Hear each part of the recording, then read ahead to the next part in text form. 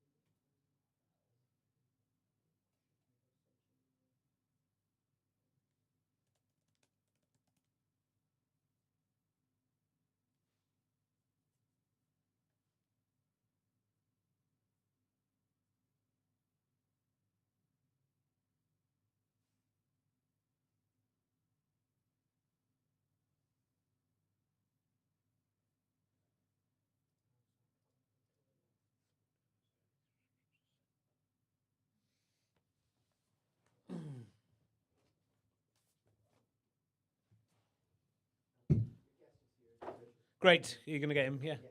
Bro, thank you.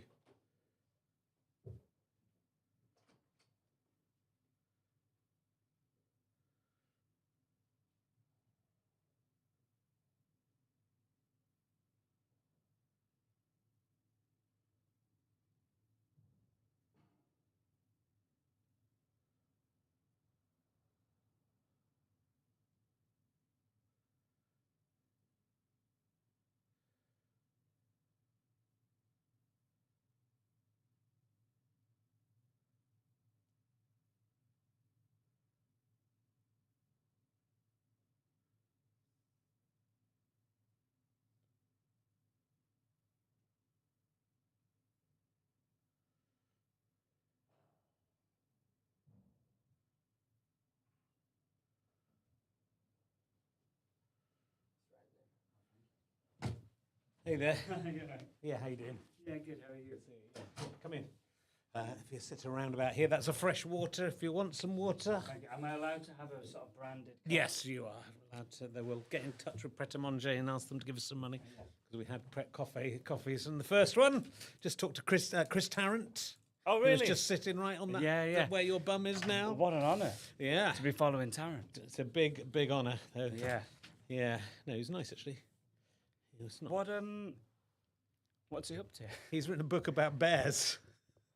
And I said, didn't you want to call it Who Wants to See a Million Bears? But he didn't call it that. Yeah. Yes, no, I'd never met him before. He did a show called Tis Was. Don't know if you'd be before your time. Yeah, but I'm aware of Tiswas. So I was a massive fan of that as a kid. So, but Yeah, once I was in Switzerland on a school trip, and he was there, and I said, "It's Chris Tarrant," and he bolted and jumped in his car. Oh. I thought with his family. Did So you mention that? Yeah, I to him? did. Yeah, I said I've got a grudge to hold with you. It's taken me 50 years to more or less to meet you. Great. Yeah, get them close. So, what's going on? Let's turn this off. Oh, send me the pics. Yeah, so it's just I haven't done loads of research. It's old school Hallistapa. Yeah. But it will go out fairly early on in the Edinburgh run, so Yeah. So we'll talk about Edinburgh, but anything you want to talk about, and we Cool. can do an hour or ish. We can do a bit more than an hour if you want. So we'll see how we. Yeah. And my next one's at 12:45, and I'll eat a bit of lunch beforehand. But so we've got a bit of time. Cool. And anything you want to talk about, and it's just fun if it goes into. I'll ask you some stupid questions. Yeah. But it's just fun if it kind of. It's sort of a different thing without the audience, obviously, right? So, but it can. But I found that it can get quite fun just as a result of there not being an audience. So, Yeah. with the sort of more stupid questions. But we'll talk about all your stuff and what you're up to. So you're doing a podcast in Edinburgh as well, aren't you? As well as the show. Yeah, doing one day of the podcast. Yeah. Cool. Let me sure I write that Yeah. down because I heard that on you. I was listening to. Yeah, well, your latest Northern News, I think it was, but Yeah, I never Which was remember fun. what, because we recorded them a little bit ago. yeah. I never remember what I said. I can never remember what any Yeah, these yeah. things that happen. But you were talking about your Airbnb, that you were in an Airbnb and all the.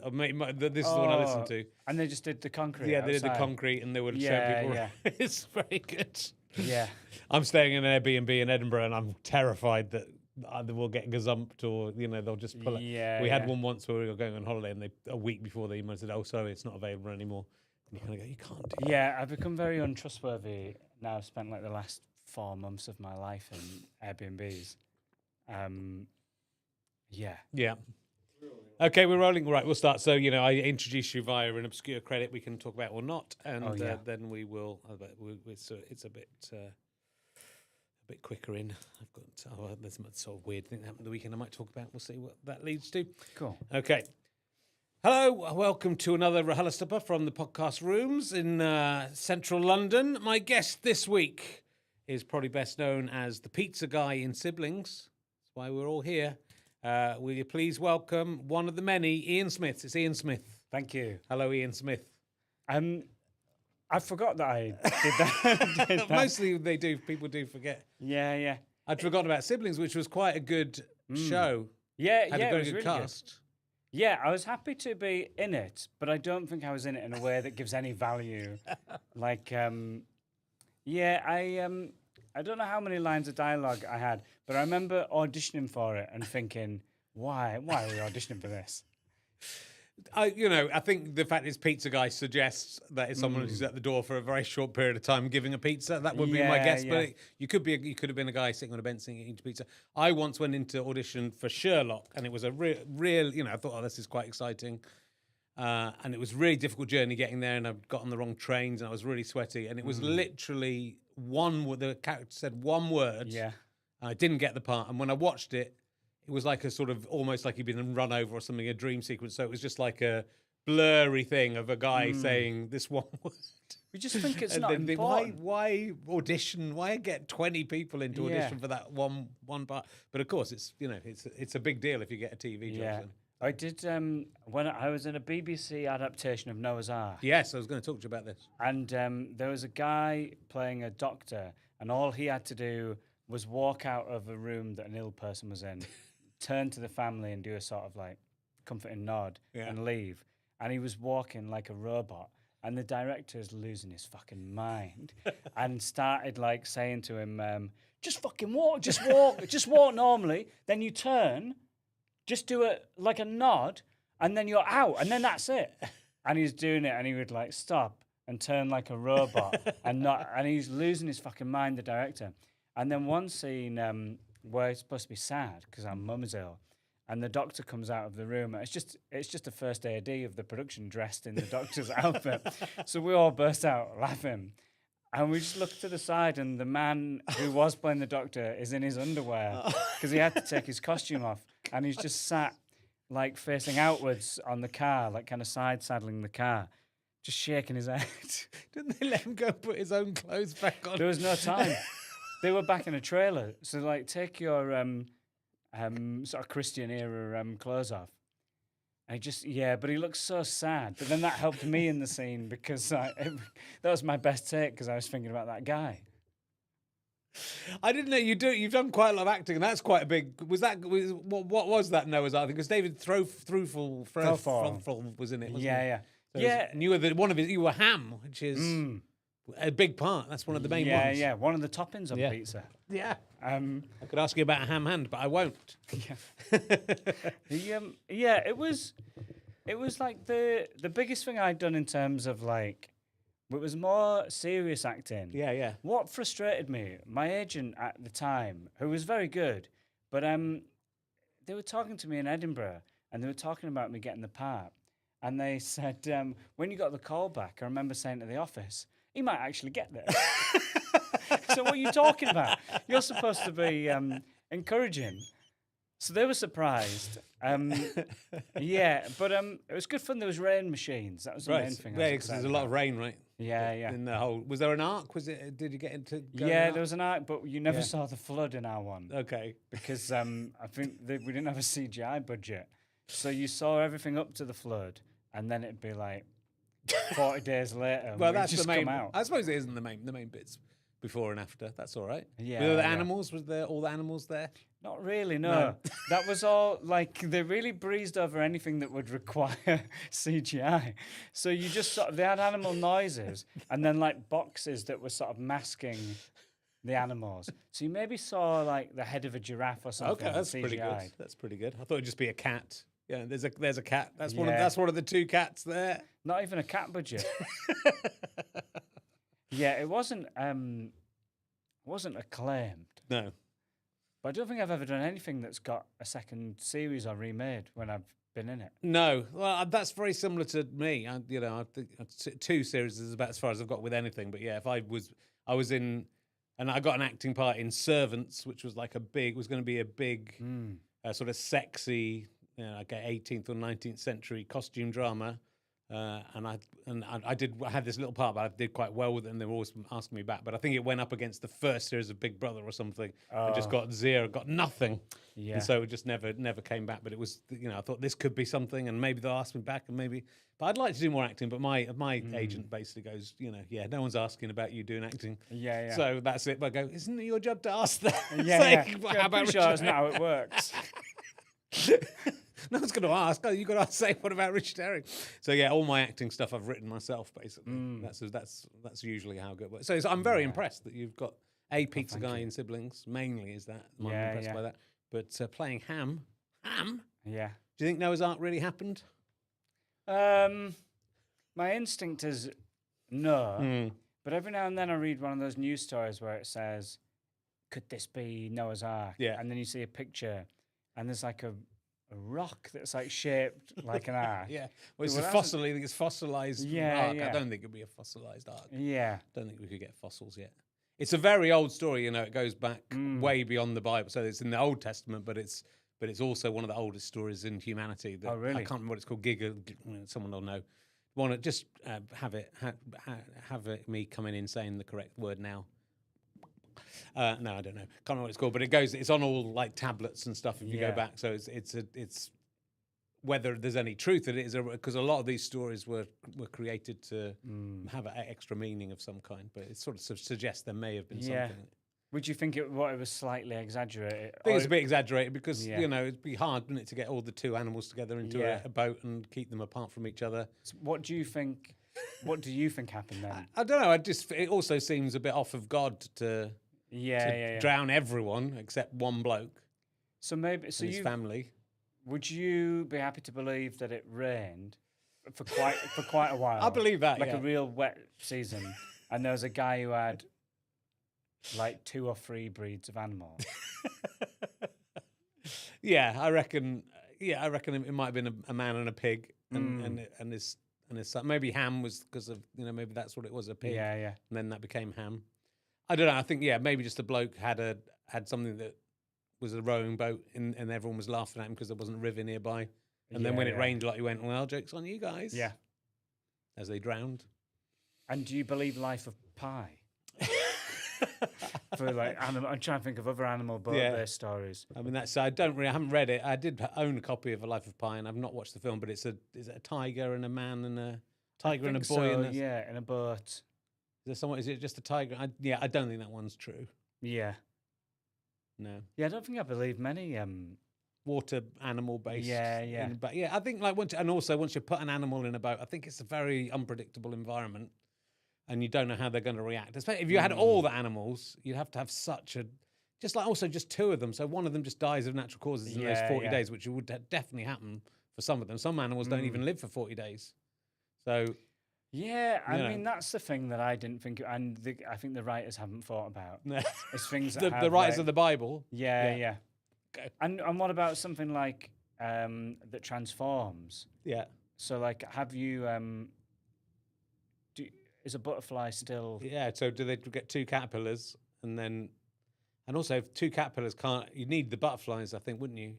And the butterflies don't live long enough. So I think the butterflies would have to 2 caterpillars would be useless, and unless you could Yeah, sex them. I was going to talk about butterflies because it was my birthday at the weekend. I went back to Cheddar where my parents were and had a lovely, glorious time in the garden. And I was sitting in the garden just watching the world go by, and these 2 like white butterflies started dancing around each other, and it was really beautiful. They danced around, they started shooting up into the air together, and I thought, wow, what an amazing! Wouldn't that be amazing to be a butterfly and be able to express your love in this way that you're just surging upwards together yeah. into the sky? And thought being a butterfly would be pretty cool. I thought it's a beautiful idea of love. And then one of the butterflies suddenly sort of flapped and then just fell to the ground dead. Oh. And they'd actually been fighting each other. Has nature ever surprised you? Disappointed me in that way. Have you ever thought this is a beautiful piece of nature? It was very profound because I'd literally been thinking, oh, this is what love is, and then it was actually what hate was. I remember my butterfly-based anecdote. Yeah, okay, We've go all for it, got go one. When I first kind of met my girlfriend, Yeah, and we were walking through Nunhead Cemetery, yeah, and I used to really not like butterflies. I think because when I was a kid, I went to one of those butterfly, what do you call it? They like a greenhouse. Yeah, no, yeah. And butterflyarium. I'd call yeah. that. It's not what it's called. but it was humid and it was horrible, and I always felt paranoid that something had like gone have, on like- gone on me. They have like chains you have to go through they have that. Yeah, There's one yeah. in London Zoo where you have to go through these chains a couple of times, and so they hopefully aren't on you, but they could be on you. Yeah, yeah. It's creepy. So I didn't like that. And I think my instinct would be to swat a butterfly, Really? or to dodge a butterfly. So you'd kill a but. What I'm interested in is how does a butterfly kill another butterfly that effectively? What weapon Yeah. do they? What weapon do they have to take another? I think their wings are just shit, aren't they? Yeah, but Like how- anything on a wing. But they're both shit. So if they, it would be like two airplanes crashing into each other. If the wings hit each other, they'd both go Yeah, down. yeah. You know, you don't survive that in an aeroplane. So they must have some bite or something. There must be some. It must just nip them in the face or something. yeah, In yeah. the butterfly face. Yeah, I guess the legs, can they sort of lead with the legs? I watched there was an Attenborough thing on last day of some hawks were fighting, Yeah. and they sort of lead with the legs. Well, you know, hawks. I can see they've got killing. They've got beaks and they've got claws. But a butterfly, I just it's weak. I can see how a butterfly is Yeah, killed, but I yeah. don't see how a butterfly kills another butterfly. Mm. Yeah, I would like you. I Yeah, hoped you could give me some information on that. No, I don't know why. I thought that you would be the man to get in on that, but that's what. That's what. I did. yeah, I guess if I was a butterfly, I'd sort of go towards someone and then wings back Yeah. and Headbutt. headbutt them, I think. Yeah. I guess they're just so vulnerable. I guess if you can just get them in the antennae or whatever, then that's just it's too much for them to cope with. But it's a butterfly kill, butterfly world. That's what I think. Yeah, yeah. They seem so sweet, butterflies. Yeah. Well, yeah, when I was in the cemetery, one landed on me. Yeah. And I think usually if I was just by myself, I'd be a bit like, oh, and like just let it go. Yeah. But because I was like with someone, I was sort of like, oh, isn't this lovely? And I think it made me look like a nice Yeah. person So it helped. to embrace nature in Yeah. that way. But you're not a nice person. No, And no. You hate butterflies. Yeah, if it was just me, I would have crushed it and thrown it at another butterfly. Yeah. Some people think like butterflies are like you being visited. If a butterfly lands on you being visited, especially in a graveyard, do you think you're being Oh, yeah. visited by a deceased relative? Well, I don't think I know anyone in Nunhead Cemetery. So then it's quite invasive because you just think, I'm not fucking related to you. You can't just have a chat with me. Yeah, I've seen there's a video of a girl who's getting married, and I think maybe one of her parents had recently died, and a butterfly lands on her, and Yeah. she's crying Yeah. uncontrollably. But I think I would just think it was a butterfly. Yeah, and kill it. Yeah. I'd kill it again. Kill it again. They'd have to come back as another butterfly. Yeah, yeah. A butterfly of a butterfly. Yeah, it's a dangerous thing. Anyway, Mm. there is an emergency question about butterflies, which is because what happens with butterflies, according to Jos Norris, who is a liar. Yeah, yeah. So do bear that. He thinks that Dickens invented the word egg box, which he fucking didn't, and I'll take it to my grave, Norris. He says that when a caterpillar goes into the chrysalis, the whole caterpillar dissolves, and then it comes out as this new thing. So it basically just dissolves down, and then it comes out. So the butterfly is actually almost like a different entity. Yeah. So this led to the emergency question: if you could go into a chrysalis like a butterfly and then dissolve and emerge as anything you wanted, what would you emerge? It doesn't have to be a butterfly; it can be. But I have a feeling it won't be a butterfly from the conversation we've had. Yeah. You can come out as anything, Ian Smith. What thing would you come out of the chrysalis as? Well, I guess maybe ideally you'd come out as like a more successful comedian. And then you would sort of kill that comedian and take their place. Oh, so like actually just sort of that kind of horror film doppelganger. You walk in, they go, "Well, it's my face," and then you kill them, and Yeah, then you yeah. take over their life. Yeah. As long as you can you do a good impression of them? Well, I think If you still had your own you, voice. I think if you transform into them, yeah, you could. Yeah. You would be them completely. Yeah. Like that's what this is before your times, but I think that's what happened in Captain Scarlet. That the Mistrons would either kill someone or take over the person. Oh, I remember the two little O's. Yeah. I used to love Captain That was Scarlet. scary, yeah. Yeah. And so I think they became the person. Yeah, and that happens a lot. That's a very good answer, very revealing answer. I haven't seen this, but I've just seen a clip of the ending. The return, is it the Body Snatchers? Yeah. Where like the aliens come and they take you. I mean, this is going to ruin the ending, but just see on Instagram, it was just going through reels and it'll go the most shocking twist ending, and it would just show you the ending. Yeah. But it's the woman and the guy who have been pretending to not be possessed. Right. And you have to be completely blank, like, and emotionless, because that's what the aliens are when they recreate your body. And at the end, she sees him and sort of does a a little knowing smile, like we're not aliens, and then he just goes, just Yeah. starts. And I haven't seen the film at all, but I just think, hey, that looks great. Yeah, you don't need to now. Yeah, You've yeah. seen the Invasion of the Body Snatchers. I think Yeah, it's called. Is it Donald Sutherland? Is it that version? Yeah. But that always strikes me as like that would be a hard audition. If you're told like, so now you have to do the face you do when you realise someone isn't an alien, and he just kind of goes like, Yeah. it would be so self-conscious going in and trying to interpret that. Just look a bit surprised. Ooh. Yeah. Well, that surprised me. It is. I mean, acting's difficult. That's why I'm impressed that you're an actor, you're a proper actor. Yeah, yeah. Wow. Very impressive. Let's get this out of the way because Ian Smith is a very popular name, unsurprisingly. Yeah. And there are several. Which is your favourite other Ian Smith? Before I list off a few of them, would you have a favourite other one? I guess one that I would maybe have a fondness for would be Ian Smith, the actor who plays Harold Bishop. in Yeah, I thought Neighbours. that would be. I thought that'd be Yeah, your favourite. yeah. He's nice. An inexplicable bout of amnesia. Yeah. Was that a problem when you became an actor? That there's already because it's not such a much problem. I mean, he's in Australia as well. Yeah. But with Equity, you weren't allowed to have the same name as another actor. No, weirdly, I got Ian Smith. I'm not sure about. I'm not in Equity, but on right. Spotlight, I'm the only Ian Smith. Are you? Yeah. I think there's a guy who does lighting Mhm. called Ian Smith. But yeah, I managed to get that because, yeah, again, my first agent was like, "There's no way you're getting your name, so you might need to think about what you change it for in castings and like credits and stuff like that." Yeah. And was like, you could use your middle name, but I think we're gonna have the same problem with James Smith.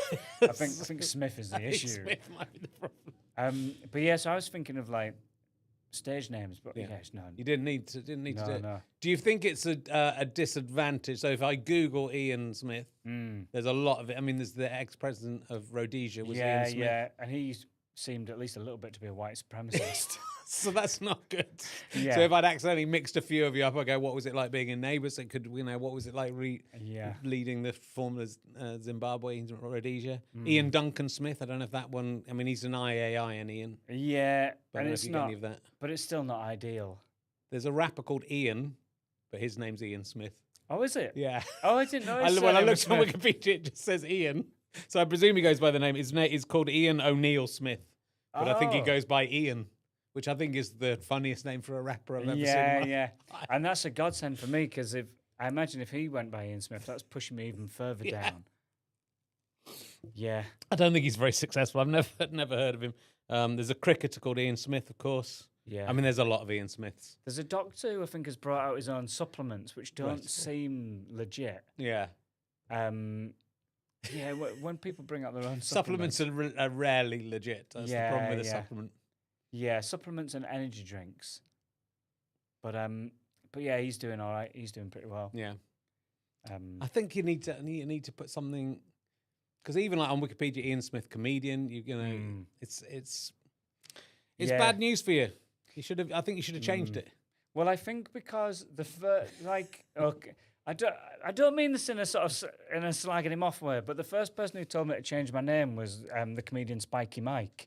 And I thought that was too far in the other direction. So I was a bit like, well, I don't know if I should be doing like, he wants me to be like Wacky Smithy or something. Yeah. So I thought, well, I'm not going to do that. Peony Ian. No, it doesn't work. I'm trying. P and Ian. B and D.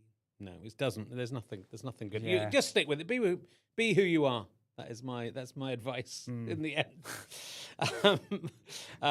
Let's talk about, first of all, this is going out in the Edinburgh Festival. So let's talk about this year's Edinburgh. What are you Yeah. up to this year in Edinburgh? I'm doing the month. I'm doing a new show called Foot Spa Half Empty. Largely, you've got to name the show in January, and I knew it would be about stress in some way. And I've always been obsessed with the idea of, and I don't think this has made it into the show, but as an audience come in, Yeah. that sat on stage and just have my feet in a foot spa and just Okay. bubbling away. I thought that would be very funny. But I think for a comedian, like for a stand-up, it's quite hard to transition from like a weird pre-gig thing. Yeah. Like someone like Tim Key's often on stage as people come in and Yeah. it suits his persona. But if I'm just in a foot spa and then I stand up and go, "Hello everyone," and you got to dry your feet. Yeah, first of yeah, all, gotta and you'd towel be them off. super relaxed as well. I'm not sure it's the I'm Yeah, not sure it's yeah. the right energy, is it? Yeah, but that's what I thought would be funny. That I'm Yeah, in a it'd foot be spa, funny. eyes closed, and then when it says "Please welcome to stage Ian Smith," Yeah. I really go for it, and I'm quite up, like that. But yeah, too much admin. Yeah, I once bought a foot spa for the actor Caroline Quentin from Men Behaving Badly. Oh, really? Mhm.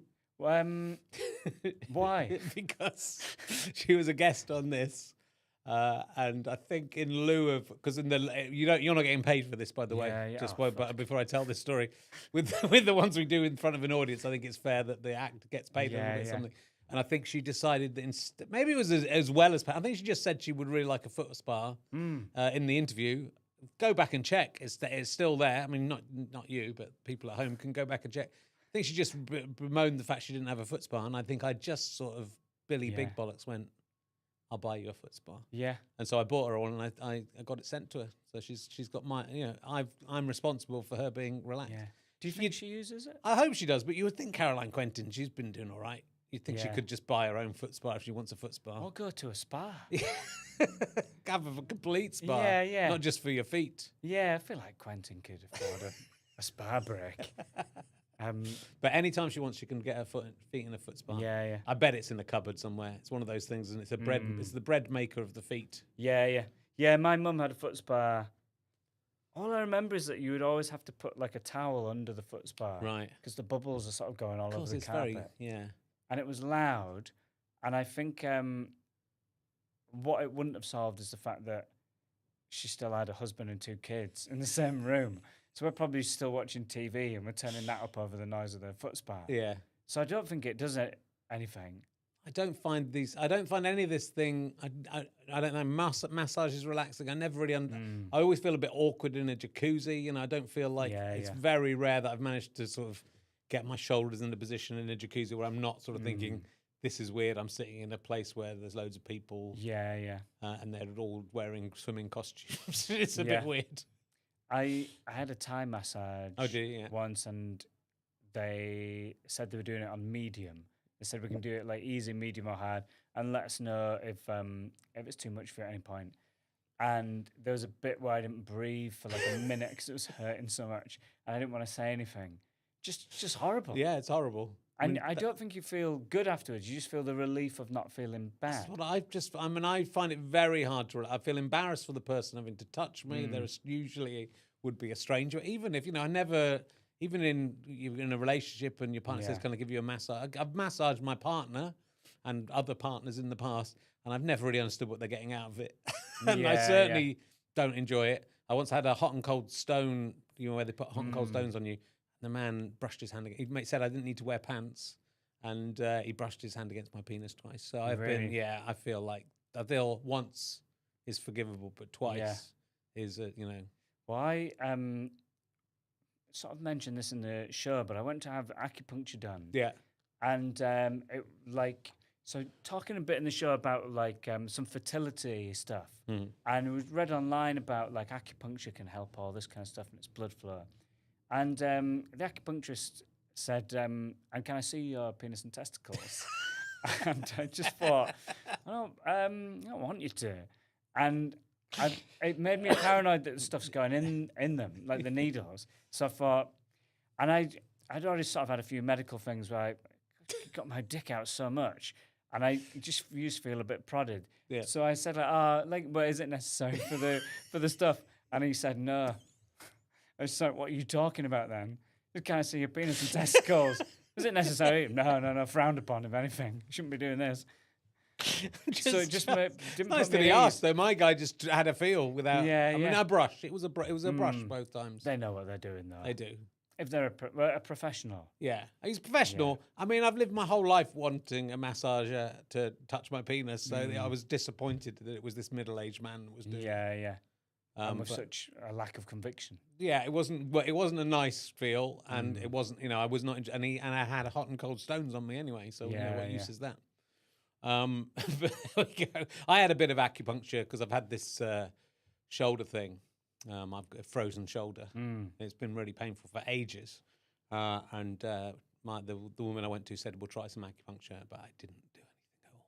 Yeah, I don't know. The other what- stuff she did was good, but this it didn't do anything. Yeah. I was embarrassed about it. I had stuff. Did you have them in your forehead? No, it was all in the area. I think it was all in the arm. I think. Yeah. Mine was just all over the place. Was it? Stuff in my forehead, one in each ear, Okay. and like the fingers. So Yeah. then I feel like my hand going warm because it hurts to go like in the tip of your fingers and course. toes. And then he would put something hot on the needles so Yeah. that the heat would go through the needles and into your body.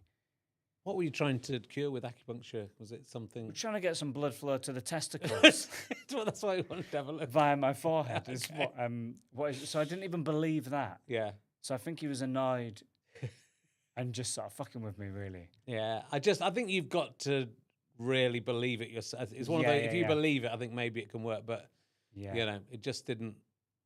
There was another woman who I did this men's health thing, and I got like a nutritionist who again would sort of pull on my fingers. She would make me lie down and give me a sort of massage and pull on my fingers and go. Yeah, yeah. And she would say, is that working?"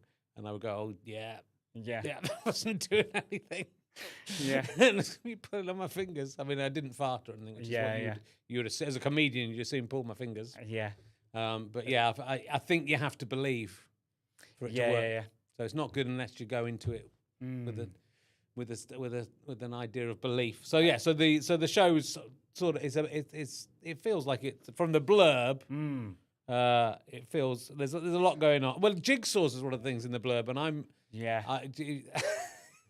I feel like we cross over because you did a show all about Scrabble, right? There was linked by Yeah, it's a Scrabble, bit about and I'm Scrabble. obsessed with Scrabble. And you've Yeah. done a podcast about crosswords, which I'm not so into, but I'm a bit into. So I think I like word games. Yeah, and, yeah. Wordle and things like that. So I think we're probably in the same sort of area. And with jigsaws, Mm. I went on. I got this amazing holiday because I did one of those gigs where for Virgin where you did a gig in a plane, like it was during the Edinburgh Fringe. Oh yeah, and I so remember them. you did you did a gig going from Edinburgh to London, and I Yeah, think we yeah. did one on coming back as well. It was awful because And did everyone know that that's what it was? really, so and Yeah. you know, it was okay. It was sort of okay, but you're literally on the intercom Yeah. of the thing, and you're sort of playing around with it. But all my stuff's quite rude, so I had to kind of think I can't really do anything too rude. Yeah. I did it. It was like a 5 or 10 minute set. But what what you got paid was two free first class flights on Virgin anywhere in the world. Anywhere in the Yeah. Oh, I'd be Well, going as far as that possible was- as well. But so that was amazing. So like first class as well. So upper or upper Yeah, class, yeah. whatever. So that was the holiday really. Me and Katie went to Yeah. Barbados. But we went to this place in Barbados and we got quite a cheap hotel in Barbados because we Yeah. had the holiday was the flight and we just there. But there was a jigsaw in the kind of in the the common room for all the guests, and I spent nearly the whole holiday Yeah. completing this jigsaw to the extent that the other guests in the hotel started calling me the jigsaw guy. Oh really? But I was in Barbados. We didn't go to the beach, I don't think at all. And we were not near the beach because it was a cheap hotel. So that's the kind of man I am, that I would do a jigsaw rather than yeah. look at Barbados. Is that your interest in jigsaws? What's your interest in jigsaws? Well, I don't know if I. Is it in the show even, or is it just in the blurb? Well, it's definitely in the blurb. We'll see if it makes it into the show. I bought a jigsaw for my girlfriend. I think I'm quite. It sounds like a bad gift, but we were in the Highlands and we passed a charity shop and there was a jigsaw in the window that was just bonkers, like a Ravensburger surreal underwater thing, and it looked so stupid.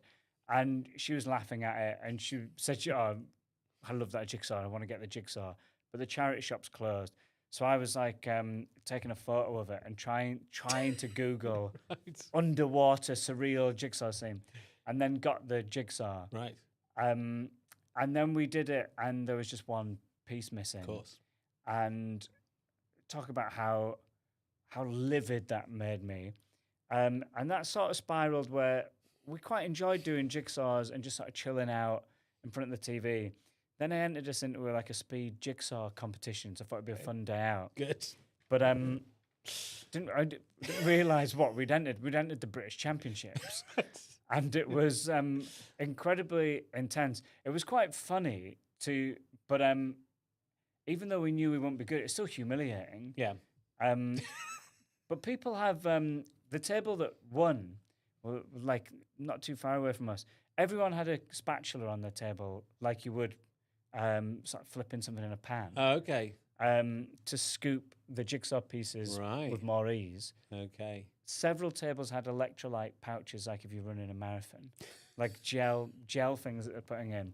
Because my girlfriend was saying you've got to walk around the tables. You've got to do a lap of the tables and see what these people have got on the tables. Yeah, it was a weird. Like we were. Yeah, it's arrogant, but we were the most attractive couple there in the pair section of the jigsaw competition. I love that. I love those people, right? I love those obsessive people Oh, who yeah. then and I understand it because I love jigsaws. I've done Scrabble tournaments. Again, I'm almost the coolest person there, which is not a boast. Yeah. But they love the thing they love and they don't care about anything. Yeah, yeah. I played a Scrabble tournament. It was quite a low level, but the better you did, the higher level you played. And I ended up playing against this woman who wanted to play the board upside down, right? So that some people don't want it turned around, so they're playing upside right. down. But I played the word "cum," C-U-M, and it was a nice little old lady, and she challenged it. So someone had to come over and get a dictionary and say, "Yeah, cum is a word." I had a similar thing. So I entered Aylesbury Scrabble tournament Right. and went there, and I was in like the lower league, obviously, just playing pensioners. Yes. And for my first word, you played about like 7 games, and I was getting good at it. At that point, I was like researching, and I knew all the 2-letter words and a lot of 3-letter words for any like. But first word, I had like ing on my on the tiles, and I was thinking, okay, there's like a chance for a 7-letter word here. Opened with farting. And the woman said, "You could have done rafting," like really annoyed. But the F, You wouldn't the have got F as goes many, on would the you? double, yeah. Yeah. So then, and this is the second word, and this never happened to me. I thought I had another 7-letter, and I had booties, Okay. Booties. Yeah. I thought, I think that could be one. But where do I put it? Yeah, not on farting. Fartings. Well, that's what I tried. I pluralized farting, Yeah. and this woman challenged it. And in Aylesbury Scrabble competition, you have to walk over to a computer, and this old woman typed in fartings, and you see if it's valid. And as she's doing it, I'm like filming it behind her, thinking this is 100% going in the show. But booties would have been okay, Yeah, but booties, not fartings. Yeah, that would have been my guess. You could have passed, I guess, and hoped that something came up the next. Yeah, yeah. That's the best. Yeah, so that's. Geez, that is quite a good. Yeah, I mean, I love Scrabble. I played against Barbara Dean, who was the wife of the chairman of Arsenal. And they had like they were very good. There was these. I tried to write a sitcom about Scrabble. In fact, got it quite a long way. It was called Absolutely Scrabulous. Yeah. At least in its form. And I based some characters on these super rich, posh, plastic surgeon women of indeterminate age, because you couldn't. But I presume quite a bit older than they look. But she was amazing, and I was in this tournament with her, and I was in the lower one, and she was in the upper one, and I won the lower one, which meant I got to pay her. But I just had this incredible run of like I got back maybe 5 7-letter words, which is pretty unlikely. One of which was Emirates, which she challenged, but she's the wife of the Arsenal. And they play at the Emirates Stadium, she could challenge Emirates, I guess, thinking it might be capitalised, but it's obviously not. So I got Emirates, but I beat her. She was very, very upset. It's my proudest Scrabble achievement. But it's very hard to beat someone who's got 5 bingos in a go.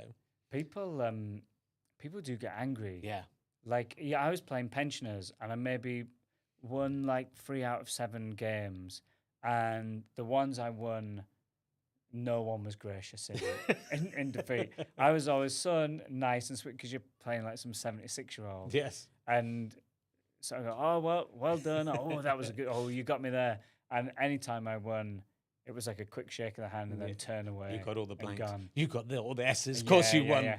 That group of people, the group of women used to play Scrabble on a yacht with their friends, and one of the people in the group was caught nipping to the toilet when I had a dictionary in the toilet and was checking words in between Oh, goes, yeah, that's and got unacceptable. got ostracised from the group. So he lost Yeah.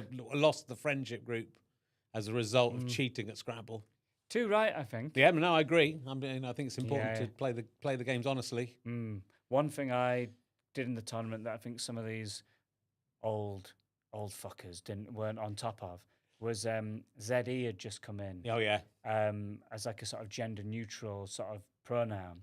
And yeah, these old people, they weren't progressive enough to have kept on top of that.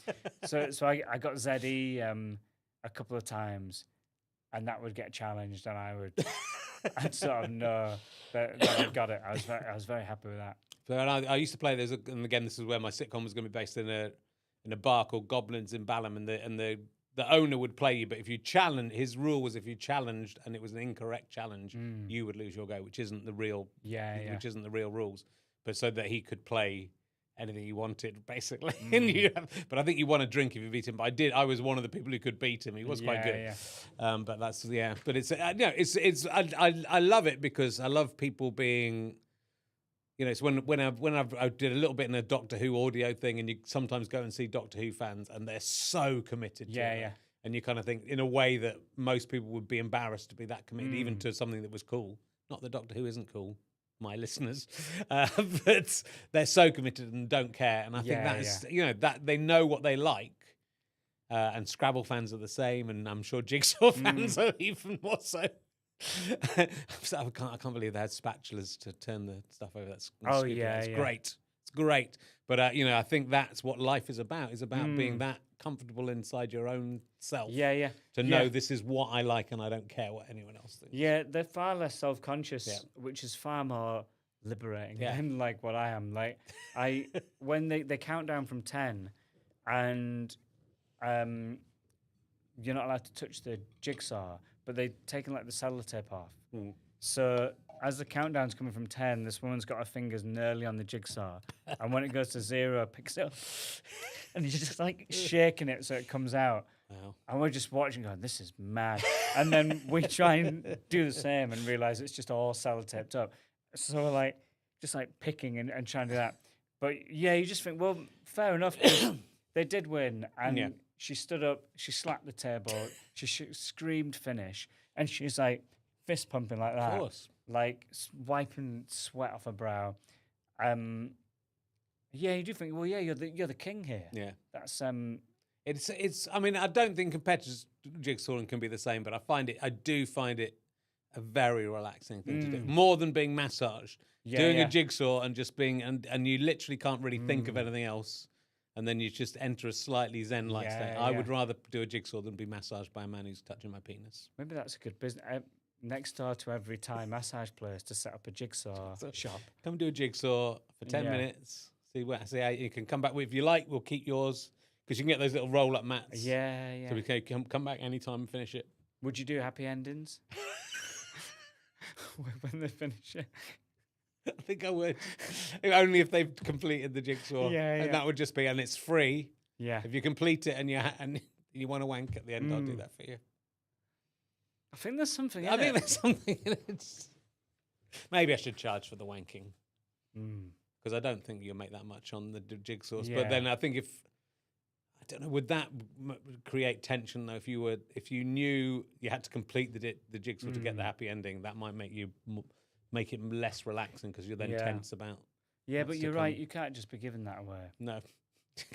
Unless there's a time like one of those like burger challenges. If you do it within an hour, you get a happy ending. So then they're like really, and you'd see in their eyes how much they want it. They're going like, and they've got a couple of pieces left, and the time's gone. Oh, fuck. And then I guess it's your discretion then. I'd give everyone a happy ending. What? Where your show's on at the Monkey Barrel? Yeah. At 12:30 in the afternoon. Yeah. It's very early. Yeah. The last time I did a show, there was 1:30, and it's the most fun I've had at the Fringe. Right. But there's something about the number 12 that feels very early. Yes. Like when it goes back into double digits, you think, oh wow.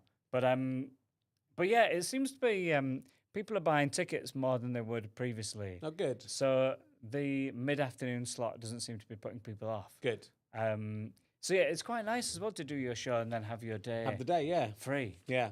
Yeah, it was the first time I did that a couple of years ago, and yeah, it feels incredible. To be Yeah, like, well, "I'm done." well, I know Bridget Christie's always done sort of super early, like 11 o'clock in the morning and stuff. Yeah, yeah. I mean, you get to a stage where people are going to buy tickets, and it doesn't matter when you go on, so you can say, yeah. "I'm going to do it first thing in the morning," which sort of feels wrong for comedy, but it always works with Bridget. Yeah, I don't think you'd have been able to do one of the Edinburgh podcasts anyway, because I'm at 2 doing Yeah, the actual RHLSTP in Edinburgh, which would have been a bit of a stretch for you to get down to stand yeah. 3.5 Bit of an a hour. sprint. Yeah, it is quite nice. But I sort of slightly feared in recent years that the evening was becoming the the evening's very competitive, but that's when people are coming out to see the show. So I'm glad to Yeah. hear that there's I think it's like the two things cancel each other out. yeah, And that like evening is more competitive, but there's more people. yeah, Midday there's less people, but they've got like 4 shows that they can go and see. But there's loads of people like who've done very well, like Delightful Sausage and Chris Cantrell, Yeah. Lauren Patterson, Catherine Bohart, who have all done those early Mhm. slots and stuff. It feels maybe yeah, I don't know if this is right, but it feels like you get people who are like they must love comedy. yes, true. Because they're coming at a time where it shouldn't be happening. Yes. Um, And you got nominated in that slot, did you, 2 years ago? Is that when you got Yeah, your yeah. nomination? So yeah, so it's yeah, that's probably. I mean, it probably is good for that as well in terms of if you're on at 8 o'clock and you've got a successful show, must be quite hard for the committee to Yeah. find the time to come and see you. yeah. Just make it at a time where there's no excuse for them not all to come. Yeah, so they can all come at once. Yeah, if and, you're on at 10 a.m., yeah, be like, well, what do you mean 2 of the panel have come? What else are you doing? Yeah. Yeah, I do think it's good for getting like reviewers and all that kind of stuff. sure. Especially if a reviewer's up for the entire Fringe. I don't think there's 25 shows on it. 12. I mean, God, there probably are now, but Yeah. I know what you mean. It's yeah, and then you can go and see stuff. The danger is, like in my younger days, I'd have done I'd do 2 or 3 shows in my younger days, but when we did This Morning with Rich Not Judy the first time, it was like 11 o'clock or 12 o'clock, something like that. And then the danger is you can just get drunk for the rest of the day if you're not doing Yeah, something yeah, else. yeah. I think we got drunk and then had a pause and then did a show and then got more drunk. So as long as you're not, but no one does that anymore. Right? You youngsters don't really go out to Edinburgh to Yeah. get drunk anymore, do you? I think I did that when I like first went up at the Fringe, and I felt like I had the energy Yes. to like the sort of periods in your life where you're drinking so regularly that you realize how well you can do it. Yes. Where like wouldn't have like an excessive amount, but you just wake up and go, oh, I don't feel hungover, and I guess this is just what the month is, and I can just take it all in. But I don't think I can do that anymore. I didn't really drink during lockdown at all. All right. And I was like back in Goole with my family, and they don't drink a lot. So I didn't really drink. And then I think when I come back to London, I had 4 pints. I couldn't remember how I got home. So I think my body I just can't do it. Yeah, anymore. well, I can't. I've given up drinking. But yeah, even that first year we did This Morning with Rich Not Judy was like 91 or 92, something like that, 93 maybe. And I would drink all the way through the Fringe, and I remember waking up to do the early show on the last day, and absolutely dry retching as I woke up. So I was absolutely like wrecked by the end of the festival. Even as a young man, I was wrecked by the amount I was drinking. So yeah, the idea of doing it now it would be terrifying. But yeah, I mean, you have to take it so seriously, I think, because it's so expensive now, and there's so much competition. There's sort of you can do it still to learn, but then you're spending lots of money to learn. So you've got to be doing a professional performance. Yeah, I think. especially like debut shows. Yeah. Well, I think like what my debut was like, I think it was all right. But then like newcomers now, and so much structure and so much to say about like their lives and stuff. Yeah, and I think there's so much pressure with like, doing your first show. But yeah, I'm embarrassed when I see people's debuts now and then think back to the shit that I was doing. How many shows have you've done? You've done a fair few Edinburghs, right? You've done This will be my eighth solo show. Yeah, that's great. And I think they've got better each time. Yeah. There's one year where it sort of plateaued, but they're largely sort of crawling up. I think it should get better, and I think there are shows you sort of end up preferring, or there's like I think with all of mine, I think they sort of do get better, but there's every now and you go think, well, there was one I did 12 Tasks for Hercules Terrace, which was after doing Talking Cop, which was very successful. It felt a bit like, oh, this show will be all right on tour, but it's too long to fit into an hour. Yeah. So sometimes you get things like that where the show actually ended up being one of my favourite shows, but it wasn't really right in Edinburgh. Yeah, I think that's the beauty of Edinburgh, and certainly in the past when you could sort of do multiple years without bankrupting yourself, that was the learning curve. How did I mean, this is quite interesting with your nomination because you do a podcast and a double act with Amy, who won, right? That year. Yeah. And so you were both nominated. No, this was was it a different year? Yeah, Amy won last year. Oh right, okay.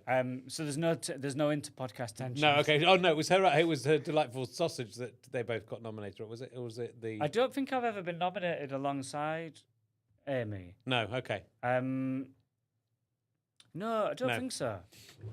No, Amy was nominated for newcomer and for main award as That's Delightful right. Sausage. Yeah. I think the year before I was nominated. Right. Okay. I've got. So yeah, Amy. I mean, Amy's been nominated all the time for everything she does. Won it.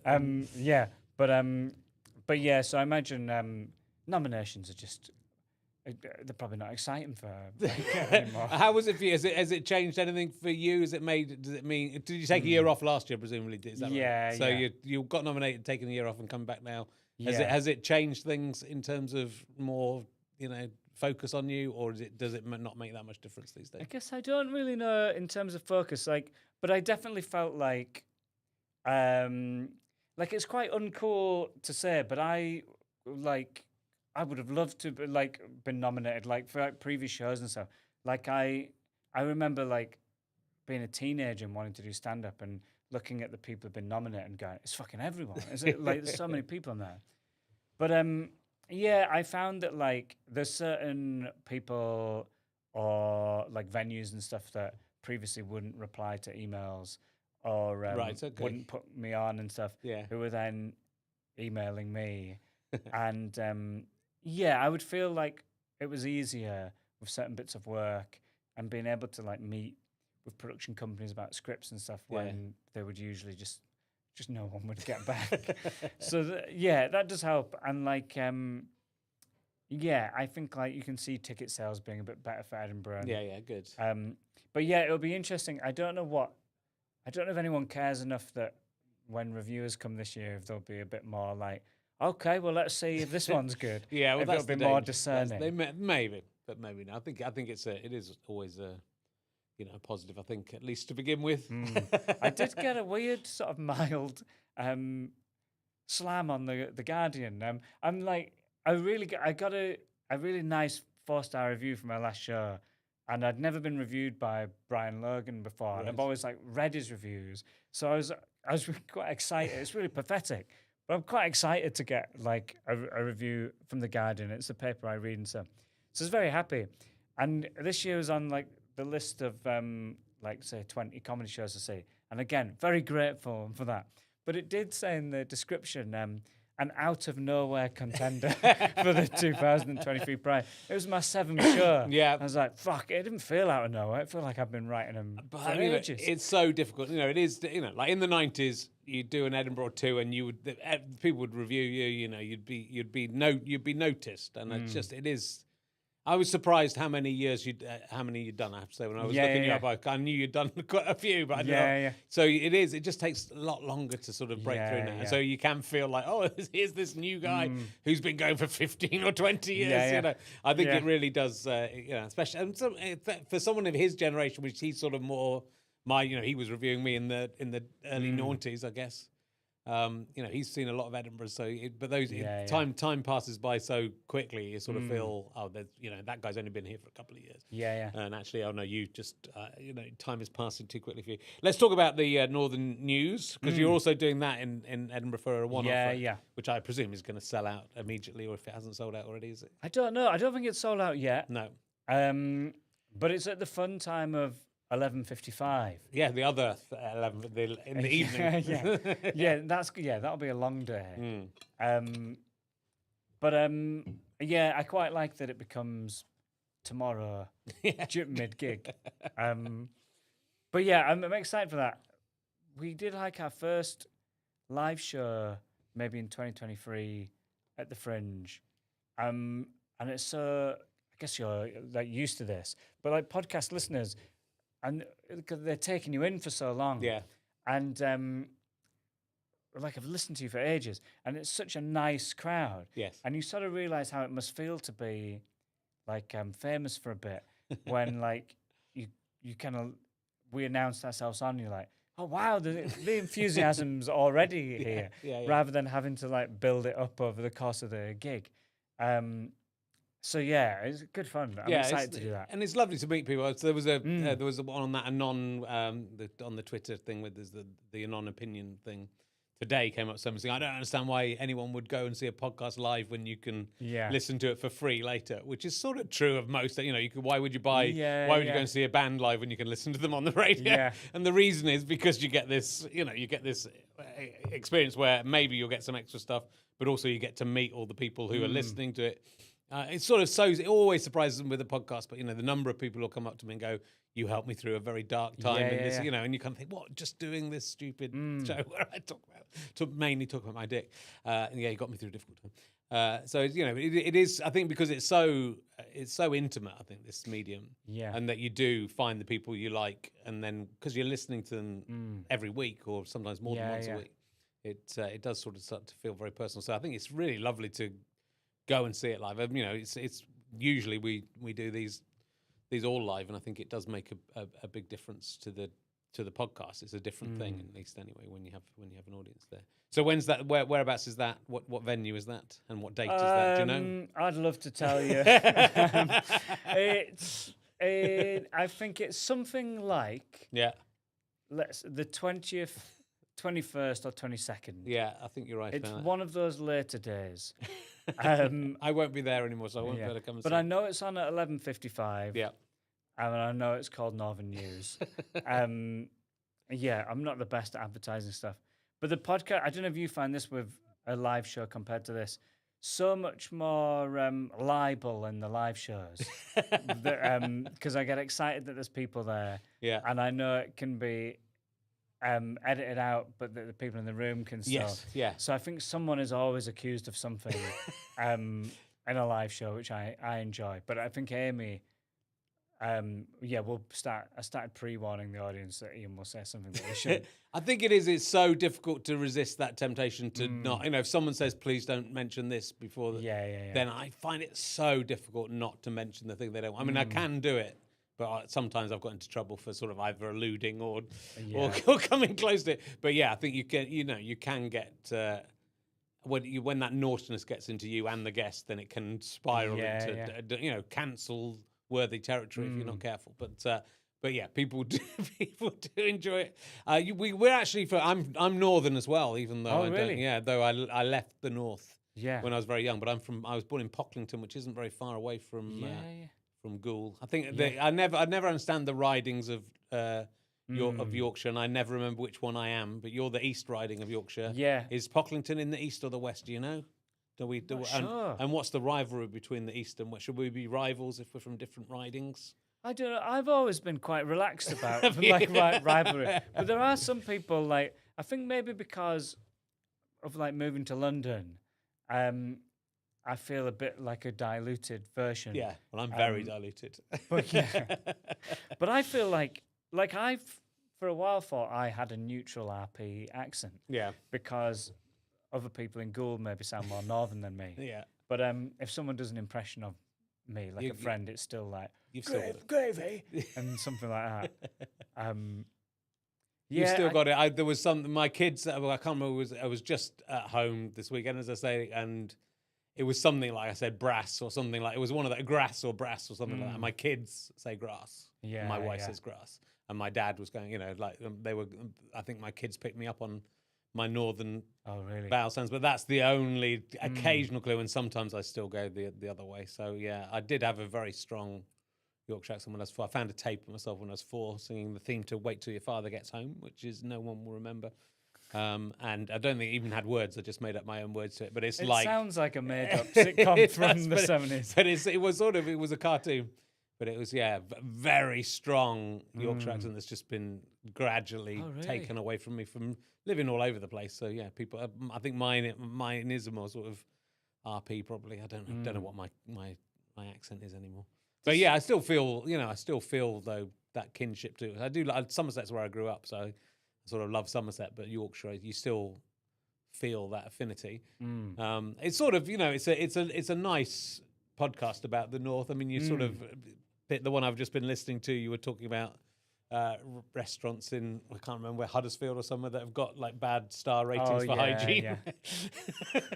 And so you're picking on quite little stories often from local newspapers, but it's actually really lovely to hear people talking about the North in that way. I think it's quite sweet. Yeah. Because it's like all the sort of bizarre stories that shouldn't really be getting covered. No.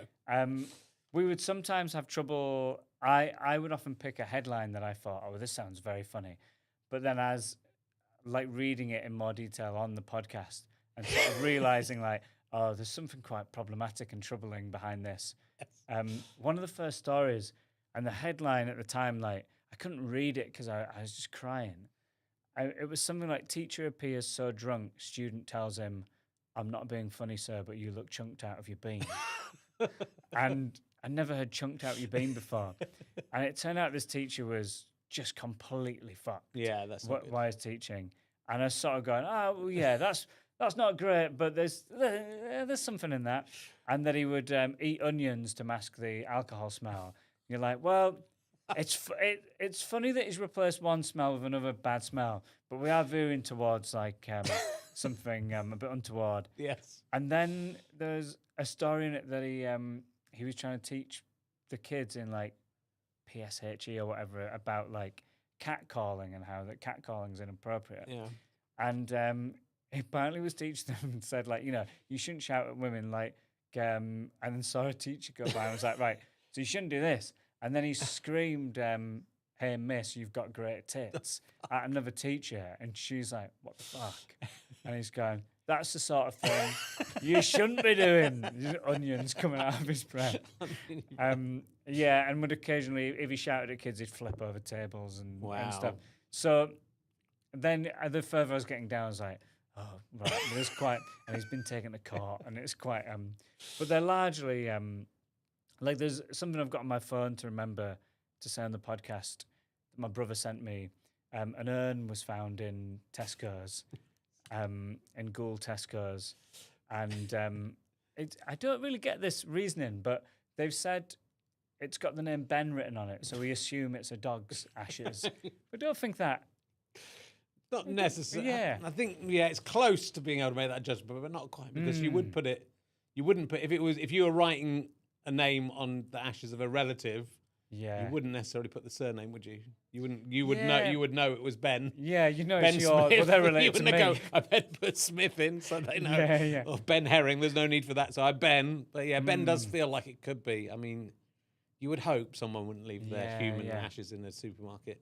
But you'd hope someone wouldn't leave their dog's ashes in the supermarket. Yeah, it's a bit of a mystery, but there are. Unless the dog loved the supermarket, but it probably didn't because it probably wasn't allowed in. Maybe it was just like the dog was never allowed in the supermarket, and its final wish was to be in the supermarket. It could be, yeah. Yeah. Well, they're in a funeral directors in Gould if anyone wants to pick them up. And what kind of place is Gould?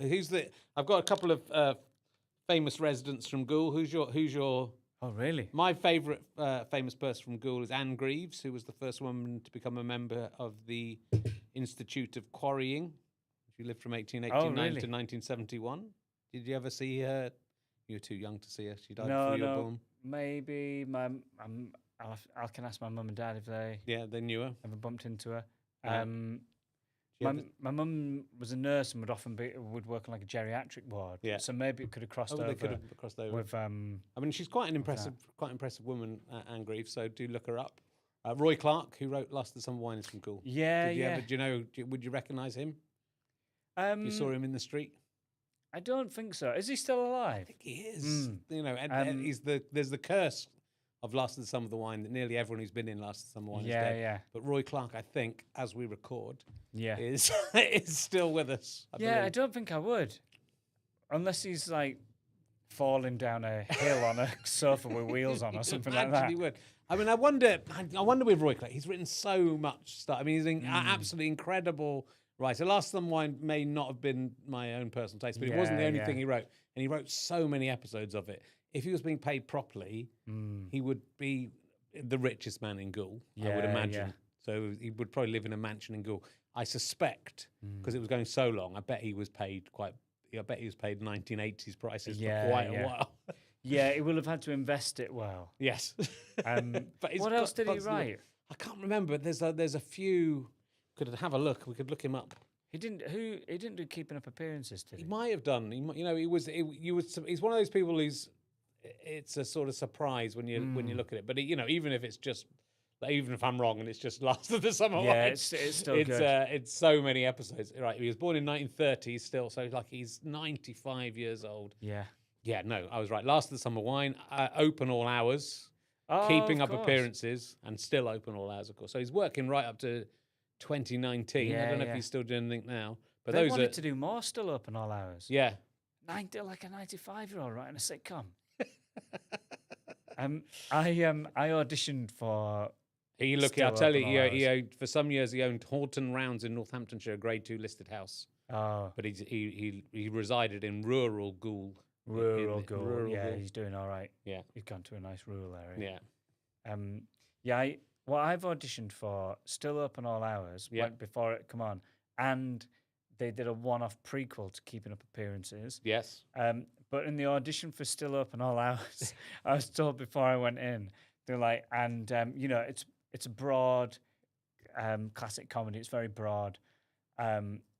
You cannot go too big for this. So like their direction was go bigger all the time. But it was stuff like if someone's going like what the hell's going on here? You'd be like, what the hell is going on here? And they'd be like, yeah, I think we can afford to go a bit bigger. And you're like, I can't do bigger than this. Yeah, it was very odd. And then the same with like this Keeping Up Appearances prequel. It was a lot of like innuendos that I didn't really understand. Like it was something like you're having a picnic with someone, and he says like something like, "Oh, you've just touched my button," and then the other person goes, "I've been nowhere near your button." Like, what are you fucking talking about? So yeah, I don't think I'm good at like those kind of.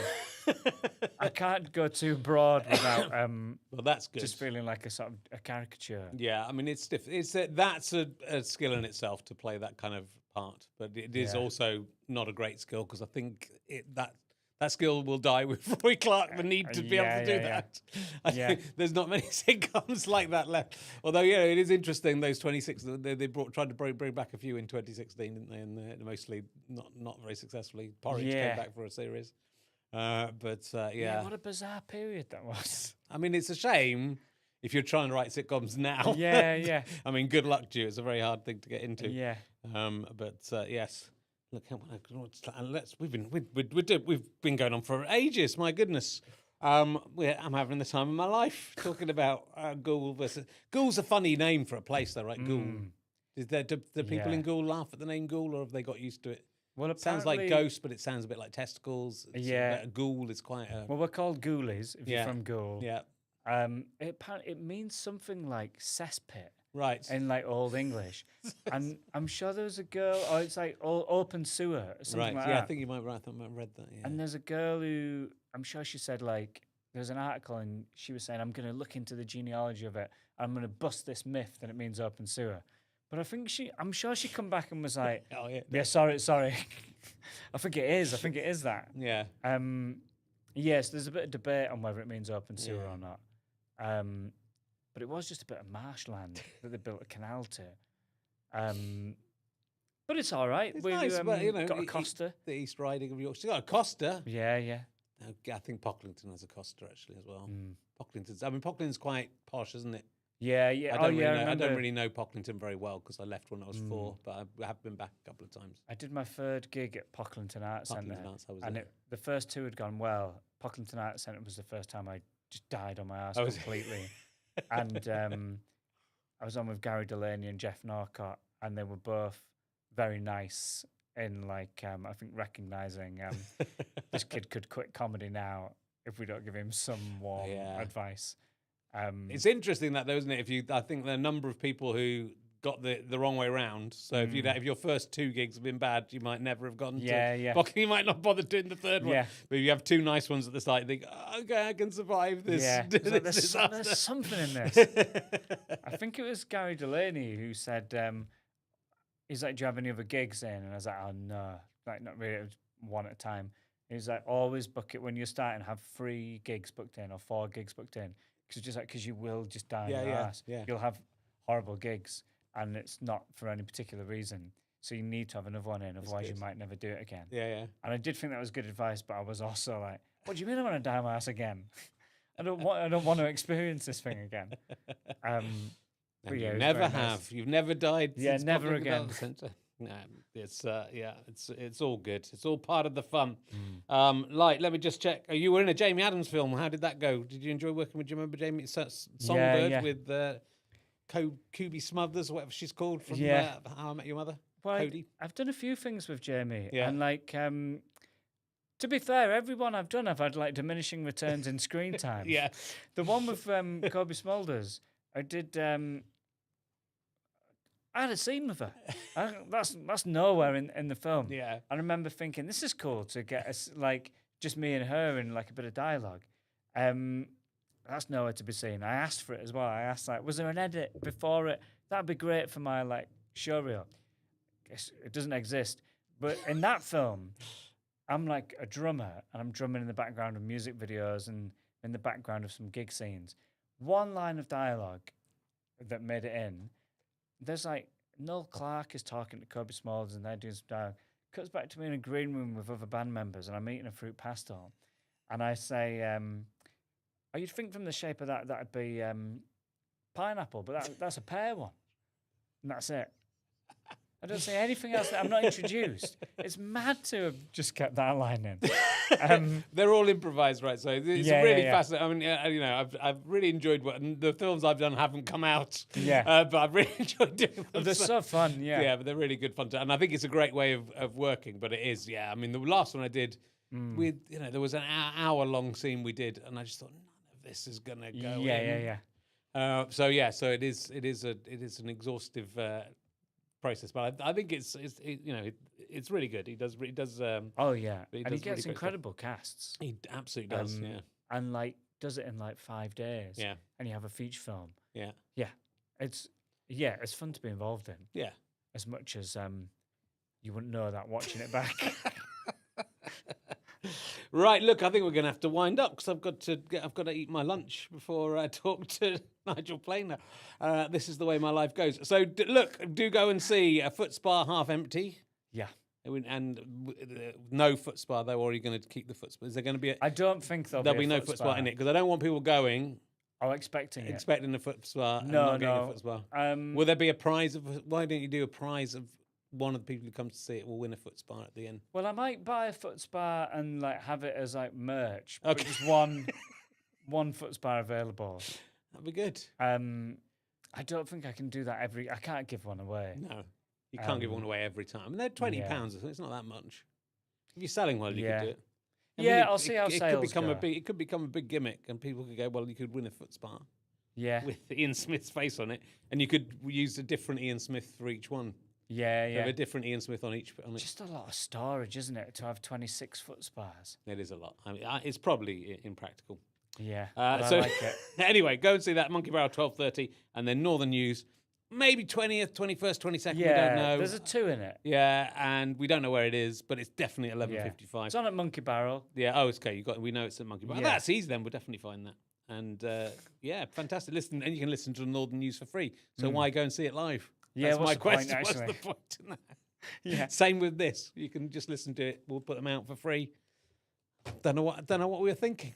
Lovely to see you. Thank you very much. Yeah, thank you. Ian Smith, ladies and gentlemen. This is that one, not that one. Brilliant. Thank you very much. Thank That was you. great. Good. Yeah, Yeah, really cool. fun. Let me get a photo with you because I'll come and sit beside you. Yeah, that flew by. I can't believe it. Yeah, it was really fun. Show you that mic. small if I go back. So I do have a big head as well. Yeah, it's nice doing Do it. you guys want me to take a picture of the two? No, so I've got it. Thank you. Thank you very much. Cheers. Great. There we go. Right, I'm gonna go. Are you happy with? There was nothing controversial in there, was there? You happy with? No, everything? no, I don't think so. Yeah. Cool. I'm gonna try and eat a bit of my sandwich. Because I've been living in Airbnbs and like out of a suitcase. Yeah. With like a kind of flat delay thing. The wheels have come off my suitcase. Oh no. So I have to go to John Lewis. Just buy a suitcase. Yeah.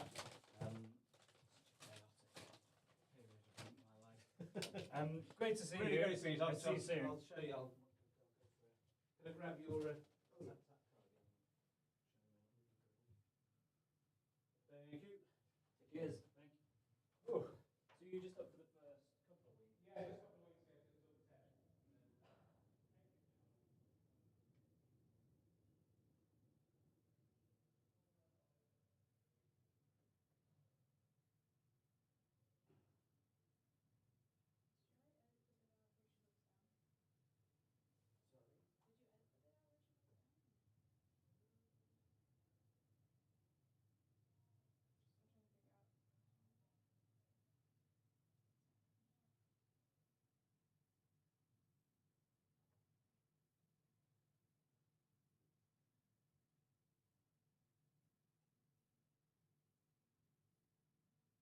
This is EP3, yeah. Thank you very much. Right, next one should be here at 12:45 approx.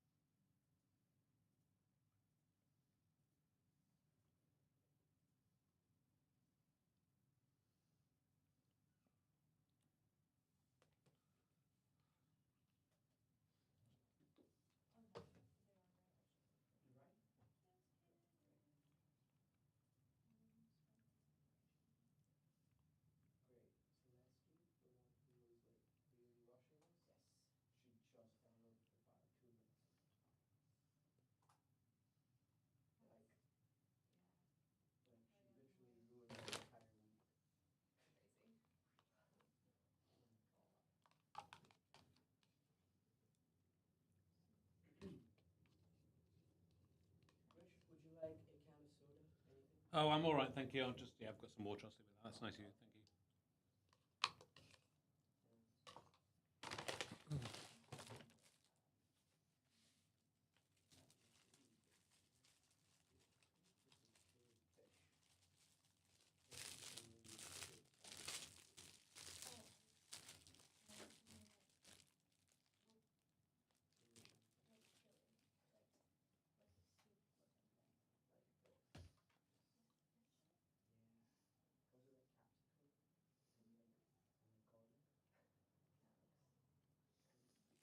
Comes with like capsicum and like garlic. Actually, it's really good. And it's like this flesh, so Yeah, yeah,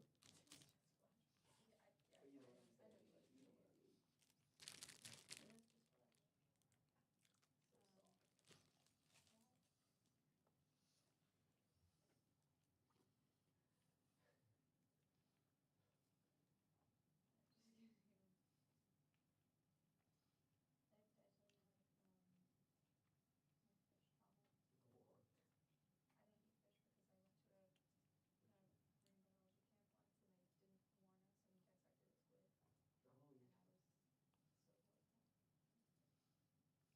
Did I tell you my fish trauma?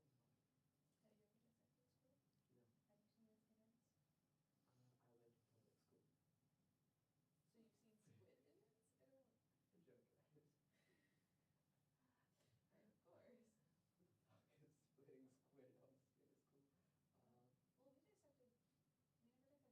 it? Have you ever dissected a squid? No. Have you seen its innards? I went to public school. So you've seen squid innards? Ew. I'm joking. Of course. Fuck is splitting squid honestly in school. Well, we never dissected clams. We dissected Gee. like not like frogs. We do the guts together. Oh. Honestly, so. And the thing that was like really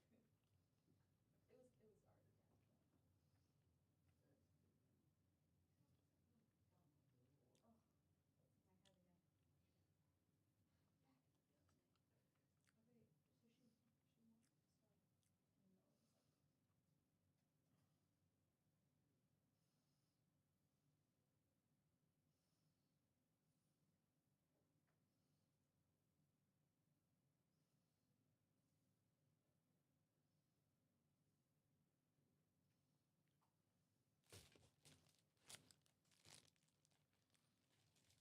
I personally cut it open. It was already dead. That's pretty funny. Oh, my head again. Okay, so she wants stuff. No, it's like Wait, looks like your next guest is here. I will bring him in slowly when you. No, go and get him. That's fine. I'll I'll get him now. yeah, go. Yeah. Okay. I've had enough food. And I'll save that up for after. It's a nice treat. I'll be back in a second. Thank you.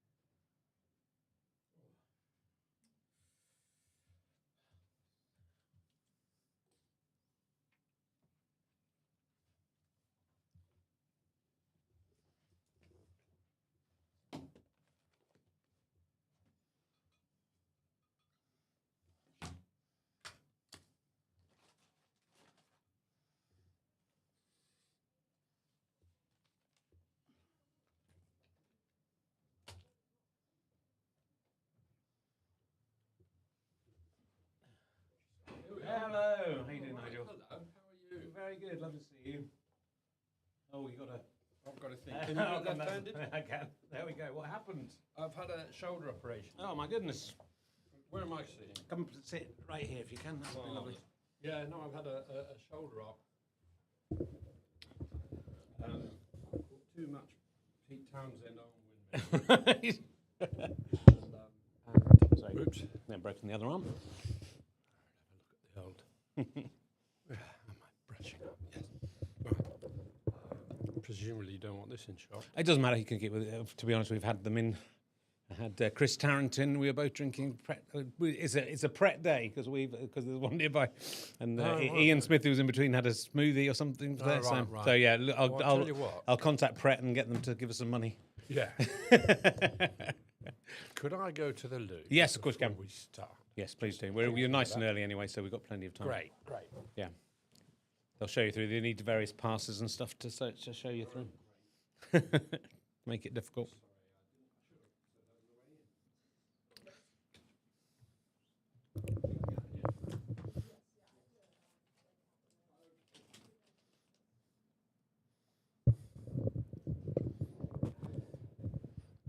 What's going on here? That's all right. Yeah, if you like. Yeah, go on. Let's mix it up.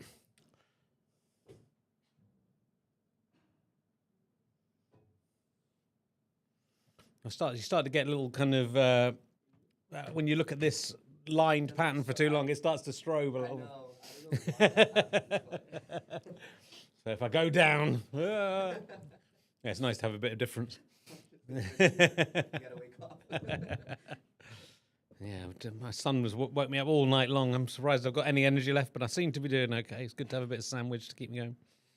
Are any of the episodes out right now? Yeah, quite a few of them have gone out. Yeah, so most of them, there are a few we're holding on to till after Edinburgh because Edinburgh's coming up. So I'm doing like a run in at the Edinburgh Fringe, so they'll go out for a bit. But like these ones are about the books.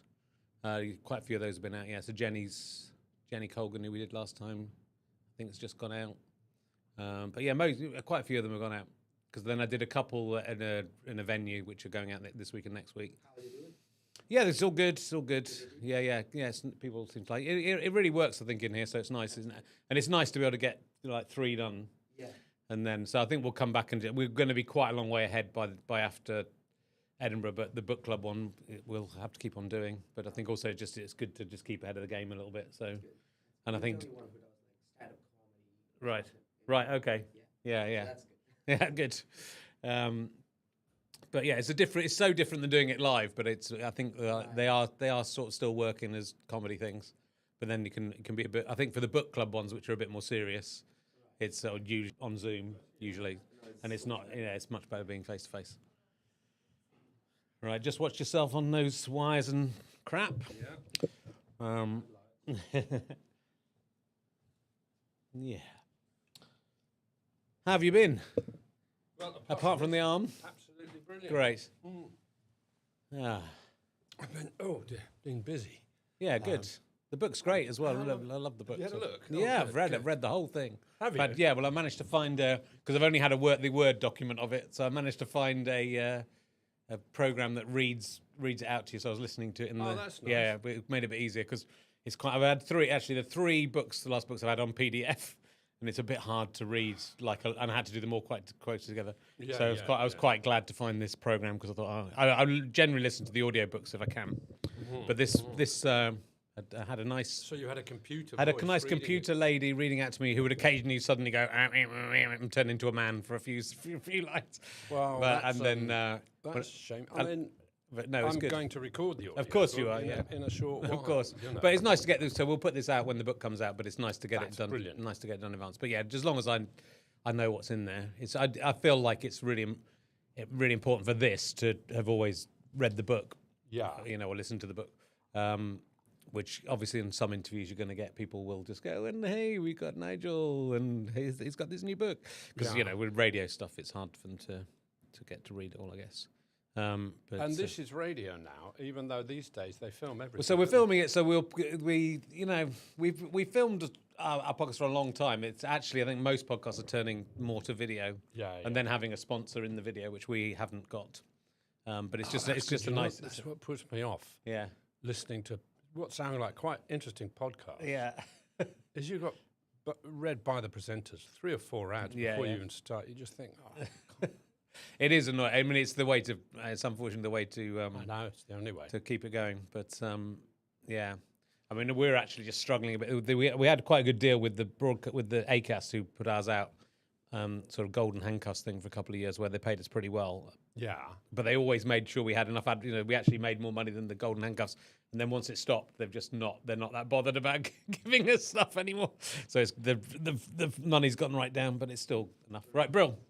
So we won't do this probably an hour. We've got an hour and a quarter. We've got to finish at 2. But blimey. I don't think No. I don't think we'll do an hour and a quarter. And as soon as you get, It's up to you. Now, the only thing I've got is that Yep. I can't... Oh, I can put it there. put it here. Yeah. Because I can't use my right hand. Okay. So I'm going to want that water Yeah. as well. Oops.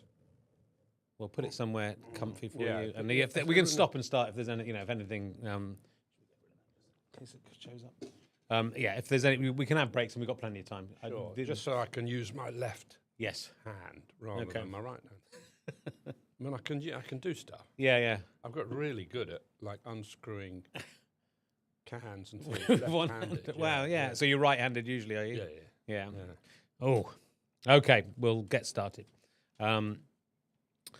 Welcome to another book club. I'm delighted to be joined by returning author, I believe. Certainly have done a couple of other podcasts with me at least. This might be the 4th one. It's Nigel Planer, and he's written a terrific book that I don't have a copy of yet because when we recorded this, there were no copies. I had a Word document. It's called Young Once, A Life Less Heavy. Hello, Nigel. Hello. How are you Hello. doing? How are you doing? Well, Yeah. you've got a dodgy arm, but I've apart got from a that, you're dodgy okay. arm, shoulder. I've just had a shoulder op. Oh. And it's still quite painful. Oh, So I'm taking all the stuff at night. Yeah. When the frozen peas yeah, on the shoulder. yeah. I've had a frozen shoulder for about a year, I'd say now, which is just All right. occasionally painful. I Right. don't have to have an operation yet, but I feel your pain, and I hope you can. Yeah. If you need to take a rest, if you All want to right. have an arm wrestle during the podcast, Certainly let me know. not. Certainly not. It's my own fault. I do these when I do my act. I do this Pete Townsend Yes, windmill arms, right. and so I think that's what set it off. Yeah, well, young once, Nigel. Yeah. That you are young once, and maybe it's I time think to that's stop. the point, isn't it? Yeah. Maybe it's time for us all to stop the nonsense. Look, I love this this book. It's very open and very vulnerable, and it's about. I mean, it's interesting to having this book, having read Aid's book, Yeah. Berserker, which is a terrific book as well. I love Yeah. it, but what's interesting about him is his all the way through is sort of. The Young Ones was 14 weeks of my life, and I'm not going to talk about Yeah. it too much. Whereas I think you, as well I've as gone the other way. I think, well, I it's- said, but let's just have it all out. But I think it's good to, and both. I'm not even criticizing A because I love his Yeah, book, and no, I think it's a same here, terrific yeah, biography. yeah. But it is, as a fan, it's more satisfying maybe for you to go into all the details and, all the nasty stuff. But Yeah. but I love it because it's very honest. I think with you as well, writing an autobiography.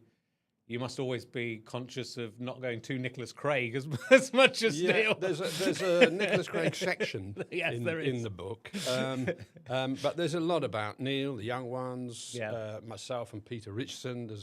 He's like one of the main characters in the book because Yes. he plays such an important part in my life. The comic strip, and yeah, I decided I was on tour doing poetry and comedy with Henry Normal. Yes. And I was doing an aid on that tour, going, well, I'll do a little bit of it. And he said, well, put on The Voice, because they'll love that. And why don't you talk about this? And why don't you talk about that? And I kind of came out. Yes. And it was a revelation to think, no, what's all this? Oh, no, I don't talk about that because it's so long ago. Yes. It was 14 weeks of my life, but actually it was quite a big 14 weeks of my life, And I've done so many different things since and before that I thought I'll go for it. And people like that. I mean, I think they do. I had people come up after the shows and go, "Oh, thank God you weren't all arsey about talking about the young ones. They could ask me any question you like, Yeah. and except about Robbie Coltrane. But apart from that, Yes. all is well." But I think it's nice. I had Michael Palin on the podcast, and he was so up for talking about Monty Python and doing bits of it. And you'd think out of anyone, it was. But he got so much pleasure out of going back over stuff and doing little bits of it and Yeah. doing extra little bits for things. And you kind of think, well, that's what you want as a fan of that. You don't want someone going, oh, no, I'm not going to do it. Well, I agree. And I think, I understand both. And I've certainly had things where people are coming up and doing catchphrases at you, and it won't be anything to the level that you're doing. But I think it just, you talk about in the book actually about going to, maybe it's the Oxford Union, and someone says, will you say heavy as Will you Neil? do- And, yeah, you, well, and you say no. I was in my sort of arsey, pretentious phase, doing a lecture about based on that John Cleese. If I cure myself of my neurosis, will I still be funny? Yes. And I was giving this big lecture about Jung came into it, and Freud, and Yes. Alice Miller, the drama of being a child. I give the full speech, and then I said, "So any questions?" And somebody said, "Yeah, will you say heavy in that voice?" But I'm over that. That was a while ago, and Yeah. I'm quite happy to do heavy in that voice. Good. if Well, I'm not asked. going to Yeah. ask. I'm not No, going to don't ask you. ask. I'll ask you to. Can you just read the script of the Young Was Out for me? So look, it is. It's about. What I love about it is you see the genesis of both Neil and Nicholas Craig as well. Really, how you've reached into yourself, and you talk a lot about your childhood, but also about your sort of pretentious. Post school and a student that is going off to find yourself, and how that informed the character, which I think is really great to see. Well, it's good to see how much of yourself is in both In of those both characters, yeah. It's that my favourite line of Neil Innes from Bonzo Dogs. Yeah. I've suffered to make this music, and now it's your turn. Yes. It's bringing out. It's like bringing out all your own flaws, and making a character that you can sort of push them out there, and people seem to laugh at it, which is the best thing. Yeah. If you're a laughter junkie like me. I think so, and I think it does help you to understand how ridiculous you are by finding the ridiculousness in yourself, Absolutely. and to ramp it up, because obviously it's neither of the characters. Fortunately, are you? Well, But there's people used to always ask Christopher Douglas, who's Ed Reardon, who wrote Nicholas Craig with me, Yes. and sort of directed it. They used to ask us, who's it based on? It must be. Oh, is it Anthony Sher? Is it? Can you give us a clue of who you're imitating here? And we used to say, no, it's ourselves. This is called pissing on your own doorstep. This is absolutely based from ourselves. Christopher was even a child actor. Yeah. He's been an actor all his life. He was the cheeky waiter in The Crossroads. Oh yes, that's right. Yeah. And he was even, I think he did so many episodes of the Oneidin line that he ended up playing the nephew of the character that he started as. I think that his first character got lost at sea, and so they brought him back in again a couple of years later. It's nice. It's nice stuff. But I think you could easily. Because you are opening up, and you could easily have ended up writing a bit like Nicholas Craig. But it's noticeable when you quote bits from Nicholas Craig how far different it away is. you are. Yeah, Luckily, so yeah. I don't think you fall into that trap. But I think what I really appreciated about it is how vulnerable you are. You show your vulnerability, and you were as well. I think you. It's so interesting that having how I've been in a double act, and I've worked in a group of people, and obviously Yeah. you're in the middle of this. Very intense relationship with someone who's Overwhelming, I think, is the word, with all these people, Yeah, and you're yeah. feeling like worried about who's cool and who's doing better and who's doing whatever. yeah. I think as when you read it, you kind of think, God, everyone must have been jealous of you, because you were actually, while they were even Yeah, doing yeah. the comic strip, you were out doing Shine on Harvey Moon Yeah, and I was doing lots everything. of. Lots Oh, of you mean things. everyone in the group? Yeah, everyone they in the must group have would thought, actually well, been- Nigel's yeah. fine, Yeah. But you want to be in the room where it happens, Yeah. and it was happening with that group, Yeah, and absolutely. you want to be part of the creative team, and it was quite difficult maintaining like two different course. identities, really, because Yeah. I was doing straight acting on telly at the same time as doing shows at night. I mean, once we were doing a tour all around the country, Young Ones tour. But I was filming in the days on Shine on Harvey Moon or Roll of a Beethoven or something. Yeah. And so I'd be getting a truck back through the night, a lift back, sleeping in a hotel in Elstree, recording during the day, then up to the next town the next night. So you do end up sort of burning out like course. that, Yeah. It's quite difficult. But Well, and it's difficult, isn't it? And especially at that stage in your career, to turn anything down, and things are coming in. yeah, I did turn quite a few things down, and you've got these vultures on your shoulder going, you know that series you turned down in 1982? It's still going now. You fucked that, didn't you? Well, I love you talking about on that. You said you were offered the adverts that Griff Rhys-Jones ended up Oh, doing yeah, where he's put into different What films. an idiot. But it's interesting because you were saying, as the first one, you didn't want to be the first one from the comic strip to sell out, and then Yeah. of course everyone sells out, and I'm left immediately behind. did. And that was enough money for Griff Rhys-Jones to start Talkback. Yeah. and I think he'd already started Everyone- Talkback, everyone but found yeah, it, it gave it a boost. Of course, yeah. So it's such a successful career all the way through, and you're so, you're always. I mean, I think until complaining, is that the word you're looking for? you're always complaining. Well, I love the fact Ben Helt calls you niggle complainer. Yeah, niggle complainer. Which at the and time. it's good for you. Which I think was, to be honest, was fair enough. I think so. I think the book, but again, it's the honesty of it that I think you come out of it going, Nigel, you are being a bit of a dick in this Yes, situation. yeah. But you're able to see that, and so you can sort of see it from everyone's point of view. And I hate autobiographies which we're going, of course, everyone else was to blame, and I was the only one doing everything right. And Well, I do say that the memories, we've all got different Yeah. views. In fact, I had lots of phone calls with Peter Richardson Right. about about what we remembered from Yeah. the time, because he was writing as well. And through lockdown, we talked quite often, and I took notes.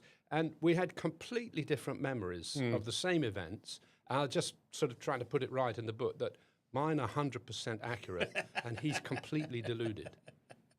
But I think we get a proper feel, and I like it because I think too many actors and comedians want to just pick themselves up, and I think you do the opposite, and I think you come out of it thinking, you might have been a bit annoying at times, and you might have been a bit perfectionist at times. Yeah, well, yeah. But you're actually putting yourself down a bit too much in it, and this is.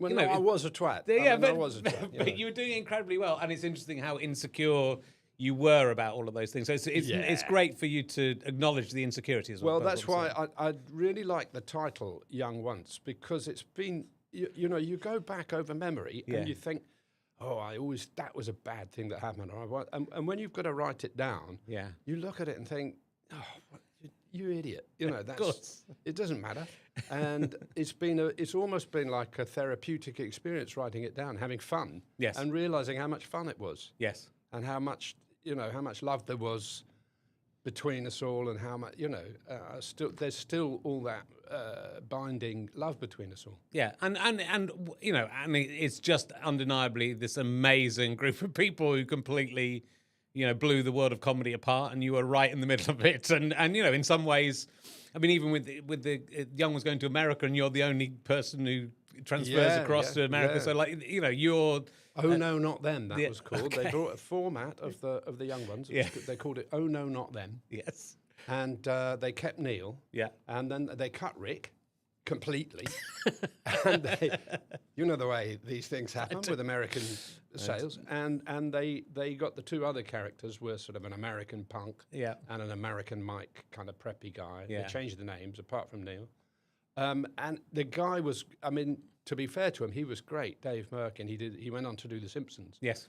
And he was too much of an English comedy fan because he tried to be a bit anarchic with it. Right. And the Americans are better at funny lines, nice people, Yes. wit, and long-running series, not the kind of British absolute bad attitude, everything's shit No. kind of thing. And so it fell between the two stools. He was trying too hard Yes. to do an English series. Yeah. But, Although interestingly, know- you say that the opening titles of that are very similar to the Simpsons opening titles. So They're something not just slightly similar. Yeah. There's little claymations of us, Yeah. and it's the music's by Danny Elfman, who wrote the music for The Simpsons. Yeah. And the sequences, we're all running around, each of us individually, and then we'll and end up on the sofa Right. watching the telly. Yeah. So it's almost the same. So there title you go. sequence, So yeah, even yeah. if that was the only thing that came out of it, which it was. No, it wasn't that bad. I No, mean, it wasn't that it's, bad. no. It just was a slight misfire. Yeah, of course. Because it didn't. The Americans don't get that. Well, whatever you call it, the British sort of shitness. Yeah. We like to laugh at really crap people doing, Yes. making mistakes all the time Yeah. and being bad at things, and they want somebody to be a bit smarter than that. You know? I think, but I think also in the UK it was, and again, as the target audience at the time of being a 14-year-old, whatever it was, 13 or 14-year-old, it was such a moment where this was, our thing. I recently did a thing for The Guardian talking about influential things on my career, which was The Young Ones. And it just, I don't know why, because you were also talented, but it somehow made me as a 13-year-old boy in a comprehensive in Somerset think, oh, this is a possibility now. This is something. As it turns out, I didn't know. You basically all of you went to public school, though unhappily. Apart from Alexi Apart Sale. from Alexi Sale. Yeah. but it Yeah, we made were a it, con, it was a basically, con. is what you're But it saying. made me feel like, okay, this is a handmade, homemade thing where you can be crazy and do this extreme, We extraordinary did things. want to make it look like the wrong people had been given a TV Yes, show, yeah, which is exactly. kind of true in a way. It is, but it's so. I mean, it's so impactful, and it's not something It meant so much to me. When I interviewed Aid, I did go back and watch an episode or two, and it's something I kind of do quite reluctantly because it sort of feels. How did it stand up? It stands up really. The ones I watched the Bambi one, and it's great. And I was such a big fan of Rick's at the time because I loved Kevin Turvey, and so Rick Mel was my life. And then watching it again, I kind of realised how fantastic everyone is. And in fact, I think particularly Adrian is an incredible force in this thing. That he's, the level he goes to in that character is insane, and he's so committed. Yeah. And as we've found out, he's a terrific actor, and he's done lots of stuff. Yeah. But the acting is terrific. And I knew Rick and Neil. I thought terrific, but I was more surprised by Aid because that hadn't been. I think if I watched it now, I go, oh, that's the character I love because this guy is like the beating heart of it in a lot of ways. But yeah, it's a weird thing, and because I did watch Filthy Rich and Cat Flap, but after that, I kind of left. It was almost like I'm not going to go over to the New Statesman. I didn't watch Bottom, Right. so it was so my thing. The Young Ones, Yeah, even Filthy yeah. Rich and Cat Flap. I thought, oh, yeah, that's not the Young Ones though, which is Yeah, good, and which was the intention. It was the intention. Yeah, And yeah, the New yeah. Statesman, I was talking to Morris, I had Morris here last month. And, I did come round to these shows eventually, but I just think as a sort of surly teenager, you think, no, it's the pure thing of this original series. Is the What do only you thing I'm think, though? There's been a lot of people say, well, should we have gone on and done more than just the 2 series, yeah. the 12 episodes? And, I mean, Rick was very insistent that we stuck at 12 Yeah. because of that was cool. Yeah. I think that was his reason. But I always think we could have probably done a 3rd, but not a 4th and 5th. I think. What do you think? Yeah, I think. Well, I don't like that. I like you. I don't like the feeling. Oh, you've got to do 12 episodes because that's what Fawlty Towers did. Yeah. I feel like The Office is a really good example of that because The Office they only want to do 12, but then they go to America and do 100, and it works. And it's brilliant. Yeah, I mean, so- that was Paul Feig, is he called? Yeah, Paul yeah. Feig, yeah. In their 2nd series, the ratings were going down, and he decided to write a little scene for that Ricky Gervais character. I can't remember his name. Yeah, well- to make him like a bit noble. Yeah. And have a bit of sympathy for him. Yeah. And the American audience go, whoa, Yeah, yeah. we love that.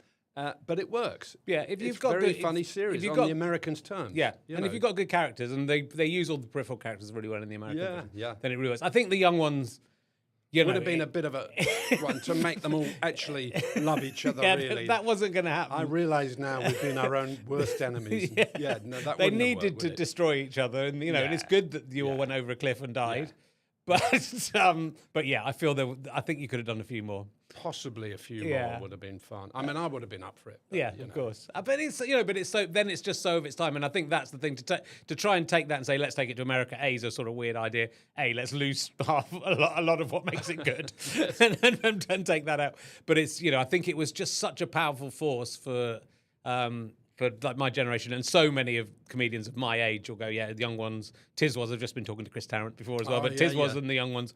It was that sort of, those were the things that sort of ignited the sort of anarchic spark. But look, it's great that that you're very happy to write about that now. But I think, and I was sort of let's leaping forward a little bit when you sort of came. This book is like a love story between you and Roberta. That's right. Yeah, that's the sort of. if you're writing a book, you need a story. Yeah. You need a kind of thing to carry you through. Yeah. And I realised that is my story. Really, that's where it all starts. Yeah. And that's where it doesn't finish, but that's where I've ended up That's as where you well. It's an on-off, very much on Yeah. relationship. It's a rom-com, basically. The It is. horrible realization my life is like a rom-com. It's probably been written by Richard Curtis, my life, actually. Yes. Yes, it's quite a devastating realization. She was my landlady, you Yeah. see, when I was 24, 25. And she's a fair bit older than me and has had 2 children already, Yeah. and 2 marriages behind her. And I lived with her for 8 years, and she went through. She's very funny, and we went through all of that explosion of comedy of the 80s together. She was very much into that. Then we separated. I've had 2 marriages, 2 divorces, 2 sons, 2 sets of solicitors, all gone. Except, Yes. well, I kept the sons. Yeah. And then about 20 years ago, we got back together again. And we've been married last sort of 20 years. Yeah. And it is like a rom-com. It And is. I didn't realise what's in front of my eyes, just like a proper rom-com character. And then I rushed to the airport with all my friends around me to tell her not to get on the plane. And then it started raining, and everyone in the airport started crying. And I don't know how the rain got in the airport, but then eventually I declare my love, but it goes over on the PA system in the airport, and she comes back to me, and it wasn't quite like that. It wasn't quite like that, but it is essentially, and I think, but it's also about you finding yourself and through her, and I think it's, and you learning to be more comfortable with yourself, and I think which we all get as we get older, and I think we, young, absolutely every young comedian is as hungry for success, and and sort of working together but fighting against each other. I obviously completely understand the double act stuff, and I'm glad to see. I hate the double act where everyone gets on their whole life. I'm glad to see there's tension between you and Peter, and you're falling out and falling back in again. And and he sounds very. I love Peter, but he sounds like a difficult person. But he was difficult. But like me, he's also he's been through a lot, and he's changed, and we're still, there's so much love there. We go back to like 1974. No, earlier. We go back actually to the first Glastonbury. That's where we met. Yeah. And that's like whatever that is, 1971 or something. Yeah. And we had so much in common right from the get-go. And there's been that. I've quite enjoyed writing the bits about a double act because it's like that Neil Simon play, the Sunshine Boys or whatever. There's all this angst between them and all this disagreement and jealousy and all of that. But in the end, there's this massive bond that is sort of indestructible, and it's what's called a neurotic fit. It means when you fit together, but it's a bit neurotic. Well, but I think for a double act to work, there needs to be that grit in there that makes it work, and it needs to be coming from, even though you will have the same sense of humor, but different person. It has to be different personalities. And so like he's much more he's much more like, let's go for it, and you're much more like, no, let's plan, basically. You're in that, and so those are in massive conflict, but that's what makes the friendship and then the double act also. And I really enjoyed it when writing the book, going back over all the little things and thinking, actually, no, he was right. He was right on that, because if he hadn't done that, none of this would have happened. And there was me trying to hold him back and say, don't do that. And he doesn't listen to anybody. No. Really, at all, ever. I've met him a couple of times. He just does what he wants to do. And at the time, that can be very frustrating. But you look back on it and you think, well, I'm glad I met him. Yeah. Because he really stirred it up. Yeah. We wouldn't have had that group, would not have been a cohesive group without him. And, we owe him a lot, really. Yeah. And there's, I think as you go on, so you have a, quite depressing and depressive sort of end of the last millennium, beginning of this millennium, as we're going through. A couple of divorces, is a killer. A lot of house moving, and a lot of difficulty with housing, and worrying about your career. And then there's this meeting where basically everyone gets back together again at the Groucho.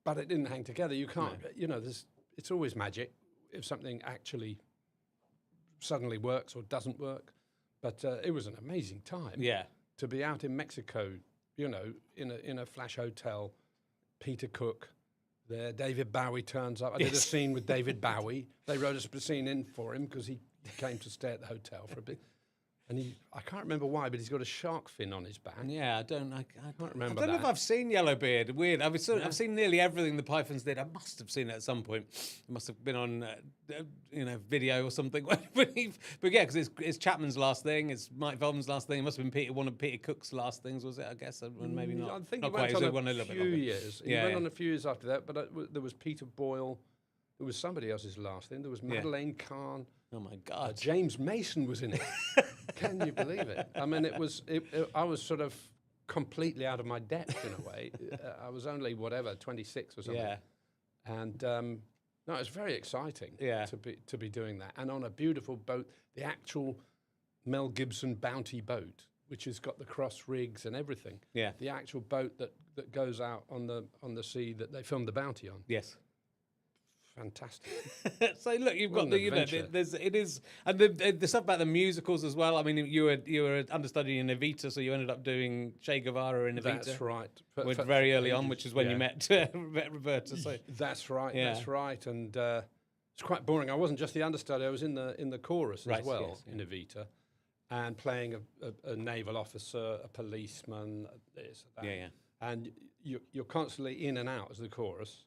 So you're the naval officer. Then you've got to go off stage, put on the policeman's boots, come back on stage for the next. Then you've got to go off, come back on as the miners of Argentina, whatever. Yes. And it gets so boring doing 8 shows a week for a year, Yes. the same every night, and you start having sort of out of body experiences, thinking, what do I say now? Oh, I said it already, you know. Yeah. And I started calculating, God, I'm meant to take my trousers off and put other trousers on 9 times a show, or whatever it was, 11 times a show, which means on a matinee day, and I'm changing my trousers 22 times, plus morning and evening, that's 24, and it's a year's contract. If you take 2 weeks holiday in time and working out, so that means this year I will have changed trousers 4,700.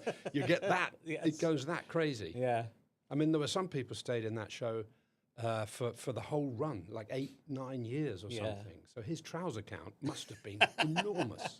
It's always, I've never done a lot. I've always, the plays I've done always been university. Really, I haven't done anything really in professional life.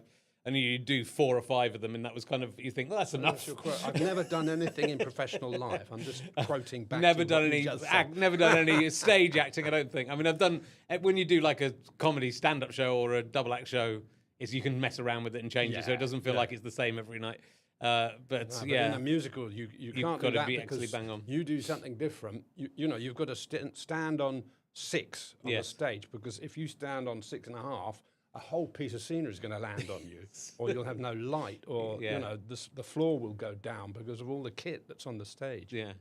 So it is, but it's interesting again as you get older and we will rock you, and you sort of feel a bit more like, okay, it is the same every night, but I'm going to make this this is Well, that was great to do. We Will Rock You, because I got to sing the song "These Are the Days of Our Lives." I was just going through a divorce, yes. and the song goes, "Those were the days of our lives," is the first verse by Roger Taylor of Queen. Those were the days of our lives. Sit back, but nowadays I think maybe I should just sit back and watch again. These are the days of our lives, and I got to sing that every night, which is exactly right if you're just feeling a bit sorry for yourself, going through a divorce. Yes. And the repetition of doing 8 shows a week, I found a way of dealing with it, saying, well, imagine when you're 11. Where did you want to be? I thought, I wanted to be here. This is what I wanted to be doing. So shut the fuck up. Complaining. And it was it really was enjoyable. Amazing band. Get to sing one of the best Queen songs ever in front of 2,500 people 8 times a week. Yeah. Yeah. I mean, But it's interesting no that longer Mr. Complaining. exactly, it's that interesting, that change of perspective, which I think again everyone goes through. Hopefully, everyone goes through. Some people don't, maybe, and that's a problem for them. But to understand that, and I think you need highs and lows in your life to really get that. I think, which you've had some personal, professional highs and lows. Although I think the professionally it's been pretty solid. Yeah. But you know, it is it's that realization that you know that you're only competing with yourself. If you're competing with anyone, it's only about you know. And if you have this.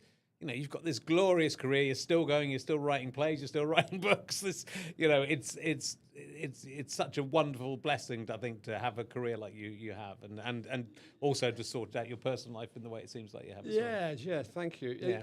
Regarding that sort of status anxiety thing, it's a dangerous thing, all that shouldering, and you know, it's bad for you. My dad always used to say, when I started going on about, oh, look what he's got, my dad always used to say, yeah, but would you like to actually be him? Yes. Would you like to have to deal with what he has to deal with or whatever? Yeah. And you think, actually, no, not really. No. I'd rather be me than that, you know. Yeah. I think a lot of people would rather have your life. So Yeah, but they wouldn't. They wouldn't actually want those problems. I don't that want to I go had. through the 2 divorces and all The 2 divorces and living the on a tropical boat. diseases No, yeah, the and tropical the, you know, diseases. It's good. steel spine, many back operations. I don't think they'd wish that on themselves.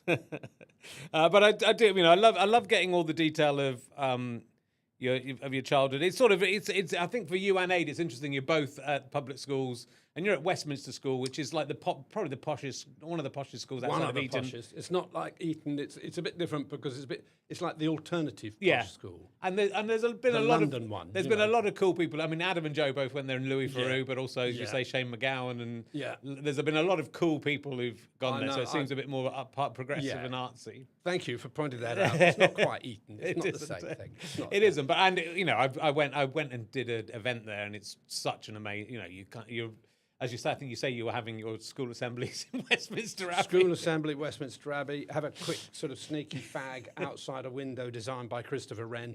You know, and you just think it's all. You just take it for granted. It's Yeah. only a few years late. Takes a few years to realise the sun is not shining out of your arse. Yeah. But then a few years more, you think, God, that was amazing. Yeah. What just happened? Because like everybody, when you're at school, you complain about. You try and skive off. Yeah. You try and have cigarettes in Westminster Abbey cloisters is where we used to go, and we used to make little out of the sliced white bread. We used to make little sort of voodoo dummies and stick them in the statues in the cloisters of Westminster Abbey, so that tourists would come along and say, "Hey, what's this?" Yeah, but at the time you just go with what Of you're course. given, don't you? You don't get the significance of it. You don't, and I think you were, and Aid certainly in his book. I mean, his stuff about public school is really because he It's was a bit different. I it's a think bit his different. experiences Yeah. all round as a child is very different from Yeah, mine. You know, it's what you'd call an RAF family, isn't Yeah, it? yeah. And they were moving around, and there's much more sort of British cold. There's an awful lot less talking and emotion going on. Whereas Yeah, yeah. my family, my dad's was well, we never truly found out where he's from, but he's sort of Austro-Hungarian, Yeah. a scientist. Came in the family. My granddad came over. They came over in 1933, sort of before the war. Yeah. But he retained his accent, Mhm.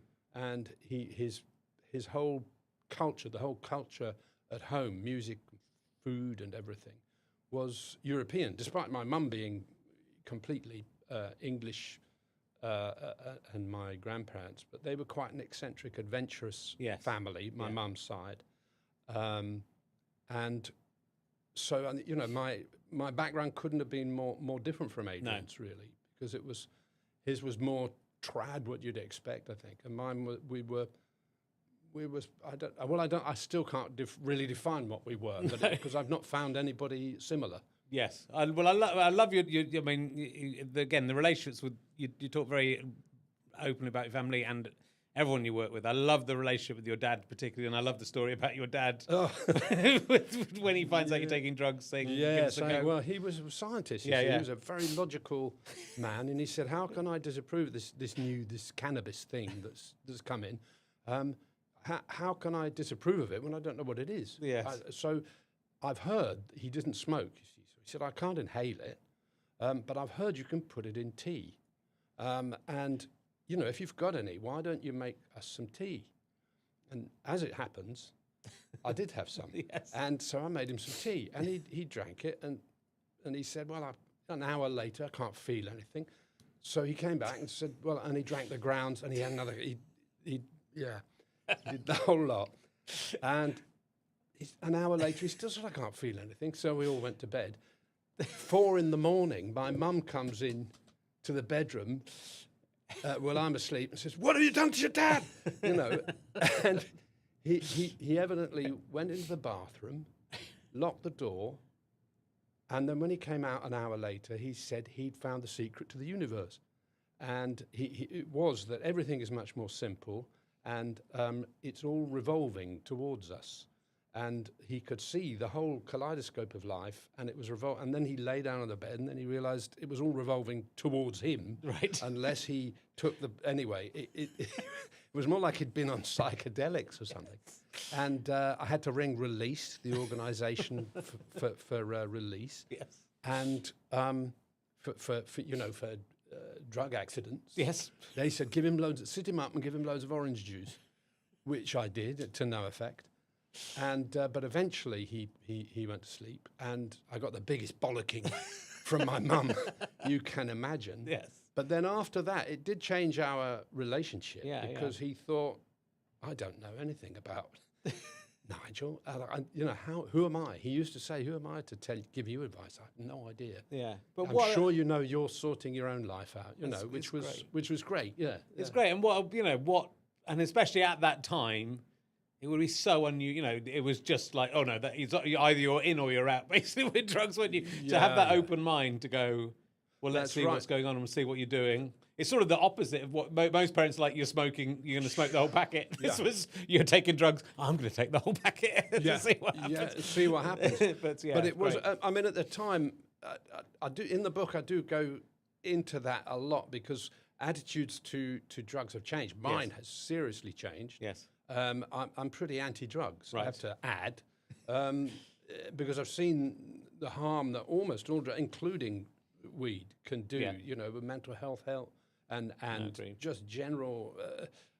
I've seen all the damage over the years. I've had friends die from it's been a long journey. Yes. But back in this would have been 1969 or something. The idea that you could smoke dope was.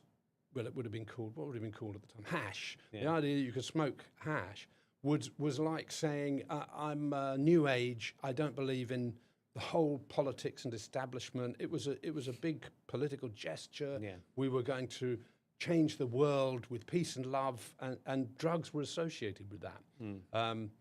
And, of course, that's bit different now, isn't it? With skunk all around. It's not the big let's change society for the better thing. No. Whereas 69, 68, 71, first Glastonbury, everybody thought this is a wonderful thing. These drugs will free our minds. Yeah. And I don't think that happened. I don't think it did. In fact, that generation have gone on to give us Brexit. Yeah. Well, yeah, exactly. So Exactly. But I've seen it as well. Obviously, with I never really got into drugs at all, and very, very lightly, very occasionally. But you do see that there are people dropping out and the people dying, but people also just getting in their 50s and suddenly having a very big change in personality, and you kind of think, I wonder how much that is to do with whatever you're doing when you were 20. So it's and it is a bad thing, but I still think that's just it's such a great thing for your dad to have done, and it's great that he was right. It didn't harm us. No. In that instance, it did change things. It did make it better. Yeah. But he was a very enlightened man. He used to come to see our gigs, me and Peter Richardson. Yeah. He used to turn up in his Marks and Spencer suit, just quietly sneak into the bar to see us in the Rat Club or wherever we were playing. Yeah. Chat to the barmaids, because he was quite a chatty fellow. And everybody thought he was great. So he was difficult to rebel against. I was living in a squat at one point after I dropped out. Yes. And thinking, this is me fighting my dad. And I was away one day, he turned up and chatted there was a sort of community cafe, and he was chatting to them all. Then he went away again. I came back, and they all said, "Oh, your dad! What a great dad! You know, I wish I had a dad like that." And you're thinking, "No, I'm busy. I'm rebelling here." And what are you saying? But no, he was a very enlightened thinker. He didn't give up on family, and he never, almost to too much, like with ex-wives and things. I think, but he was a real gatherer in of family, which is a really good lesson to learn. Yeah, and one that I think certainly in terms of children and grandchildren, it's a lesson that you've learned, and you've stepchildren and your own children and your own grandchildren, grandchildren, and step great grandchildren. I've got I mean, I was a step grandfather at the age of 29. Yes, which is a bit much, isn't it? I mean, that's 29 years old. that is a lot. I mean, and my stepson, there was a baby around. Yes. And you're thinking, oi, is this? How many times are they going to do that? Because I'm, this is a lot of responsibility. Yeah. But I've learned again to love all that. I mean, they're just everywhere. My family and my nephews and nieces. I've lost count of great nephews and nieces. I can't. They keep having babies. They do. It does. It does. Fantastic. I love it. And you see all the videos, and you think, which one's this? Great. Show me. Oh, look, they've learned to roll over. Fantastic. Love it. Oh, good. Look, it's such an enjoyable book. I don't want to ruin it all by giving it all away. We've covered a lot of stuff. I like the. I'll do a couple more bits, and then we'll because there's a lot of great stuff. But I mean, people who want to know about the beginnings of the comic strip and all of that, there's so much stuff, and the young ones, there's so much stuff about that, which is all great. But I do, I sort of love all the backstory, and you seeing it's who else was it that was seeing Spike Milligan? I think it was John Dowie I was talking to, and he'd been to see Spike Milligan and been really influenced by seeing that one of his plays, him doing his own plays. And you talk about that, but you also talk about Laurence Olivier. Yeah, I mean, around the same age, because you could get in, if you booked in advance or if you turned up on the day, you get in, sit in the front row, and sit in the front row at Spike's play. He'd sort of suddenly give up and say, "I wonder what this play looks like," and come and sit next to you and go, there's not a lot happening, is there? It's not.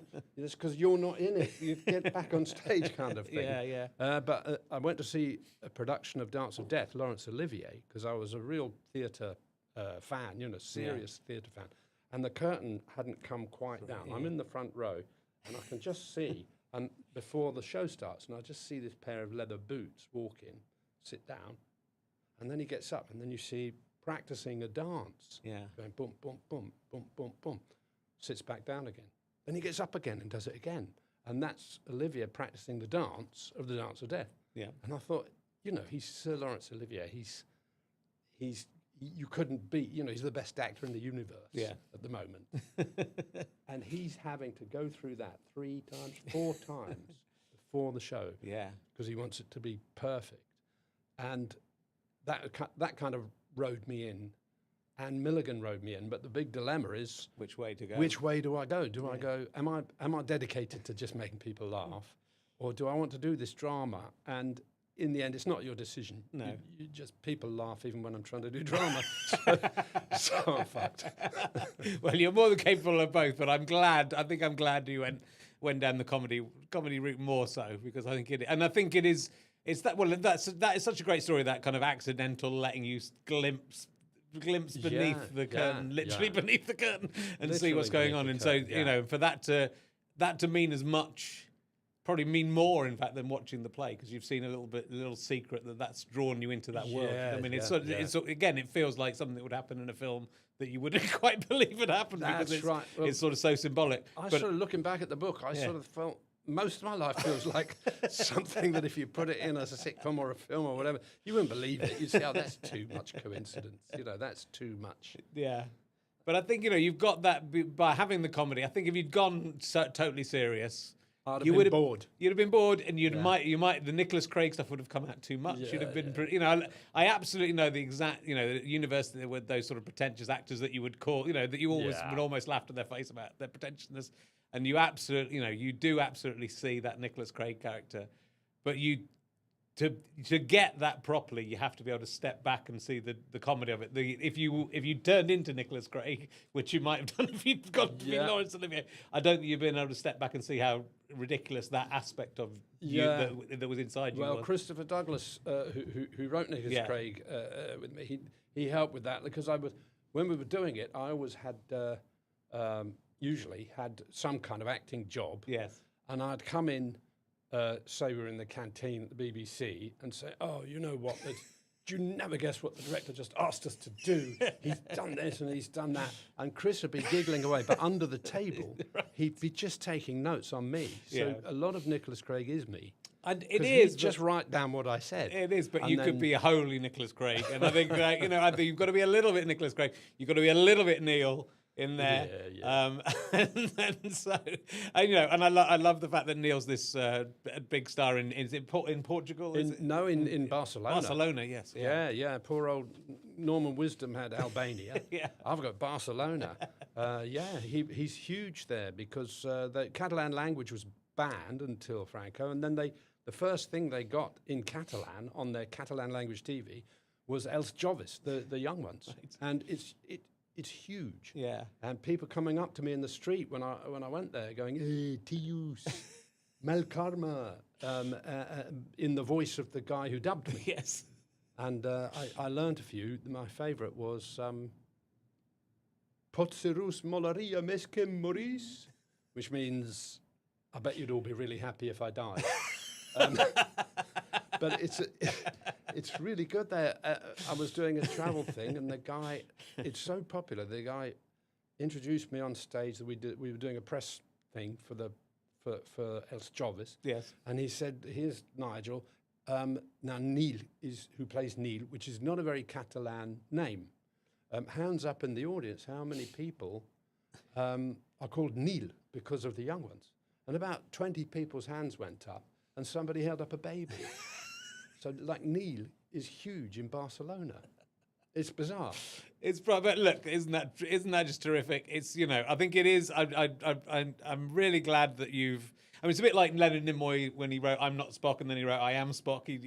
Oh, really? Yeah, I didn't know he he'd done- did. that's it, yeah. So he's Leonard Yeah. Nimoy didn't like it and then accepted And then it. he thinks, "Oh, come on." And I think also you and Leonard Nimoy are both have many I've more never strings. Many been more strings. compared to Leonard Nimoy before, He but, directed Three Men and a Baby. Yeah, Is that he has a lot of strings to his bow, as He do you. is, And I think you don't.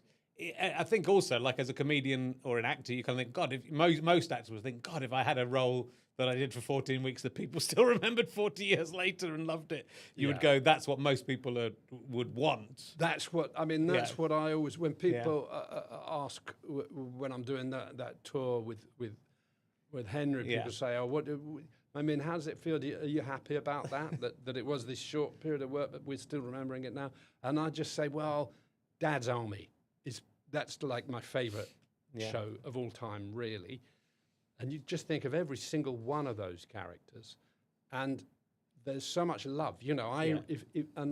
That's what turned me round to thinking positively about it. Is you think if people love the Neil character or the Nicolas Craig character half as much as I love, the Arthur Lowe character, the John Le Mesurier character, the Clive Dunn character, all of those characters in there, if they feel the same towards our show as I feel towards that show, I can die happy. Yes. That is just wonderful because I just love those characters. I love that Arthur Lowe, Captain Mannering. You're just hanging on everything.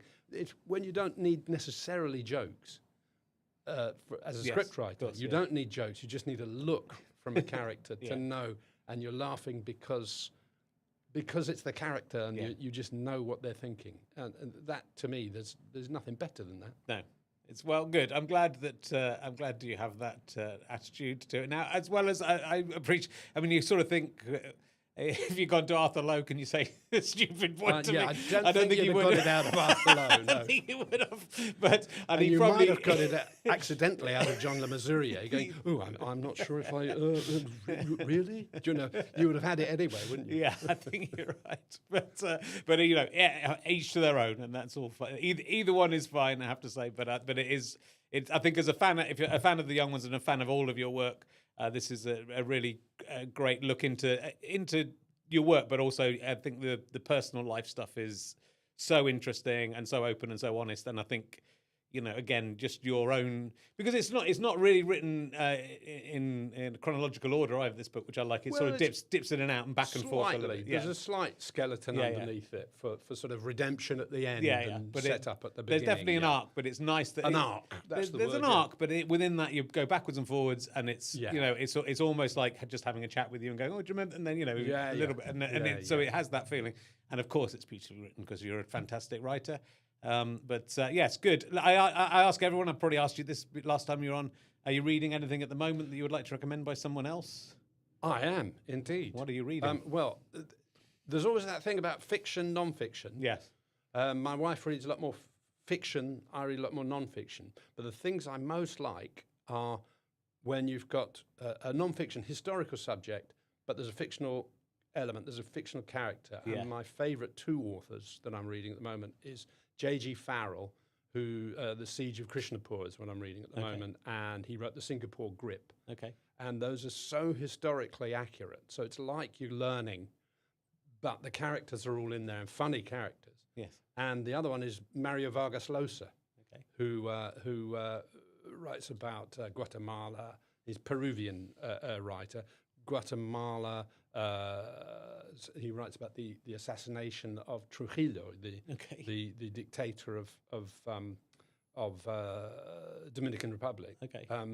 And everything in it is accurate, except he's created one character who takes you through that's fictional. Nice. And I just love that sort of historical fiction. Yes, really. yeah, yeah. But it's got to be bang on the accuracy. Right. And yes, so Mario Vargas Llosa, The Feast of the Goat, or Harsh Times, Yeah. and J.G. Farrell, The Siege of Krishnapur, is really extraordinary, incredible fantastic. book. And are you writing more fiction, or have you got another book in you, either fiction or non-fiction? I've nearly got a second collection of poetry, because Right. I had a collection of poetry Yes. out last year. That's right. Yeah. And that's on the way. But I think I've got a second volume of memoirs in me. I've looked back at all my stuff, all the notes, and I've thought, look at all the stuff I left out. Right. And there's quite funny stuff. Yeah. The last 20 years, the latter part. So I think I've got that. Yes. And then, but I do have a fictional. I mean, I had a time travel book out Yes. before called Jeremiah Born in Time. That's out in paperback now, as Good. it happens. And that was meant to be part of a trilogy, but since then I've had a new idea for a fiction, another trilogy that would be more like the sort of period of my memoir. Okay. Thinking, yeah, it'd be good to do a comedy mystery. I think I probably have to put a murder in it. Yeah. You that's I part think you of the do course these now. days, don't you? Yeah, You do. yeah. I think I've probably got to put a murder in. But yeah, but that's a long-term plan. Sure. I've got a lot of notes, but I haven't got the actual plan of that yet. Okay. So yeah, I keep going. Yeah, you know. yeah. Well, look, you've been writing plays, you've been writing poetry, as you say, and Yeah. it's great that it's all still Yeah, pouring out of you. I'm not happy if get to the end of the day and think I didn't make anything. Yeah, I want to make stuff every day. You know. yeah. But that is why that's why the comics at work, because you were all a little bit like that one way or the other.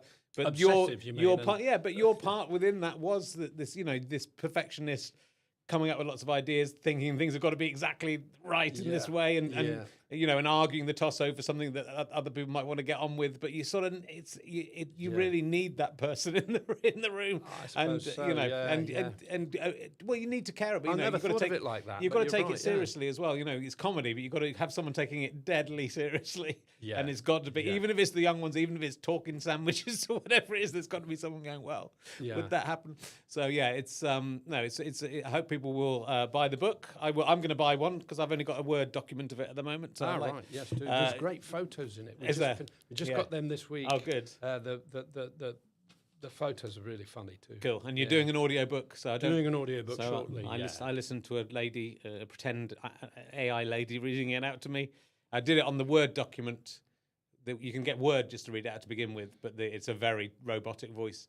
And there's one page where you say gatepost about 4 or 5 times. Oh, right. And Microsoft Word pronounced it as gatapost. Got to post. Gatapost was there. So that was I lost concentration a little bit as I was Yeah. laughing at gatapost, and actually the AI thing I used called Ade all the way through as well. So Ade? Ade, yeah. So it had the word Oh, Ade, Ade, and then Ade. Ade Edmondson So yeah, there's a little bit of Spanish in all AI. and somewhere. Rick Mayon.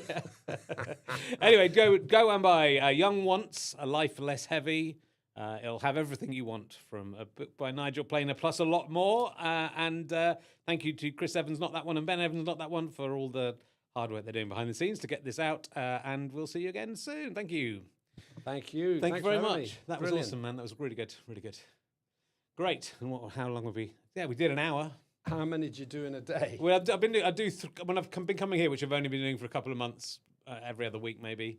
I'm doing sort of I do 3, and I can manage 3, and it's actually okay. It's sort of weirdly when I do the ones in the theatre, I do 2, and it absolutely wipes me out. And sometimes on the second one, I'm like quite tired. But I think doing it without, because you're not. The audience is key. Well, yeah, but the audience, you've got to concentrate so much with the audience, and you're worried about the audience. And I think just it's so much more relaxing just doing it like this. I'm going to carry on. You know, I am going to do live ones as well, but it just to be able to get like 3 done, because we put out 2 a week though at the moment. I think I'm going to Really? because we put out regular and a book one every week. Wow. That's so fantastic. it eats up. You know, you think, oh, well, we must have hundreds. I must be going till December, and then you look at it, and go, oh no, you know, We've used them up. we've used them up pretty quickly. So it's, but it's I found doing 3, have like a little 15 minutes in between each one, and usually, and Like a psychotherapist. That's yeah. what you are. but it's not. But I think because I'm doing mainly book club ones here, so I did 2 books. I did Chris Tarrant's book about bears, and I've done your autobiography. And in between, I had a comedian called Ian Smith, who's got an Edinburgh show.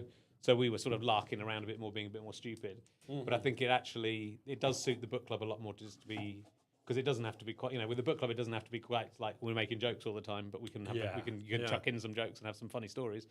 But you can be a bit more sort of relaxed about it. And then I think that's quite a good balance. Sort of do 2 book clubs, one. Oh, I chat. see. You're doing. Yeah, I got you. Yeah, and yeah. then it isn't too exhausting. Because I was up my son woke up about 3 times last night, so I was up. How all old night. is he? He's like too old to be waking up. He's 7. He's nearly 7.5. Right. But he's got he's just been diagnosed with a bit of autism and ADHD. So I think Oh, you join the rest of it. yeah, I mean, you know, exactly. Well, we haven't diagnosed We've ourselves. just, my stepson's 60. He's Yeah. just been diagnosed. You think, well, you've had 60 years to find that I out. think there's a lot of it in our family. I think one way or the other. I mean, I don't think when I've done the tests, it hasn't come out for me. But I sort of feel that I must be in this. All comedians seem to. Yeah, I think seem- surely yeah, we are. yeah, We must be. yeah. But yeah. So yeah, but it's fine. Comics disease. Why don't we just call it comics disease? I mean, it's sort of Be so done with. prevalent for comics. It's almost sort of you know, Yeah. if anyone writes a book about it, you go, oh god, not another one. But yeah, Yeah. brilliant. Marvelous stuff. Great. Thank you. No, thanks so much. Wow. I didn't realise you were going to be quite so on it with the book. It's great. I think it's really important to have read it all. It was I tell you, it was the most difficult week because I did some on Wednesday last week, and there was one again, just because they're all PDFs with Reese James, who's a younger comedian. But yeah, with you to have to get 2 because I was away. It was my birthday this weekend, so I was away. And so, but I was listening to it in the car on the way home. So I managed to get through both you and Chris Tarrant's yesterday, which was good. But He looked good actually. I thought when he rang me up yesterday because he said, "I've got your name on my list. I don't know what's going on. What am I doing?" And he just had my name and my number, and he didn't know anything about it. Oh, right. And so I said, "Oh well, I'm going to interview about your book and everything like that." So fine, I was in the car, and I thought he sounded quite doddery. I thought on the Yeah. phone, but actually when he was here, he looked fine. He looked great. He's been off. He's got a bad leg because he's been off in the Arctic chasing polar bears. Has he? Yeah. But it's good, I think. I think again that he sort of stopped broadcasting more or less, and is just sort of enjoying his life and going off and doing things and writing books about them. And I think he's got the balance right after. It's that thing, isn't it, where it's the same thing you're talking about. If you've got the work coming in, and then you're working and working and working, which he's for 50 years he's been basically doing stuff. Hasn't he? And then you just go actually, my family and doing stuff. He's got to have earned enough money to be fairly safe for the next 200 years. Well, I wish I could say the same as that, But it's sort of interesting that that's. I mean, obviously, it is the divorces and everything partly, but you sort of think, oh, well, Nigel will be fine. But then for you to hit that, Americans say, oh, you have to work, but do you really? It's choice. Yeah. No, actually. Unfortunately, yeah, that's good. Thank you. You got it all. Brilliant. All good. Looks great. Great. Sounds great. Brilliant. Oh, Thank you. thank you. I don't know. It'll probably be September before I see you again. So I'm sure we will see you again. Cheers. Thank you. I'll send you the files tonight. Yeah.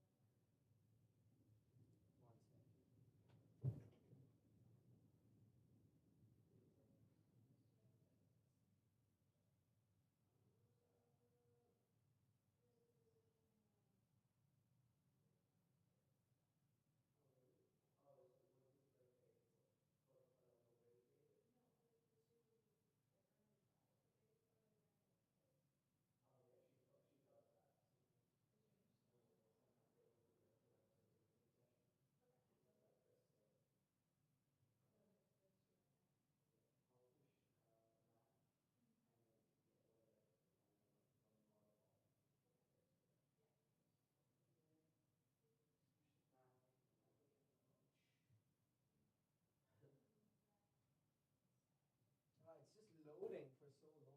I'm not even working. I'm just like waiting around. You ever broken your toe? You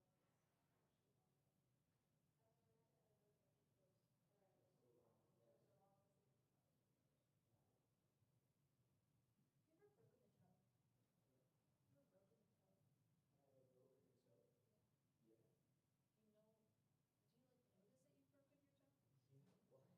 Why?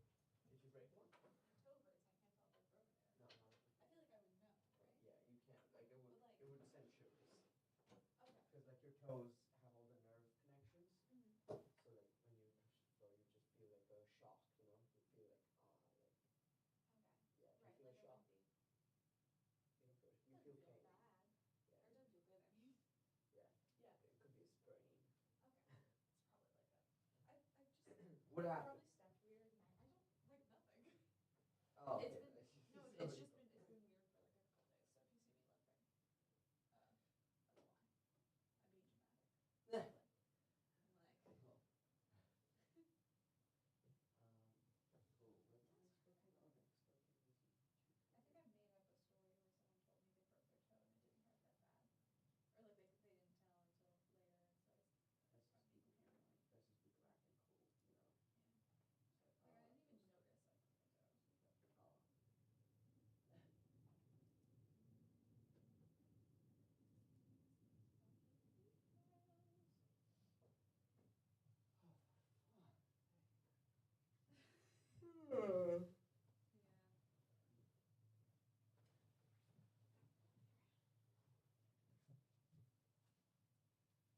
Does the iPad have charge in it? Like, is it charged? Just see if it's charged, because these guys will want a teleprompter.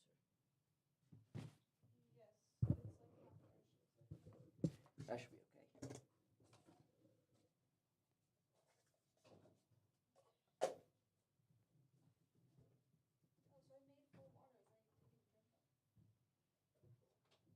Yeah.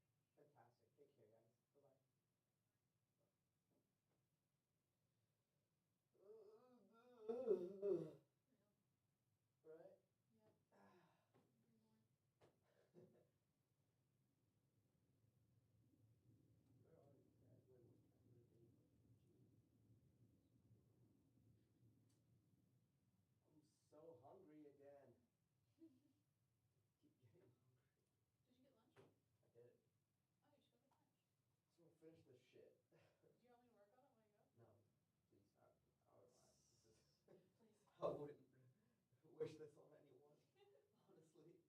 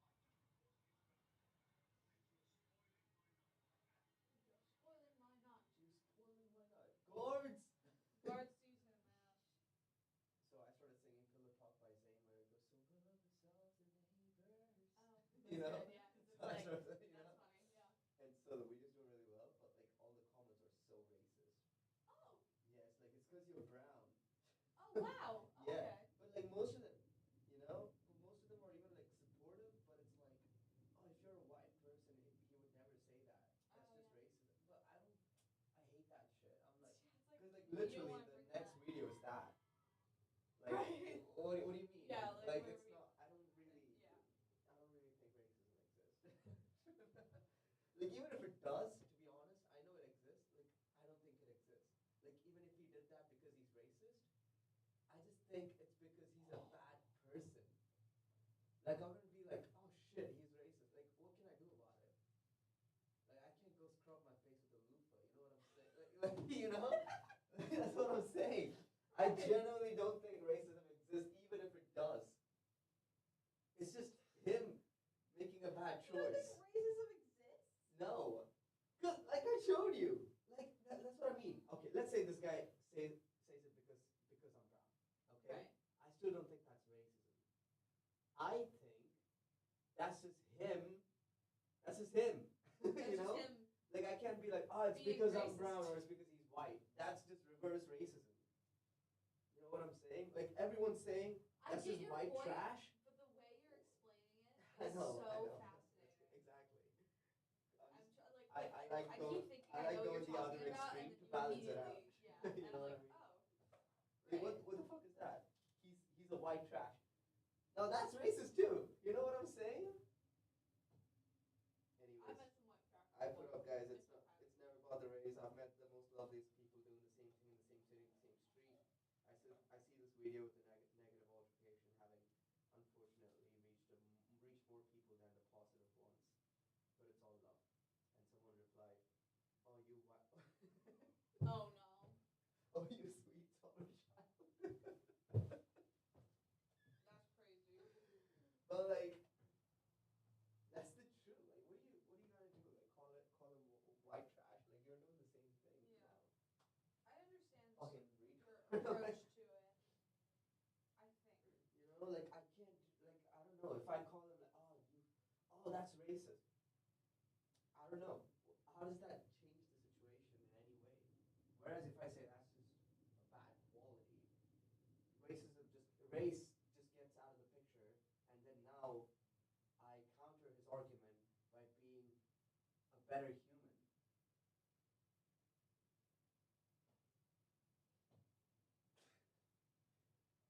I'm just, 4 you know, plus 3, my thoughts. half it, 6 power. Yeah. You know, just be better human. I can counter him. Okay. Here's why it makes sense to me. Because if I say, oh, Yeah. this is racist, it instantly starts putting everything into account of like color and this and that. That's nothing in my control. Whereas if I say you're just being a bad person right now, I get I that. can instantly counter that by just being a good person, which is in my control and which is in his control too. Now, you are not choosing to be a good person. Whereas if it goes from white and brown, there's just no conversation there. Oh, you're a racist. No, you are brown. Like, okay, what am I supposed to do now? Like, Right. there's this, it just goes nowhere. We should stop considering racist people as racist people and just say they're They're bad people assholes. because then we can be like, you can choose to be a good person. I can't make him, you know what, you can choose to be Yeah. brown, but you haven't. You know, I can't do that. Right. Racism does not exist, Kat. Take this message back to Boston when you go. I'm gonna go get some Smarties. Alright? I can't deal with this shit right now. God damn it. Oh my god. Where the fuck is this guy?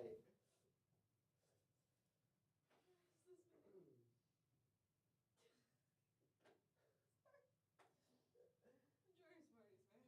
That's gonna be great for you. Smarties is the solution, alright? It comes in different colors. We're doing But if you lick on it We're doing the enough, they all turn politician brown. Wait.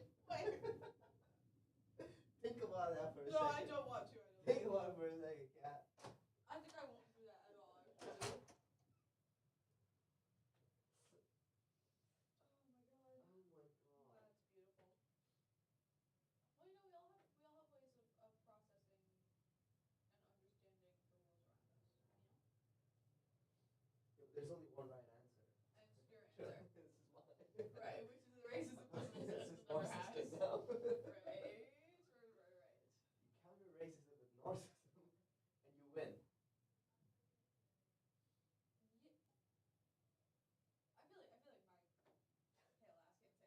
But What?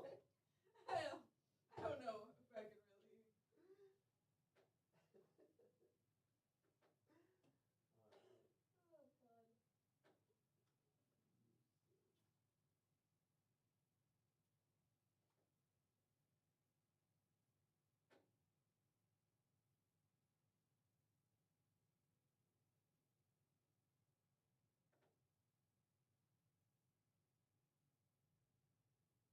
God.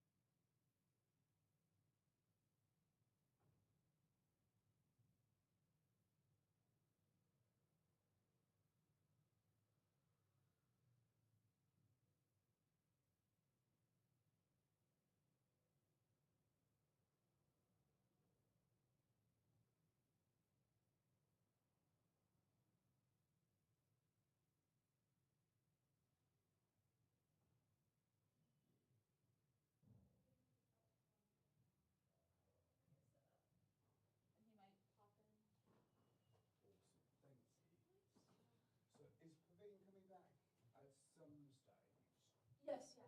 We'll be Okay, there in perfect. like 5 minutes. Yeah, brilliant. Yeah, I so it'll just, be- yeah, there was Pavine is aware of this, Mhm. as is Scott. But booking a booking system Mhm. where you book a 4-hour slot, it switches it to a 5-hour slot, Oh. which has actually for the last few times worked out well because we've run over. Right. So we're like, okay, So we'll you use have, the like, extra hour. the wiggle room. But definitely today we both have places that we need to be Okay. afterwards, and so I wasn't sure whether to talk to Pavine or Scott about that. Because what are we booked in? Yeah. You're booked in from, yeah, like 5 hours, 2:30 to Right, 6:30. yeah.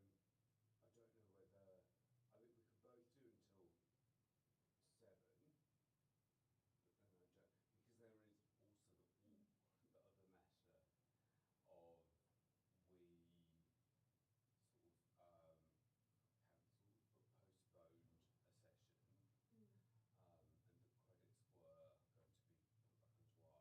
I have booked these last 3 sessions and those credits haven't They haven't like transferred appeared. over. Yeah. Okay. So That may be a Scott question, but I can let Yeah. Pavine know once he's back, and okay. Yeah. we'll make sure that's settled. I Yeah. mean that's fine. I mean we'll just do. I mean from my perspective, it's nothing to do with him. I'm running super behind on everything. That's totally fair. So today is just about sort of tying up loose ends and Okay. and things like that. So we'll just go as long as we need to go. But I think we probably both need to be out here by 7. Okay. Yeah. Okay, yeah, Yeah. that's good to know for our purposes. I mean, there's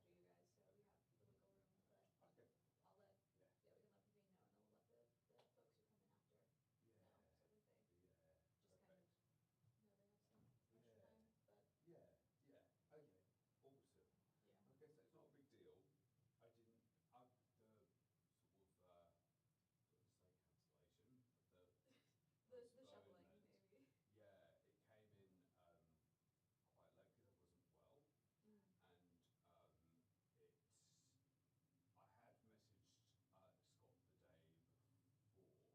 I had messaged Scott the day before, Okay. but he hadn't checked his messages. Right, so it's like So technically then it was. Pavine said, Makes sense. normally we require 72 hours, but because it's you guys, like we're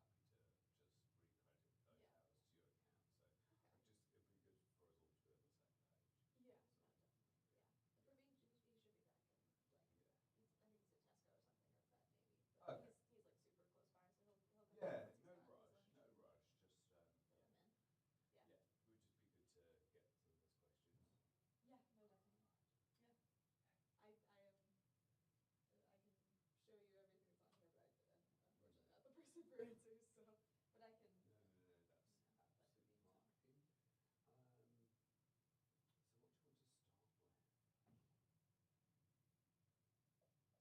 I really need to change my shirt. How come? Because this is what I was wearing for Versace. Oh, if you want to do Versace first, we can do No, that. I don't necessarily need to. I can just find something else to wear over this. Oh, yeah. Yeah. I do have a 4 night spoil. Sick bit of stuff. The other thing is, if we're only using short clips, does it really matter? It doesn't. It just depends what clips we've decided to use. You know, if it's something really good, then we're actually dressed differently. Yeah.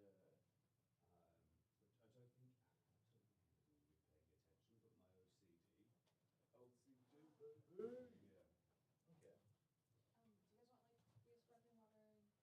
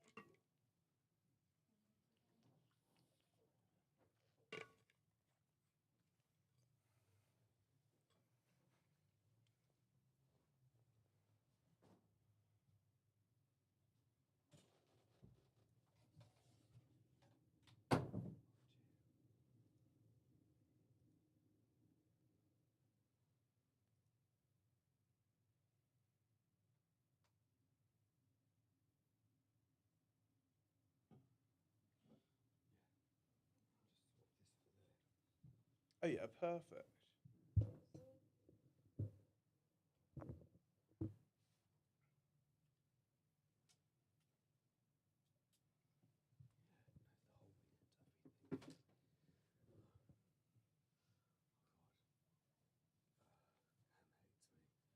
Oh no no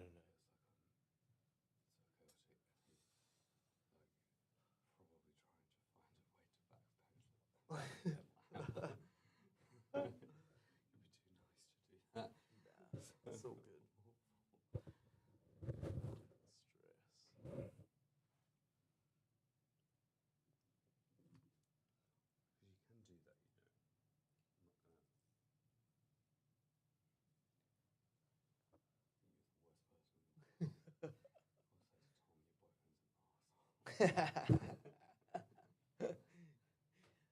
You wouldn't be wrong.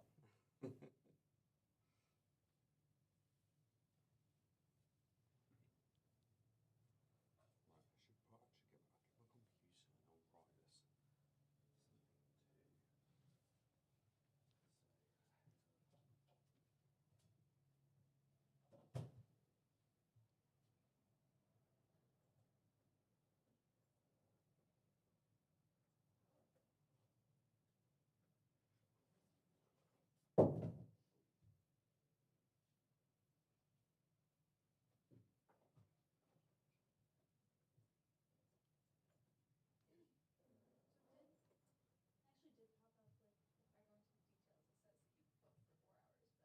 Yeah, on the it's schedule, weird, isn't it? And then it it comes says up as yeah, yeah. that is really weird. Because and then one time I tried to book 3 hours on campus 4, and then I thought, oh, maybe that's what I should be doing.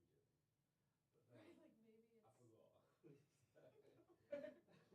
I don't know why it would add now. No, and I think Scott felt the same. He was like, "We'll get that fixed in the Yeah. booking system." Well, So updated at some point. yeah. Anyway, but like I say, for us, Yeah, it's just not for, been like- an issue because we've been like, oh, actually, we do really need that extra hour. Right. So it's nice to have. But Yeah, yeah. yeah. So it's not not a complaint. It's just more like how do we Just sort of all be on the same page about right. Yeah. you know About when, times. when we're going to be here and Yeah. yeah, Okay. Yeah. yeah. I'll let you know. Hopefully that gets fixed soonish. Yeah. How is Thomas, by the way? He's good. Yeah. Just doing lots of work. Does he get upset that I keep monopolising your time? Nah, he's at work anyway. Okay. Because That's I've only what I feel got bad Mondays and about. Tuesdays off, so. And now I feel bad about because obviously I'm an overthinker. So I also feel bad about like what I would usually have done. It's just messaged Tom or vice versa and be like, let's go and do something. And then, but now I feel like that'll be weird because then why wouldn't I invite Cam as well? Like, No, you can definitely still hang out with Tom. You were his friend first. Yeah, I don't know. It's just but then it would be weird for me in my own head. No, it's not Because weird at all. I classify you as a unit. That's probably not right. No, 100% still hang out with him. No, I want to. I want Yeah. to, but I don't know. I guess I need to figure out where the boundaries are between you and me, and well, not just work because I love hanging out with you. Yeah. But where that stops and where my friendship with Tom starts as a separate thing. Yeah. So, yeah. So if I've not reached out to Tom, and I do tend to, like, Lord was playing. No, Lord was being interviewed on Radio 2. Oh, yeah. And so I messaged him and talked, and basically, it's like, you're probably already aware, but Lord is being interviewed by Joe Wiley, Oh, yeah. who is like the iconic interview on BBC Radio Yeah. of the biggest sort of acts in the world. Yeah. And so I sent that just as a kind of completely separate thing to anything that we might be doing. Yeah. but then it's very difficult to say, let's catch up, but don't bring Cam. No, 100%. Nah, I think it's good to do our own things No, I totally a get little that. bit, because otherwise you just become each other's lives, and that's No, not I a get healthy it. way to I live. get it. But I suppose for me, when it's a little blurry, Mm. yeah. Because okay, so I enjoy hanging out with you. I enjoy doing this, Yeah. and then you guys are together. You live together, and so if I said I'm coming over to Crystal Palace or Penge, you want to go for a drink, and but Cam's excluded. Like I would never want to do that. Honestly? It's very, very complicated in my head. I make everything complicated in It's my not own complicated at all. Basically, I love my home time at the moment because everything's so busy. So Yeah. if Oh, hello, hey, Ian. how are you? How are you? Good. We're getting there. We're navigating.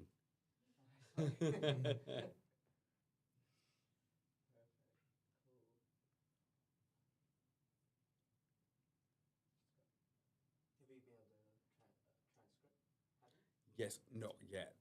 So I'm about to do, because there's two different things that we want to do today. One of them is very short, snappy. If you have, did you get a chance to pull some thoughts together on the Bitter Earth? This Bitter Yeah. Earth? Okay, brilliant. I read a couple of reviews, so I kind of get the story Okay, now. that's good. That's good because then you can lead it and I can follow, Sweet. and which is how it should be. Yeah. Whereas, obviously, because I did all those interviews before you were even anywhere near the UK, it's been the other way around. Yeah. So I think that's a really healthy Cool. approach. Let me find these Gianni Versace script.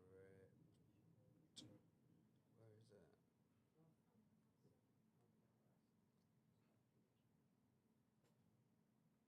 Hmm.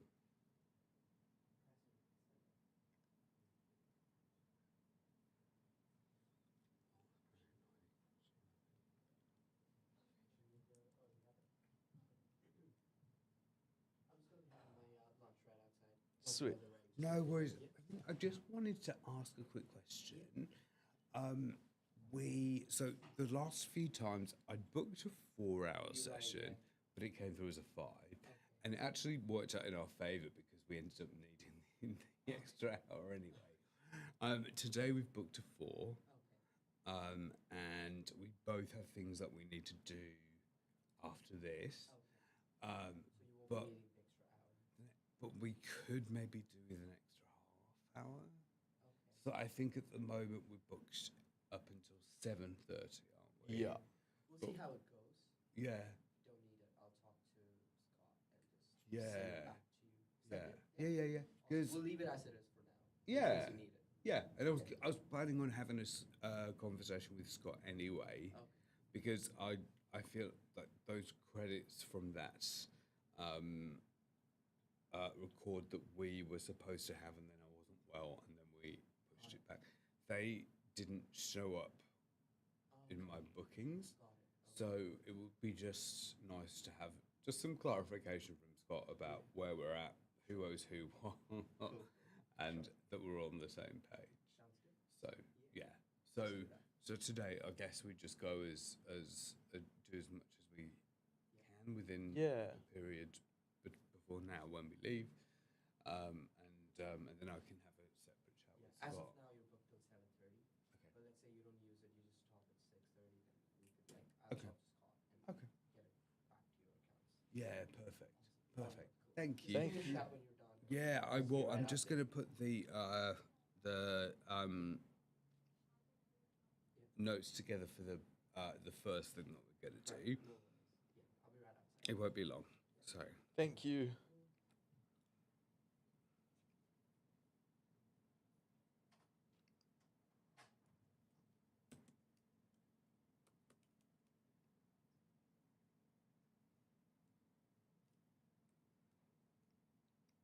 anything else you managed to find out about Pardon? Anything else you managed to find out about Basardi as well? Just whack it in. Sweet. To the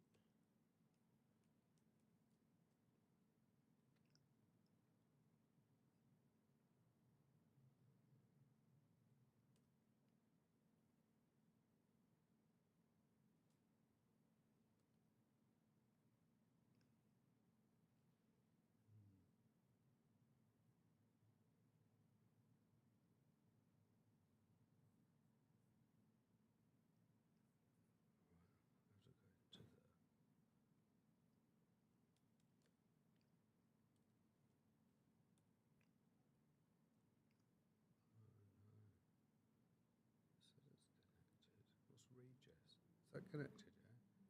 Yeah. Yeah, Regis.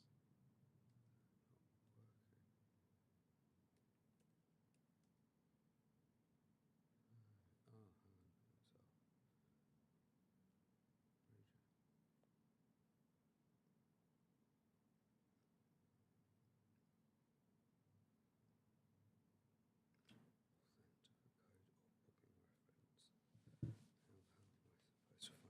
Alright.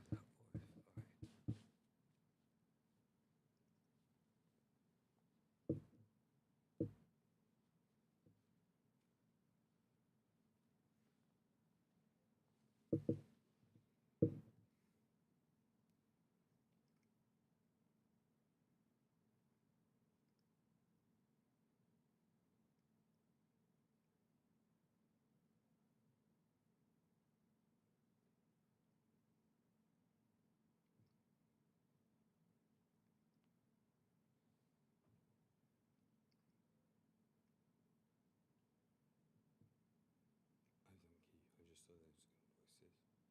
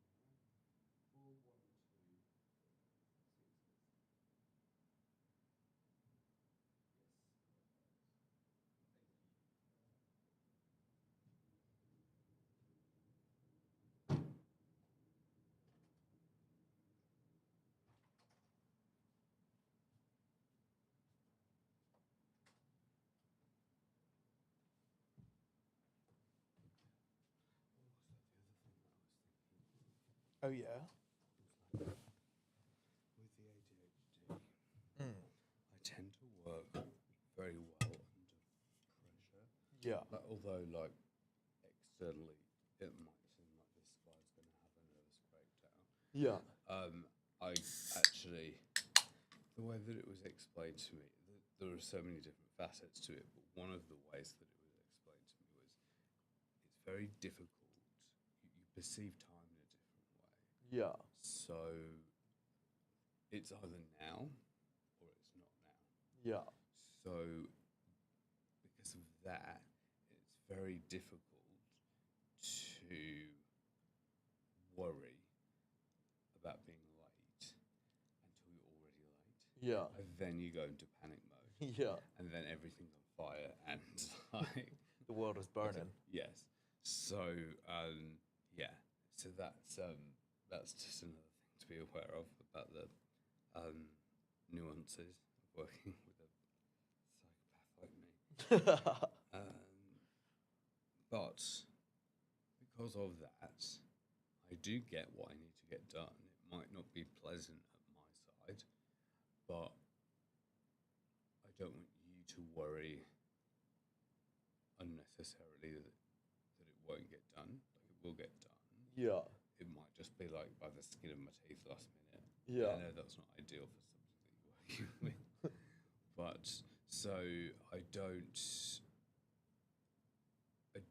see that we should be held back by, because I could have found myself in this position of, you know, having all this great stuff, getting very OCD about whether this sounds right, whether that sounds right, whether I need to move this bit here, whether that is or isn't relevant or entertaining. So yeah, that's how I can find myself running right up against deadlines. Yeah. So as you'll come to find out, I'll always get you a finished product in time. Sweet. But it might be stressful for you waiting for it. Yeah. So yeah, in which case you need to tell me. Okay. Yeah. Yeah.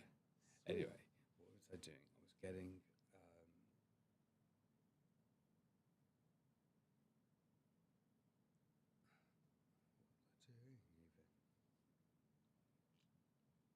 Was it about the script? was about the script, yeah.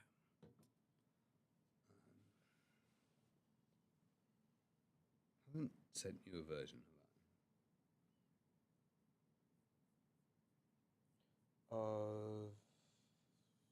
Versace? No. Alex Lincoln. Well, I think Alex Lincoln maybe.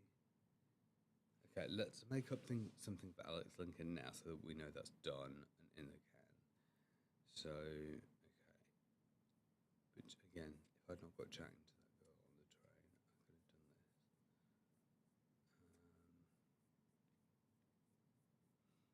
And then we can record all the Joan Versace stuff, and I can make the decision after the fact about which bits we keep.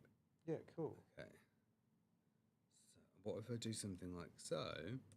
We went to the theatre recently, didn't we? Yeah, perfect.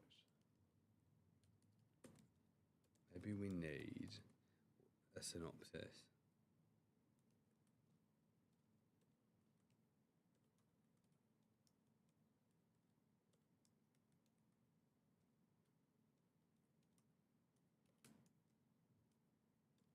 Because you know the other guy, the black guy? He was from It's a Sin. Ah. You know, the one that was sort of bless you, Oh, God. rejected by his family, but at the sort of closing moments, he reunited with his dad. That's right. I didn't even recognize him. No. Well, I guess because he was always dressed very effeminate in It's a Sin, and that was his rebellion. Yeah. Whereas here he was just more kind of reserved. He was just wearing glasses. He wanted to just be seen as everybody else. Yeah.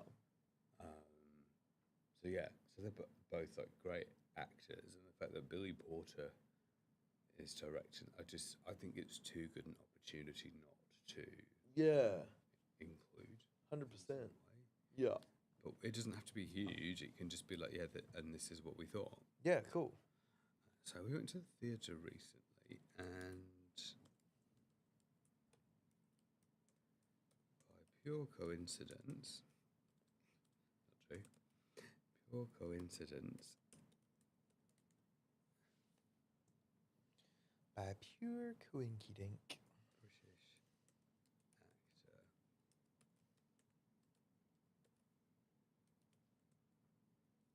British actor Alexander Lincoln was on stage.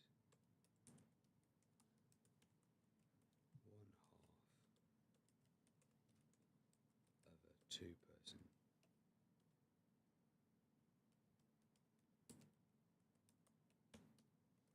the other half.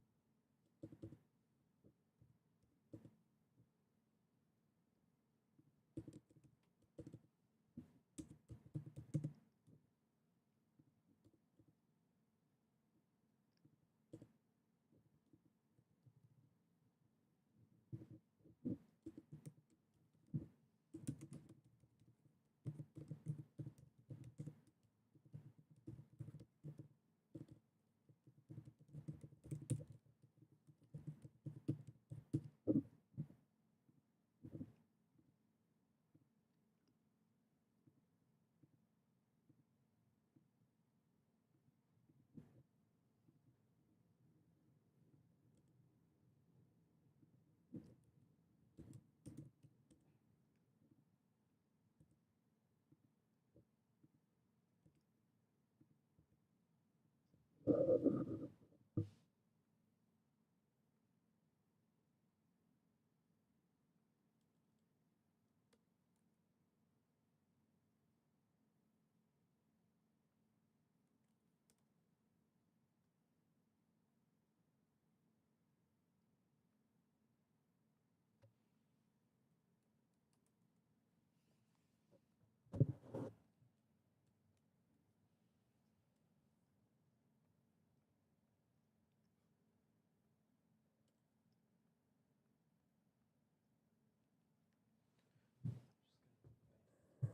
then I'm ready. Sorry, I just I think this is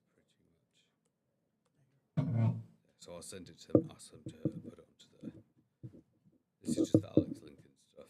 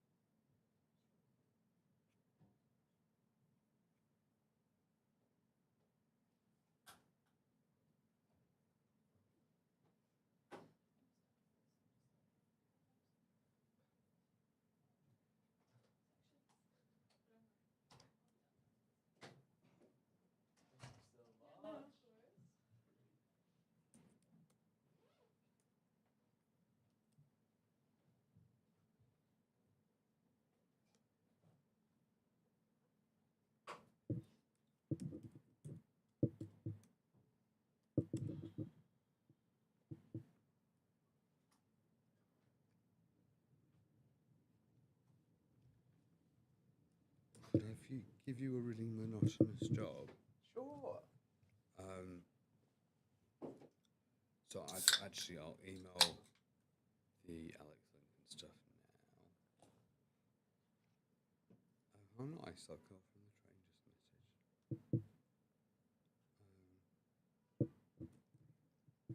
I'll email that to these guys so they can get it up on the monitor. It's about. It's about.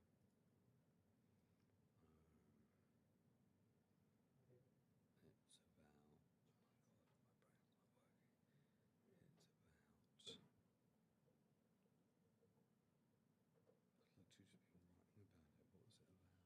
Alex Lincoln.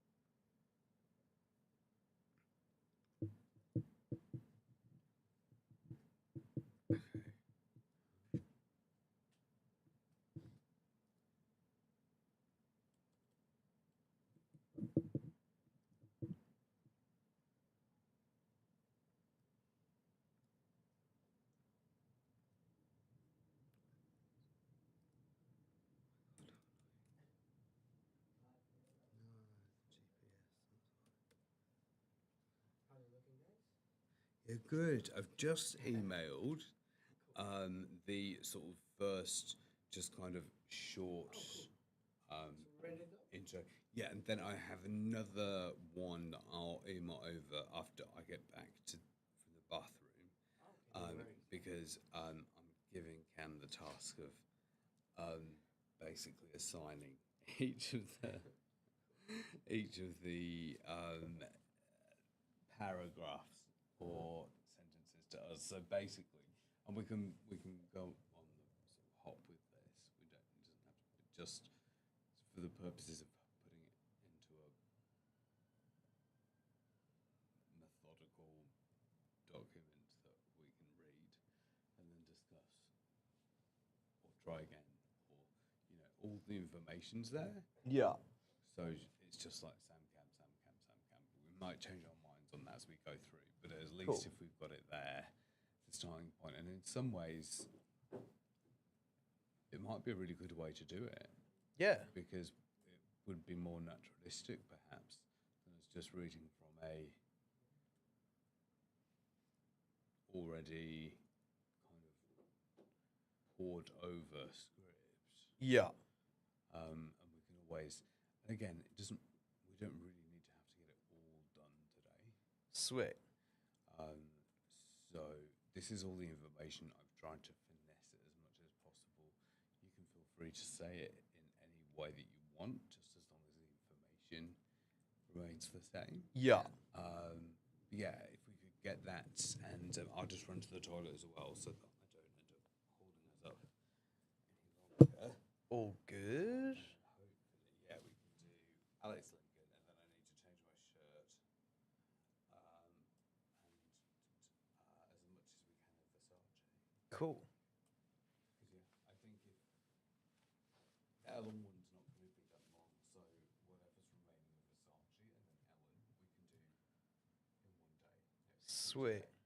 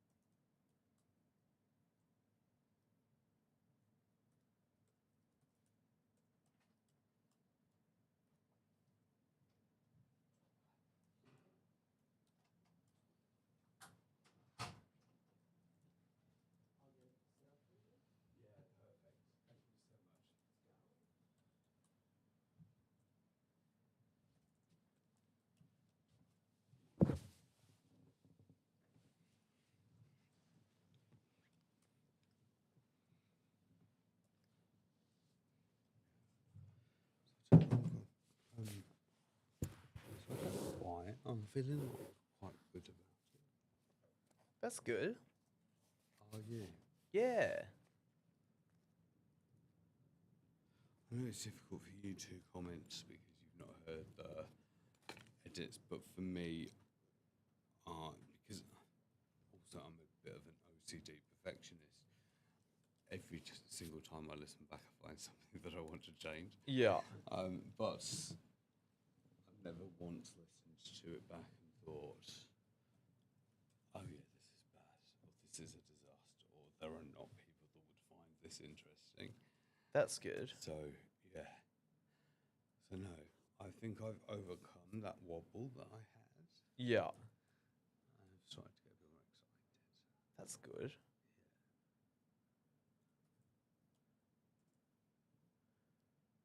Sorry, I'm super shit at multitasking. No, I'm just super shit at tasking.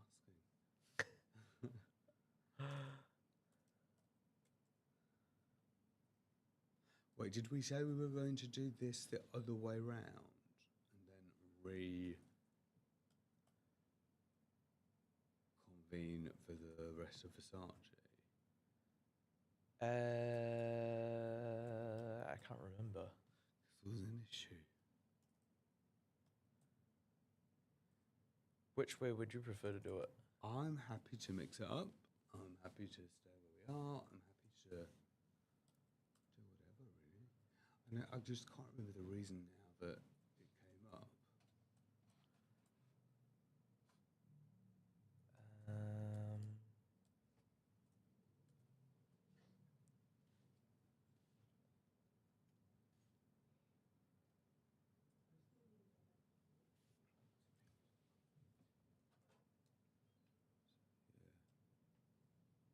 Yeah, I don't mind. Maybe we do just for these little intros and outros. Yeah, why not? And then we are then both comfortable, thinky, in either role or either position. I don't mind that.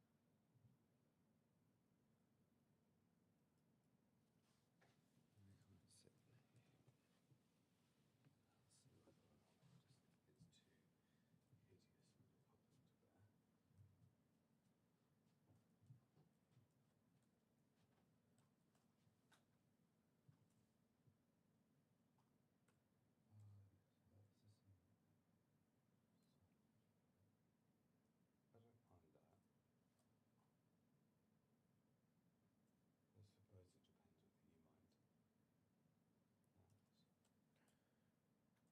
We can just stay where we are. It's all good. Do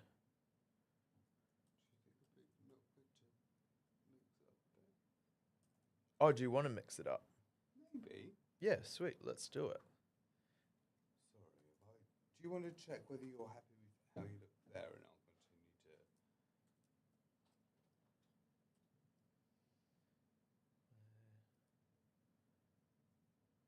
Yeah, there's a lot there, which is why I think maybe we're going to need another session. Yeah. Which is fine. You do that stuff.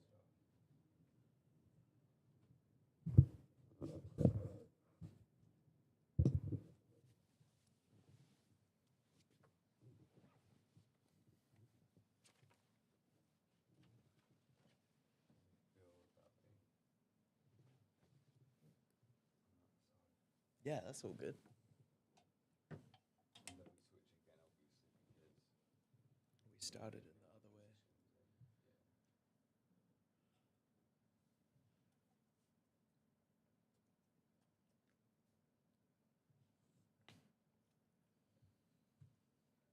based on what we get done today, we can have a brutal, realistic conversation about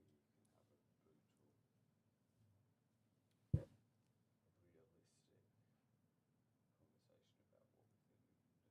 Sweet. Because I am actually now, more than being fearful, I'm just sort of excited to get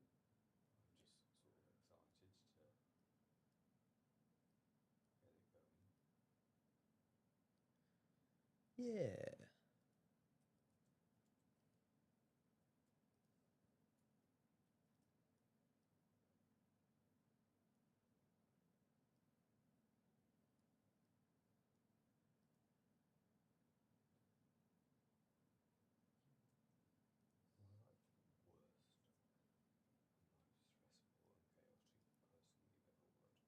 Pardon?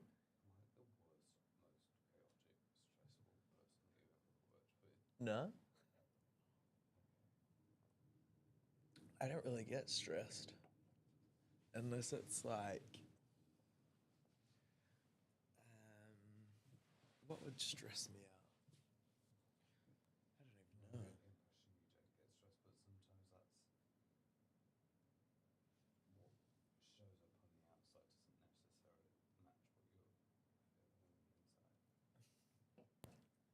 I'm pretty chill.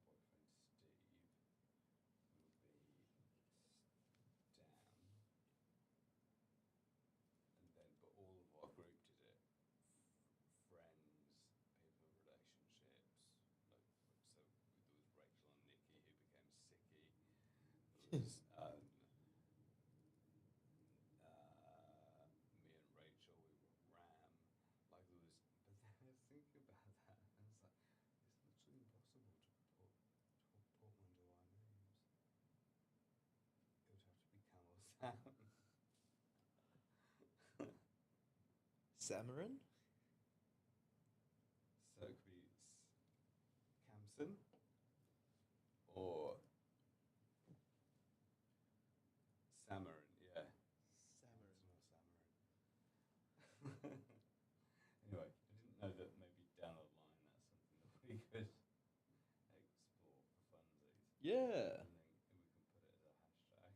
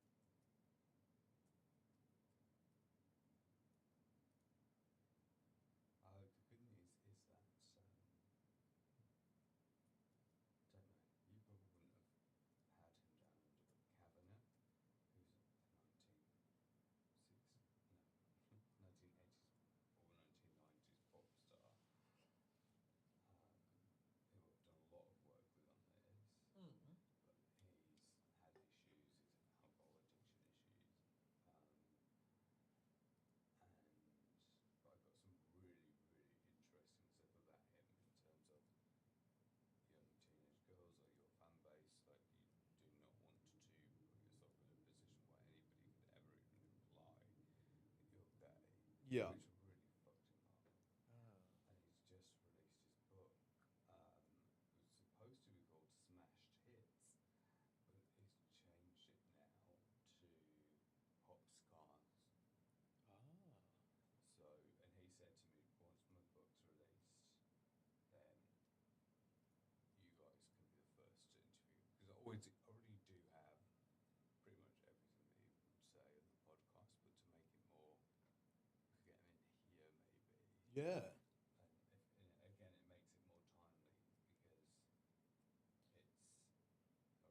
it makes it more timely because it's around the time of his book release.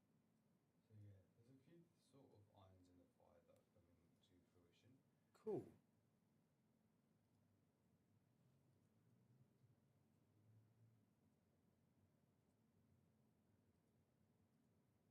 It's 30 years of the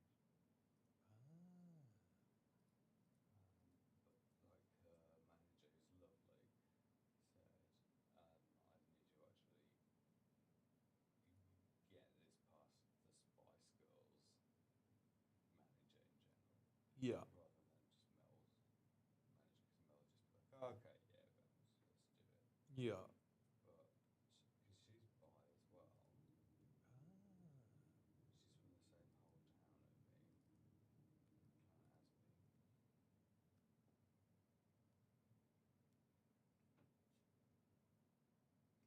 Let's just do this as it is. Save GPS.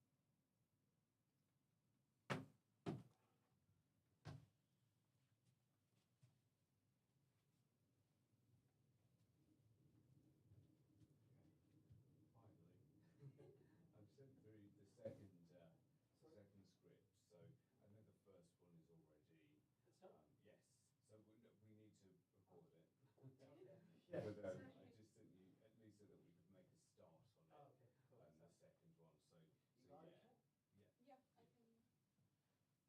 Did you want the one that's up now, or you want to move to the second one? No, I think this is the one. Just kidding. Alex Lincoln. Yes, yeah. Perfect. Okay. Thank you. And then once. I'm going to do a switcheroo. How's that position-wise for you guys? Is that That's good. Yeah. Yes. Yes. And then once you guys are through with this, we'll. Yeah, I think sort of come to the conclusion that we might not finish it, but we can do that with our next session. So, yeah. Yes. So thank you.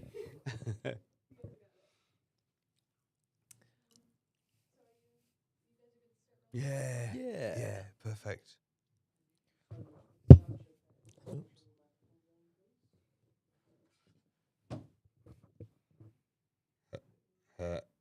A B C D E F G.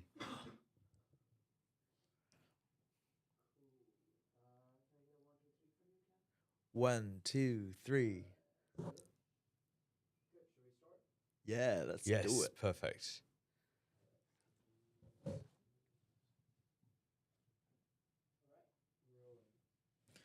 Cool. Thank you.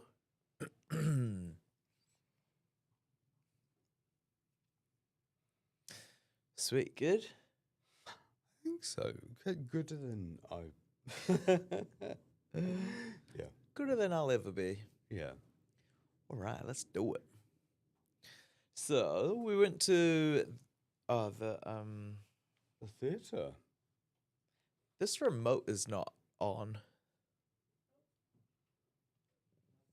Bluetooth? This remote is it Bluetooth? Yeah, it is.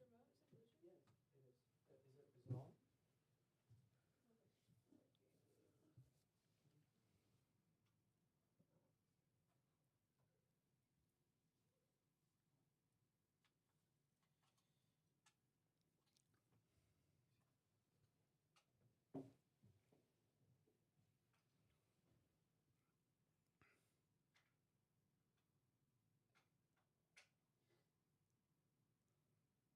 I don't mind my profile from over here as much as what I thought I would. Oh yeah.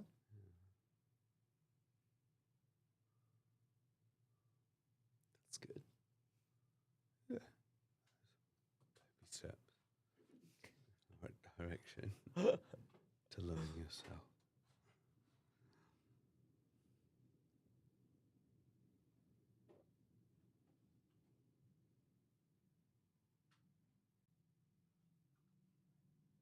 Sorry guys, I think the remote's out of battery. Can you just give me 2 minutes? I'll Yeah, for sure. get some of that. Thank you. No stress.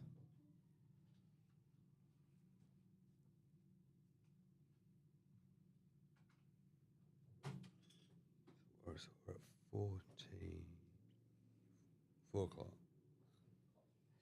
Yeah. Right. And initially we thought we'd take 4 till 6:30. Yeah. But then with the blurriness around the 5 hour, we've ended up with a booking until 7:30. Yeah. You're meeting your friend at 7:30. 7:30. Whereabout? It's 20 minutes from here.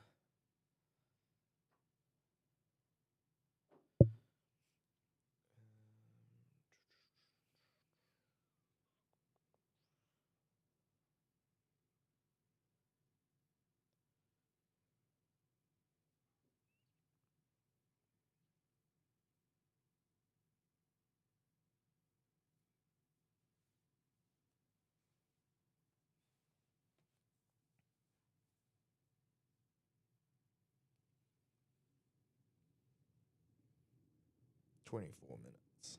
24 minutes from here. Yeah. So if we were out of here by 7, so maybe we could ask them if we could use half of that extra hour. Yeah. Would that work? Yeah, it's all good. I still don't think we'll get it all done, but since we're here, Might as well give it a go. yeah. Yeah.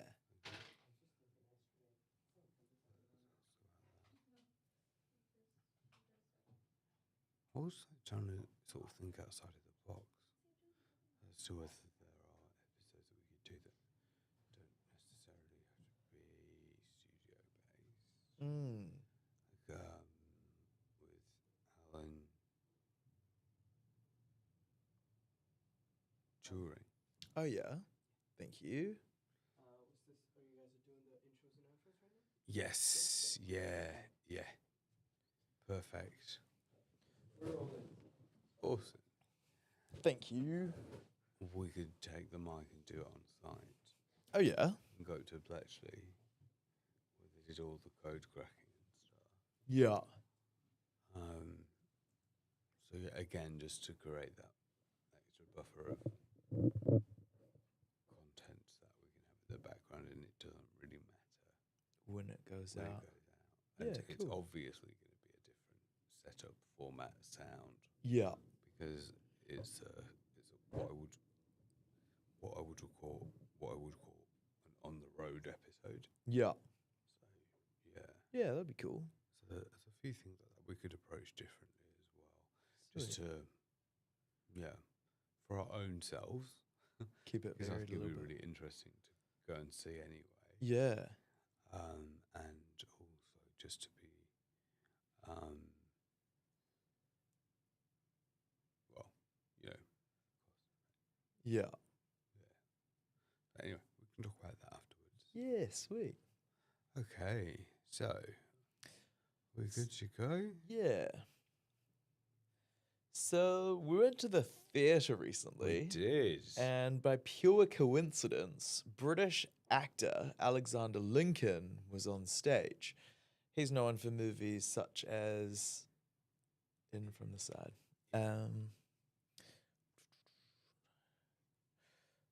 Let's just start again. So we went to the theatre recently, We did. and by pure coincidence, British actor Alexander Lincoln was on stage. Very good. He was amazing. Known for movies such as In It From the Side, The Groomsman. Alex played. In from the side. Ah, Just go from there, though. Just go from in from the side, because I think everything else was fine. this is not working. Ah. Oh, excuse me. I think the The teleprompter won't stop. yeah, it's now it's doing its thing, but it's not letting us.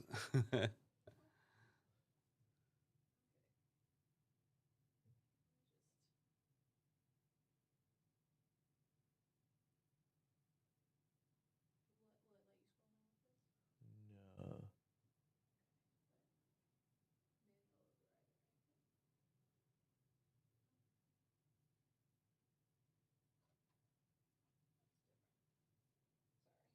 That's all Okay. good.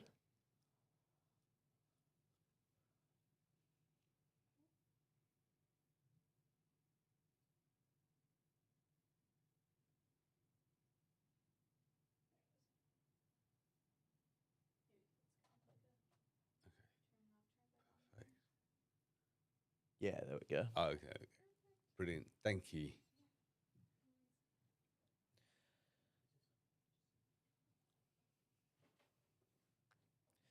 Known for such movies as. Just start again. Oh, yeah. So we went to the theatre the other day, We did.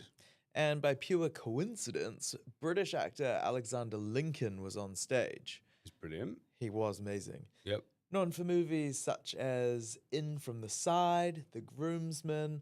Alex played one half of a two-person show, and the other half being played by Omari Douglas, known for his star turn. in Russell T Davies. Oh yeah, star turn. Known for his star turn in Russell T Davies, It's a Sin. And also, my most traumatizing experience at the theatre, the stage adaptation of the novel A Little Life. Now, I have no excuse because I'd read the book, so I have nobody to blame but myself. I knew exactly what I was walking into, what ensued was the friend that came with me, who I had given zero trigger warning to, sort of standing outside after the show was over and saying, "What the fuck did you just make me watch?" Like, it was, it's very traumatic. Anybody who has read the book would understand, but to see it play out on stage, also without the appropriate trigger warnings, would also understand that it's probably the darkest thing that I've ever seen, really. But yes, Amari Douglas was in that as well. So thank you, Amari, for the part you played in traumatizing me to the point where it was one of those situations where you know that normally you leave the theatre and you are surrounded by all the chatter, like people talking about what they did and didn't like about the play, and there's just this kind of buzz amongst the crowd. None of that. Like, it was literal, just like people in shock, and just sort of nobody was talking. It was a very strange experience. It was like dead silence. Almost sounds like it felt apocalyptic. Yeah.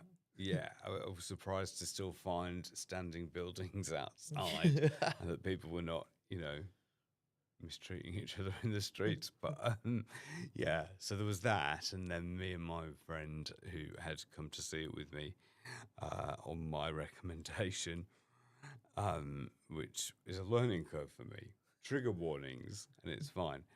Just we stood there outside the theatre, leaning against the wall while we were trying to decide what to do with the rest of our lives.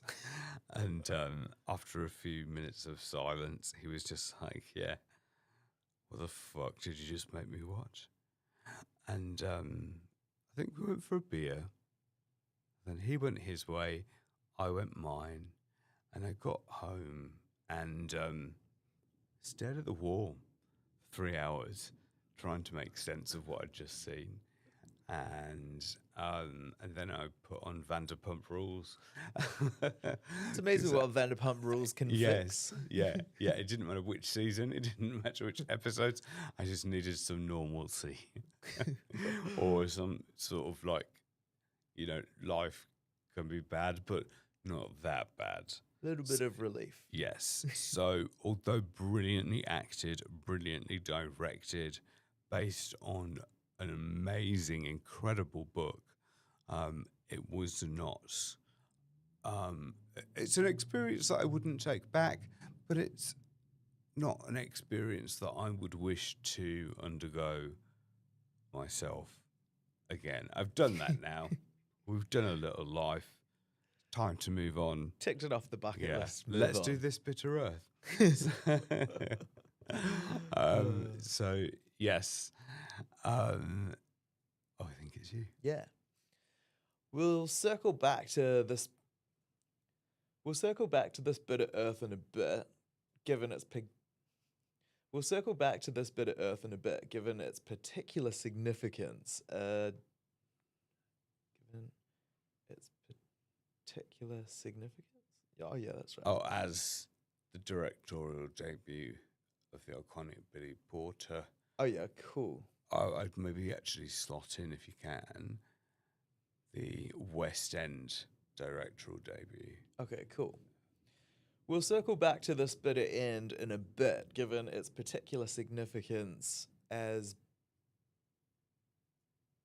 the directorial debut Okay, cool. of the.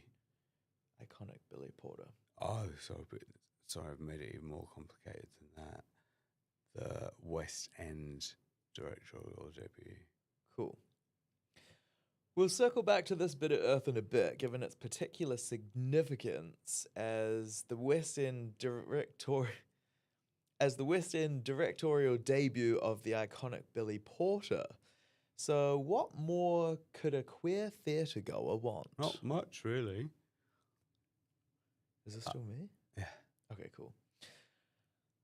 But when Sam spoke to Alex, his gay rugby movie In From the Side had just been released. The discussion was around the importance of providing safe spaces for LGBTQIA+ people who want to participate in sport, as well as the familiar narrative that showed up frequently in queer storytelling. But shows up. Oh, yeah. Rather than showed up. Oh, right. It's always a. Because that's actually one of the interesting things, I think, for mine and Alex's conversation was, yeah, it's the exact same thing, even though it's uber hetero rugby. Yeah. It's found family, Yeah. which is like, you know, the Wizard of Oz. So they call us a friend of Dorothy. Yeah. But it's just the backdrop is unexpected because the last place that you would expect to find that sense of found family for LGBT people is in a rugby club. Yeah. Like that's the kind of message there. But feel free to you don't read it verbatim from the script if you think there's a better way of telling that. Yeah, that's all good. Should I just go from their discussion? Or do you want me to go from but when Sam spoke to Alex? Yeah, maybe just do from but when Sam spoke to Alex. Okay, sweet. But when Sam spoke to Alex, his gay rugby movie In From the Side had just been released. The discussion was around the importance of providing safe spaces for LGBTQIA+ people who want to participate in sport, as well as the familiar narrative that shows up frequently in queer storytelling, the notion of found family. Mm. Interesting this instance, the story of found... Yeah, sorry, that was my fault. Should be interestingly in this instance. Oh, yeah. Interestingly... I'm jiggling, I need to stop jiggling. Interestingly, this instance, the story of found family... Sorry, in this instance. Pardon? Interestingly, in this instance. Right. Yeah, sorry. It's my badly written script. It's Oh, no. nothing to do with you. It's all good. Interestingly, in this instance, the story of found family was told against possibly.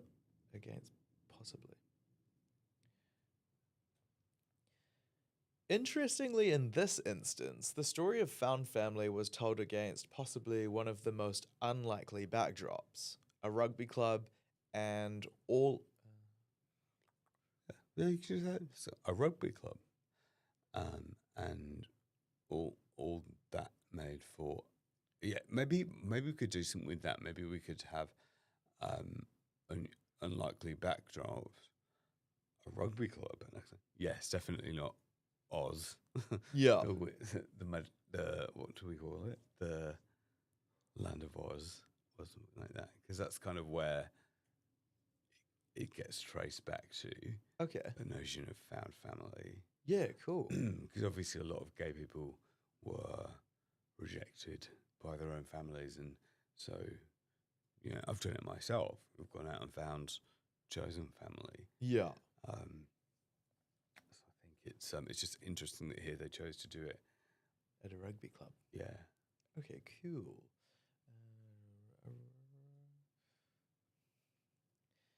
Interestingly, in this instance, the story of found family was told against possibly one of the most unlikely backdrops, a rugby club. Yes. We're not in Oz anymore. Do not follow the yellow brick road. No, no longer friends of Dorothy. But yeah, no, it's fascinating the fact that throughout the generations, queer people have looked beyond their, the families that they were born into to create a space and a group of people that they would say were their family. And that doesn't necessarily mean that there are any sort of genetic links or anything like that. It's just, a safe space of people within which you feel protected and you feel understood. And I think for a gay person, like, yes, you have your family, but none of them have experienced being gay. So Yeah. you don't have that kind of, I can't think what the word is.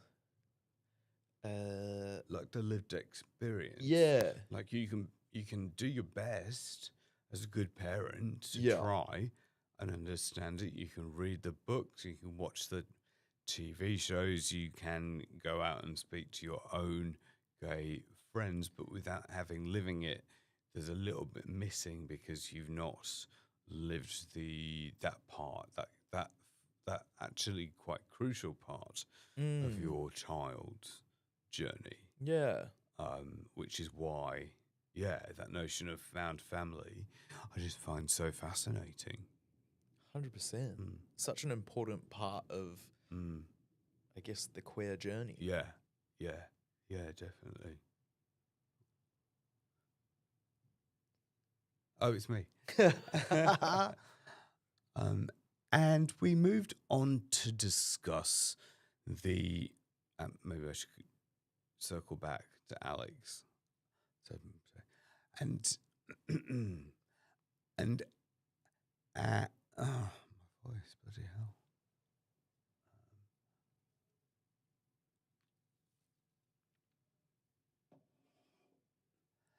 And as for Alex, we moved on to discuss the importance of queer representation on our TV and movie screens, in novels, and on the stage, which will then. Okay, yeah, I know what I wanted to say. Maybe do that one last time.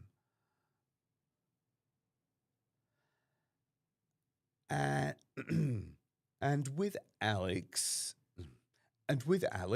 we moved on to discuss the importance of queer representation on our televisions, our movie screens, in novels, and on the stage, which kind of provides a neat segue into us giving our take on the West End adaptation of This Bitter Earth.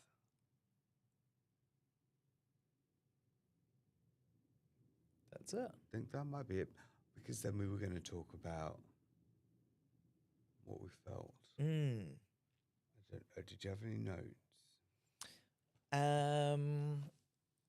Not notes as such. I was just gonna kind of freeball, make it a bit more conversational. Yeah. So I was gonna kind of focus on the fact that it was like an important story or like an important message.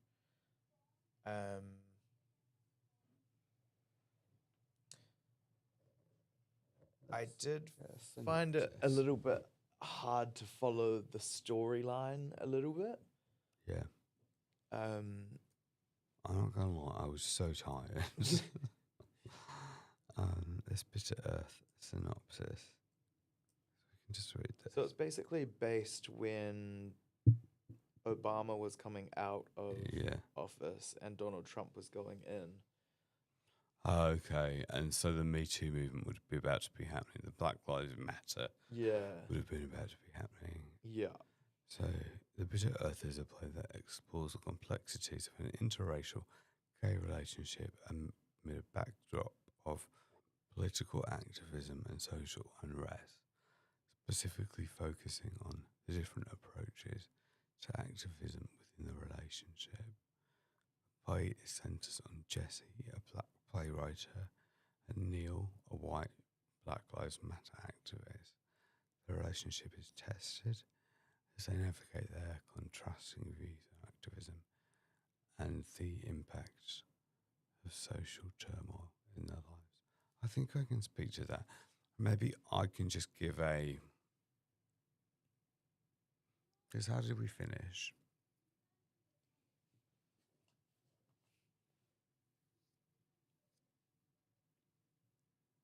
Okay. 4:33. So we need to be ahead by 7? or maybe 7. Yeah. Yeah, 6:30 maybe 7. Okay. Okay.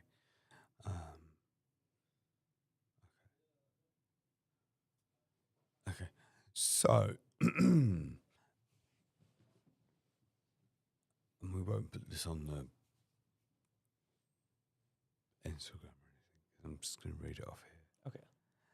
So, so this Bitter Earth is a play that explores the complexities of an interracial gay relationship amid a backdrop of politics. So this, so this Bitter Earth. Oh my God.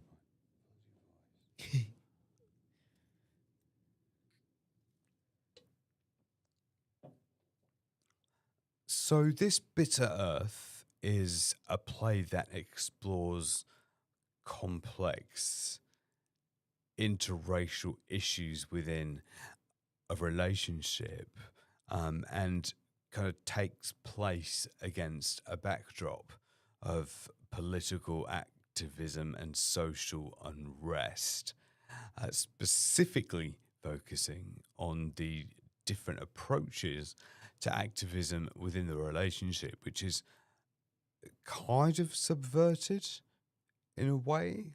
Like it was unexpected, the standpoints that the two lead characters were coming from.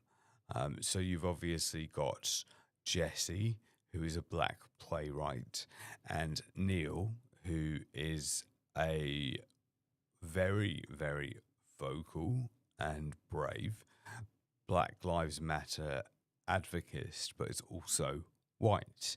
And, you know, who's to say what that's driven by? Is that just driven by a sense of just general social justice? And is that fueled further by the fact that he's in love with a black man and he looks around and he's thinking, this is not okay? In the play, they did also talk about his family and how they were quite wealthy. So it never really was discussed, but it also makes me wonder if maybe his family's wealth had come from something that impacted this community in a negative way. Maybe historically, you know, you get people that there are all sorts of ways to look back on your ancestral heritage and where you came from. And yeah, maybe he was, I mean, we're just speculating at this point, but perhaps he could be very aware of the fact that his ancestors perhaps were in some way involved in slavery or in the plantation industry, in inverted comments. And yeah, because I do know that I have I won't name names, but I have a very close family member that sort of by virtue of his being a part of our family, I now have black.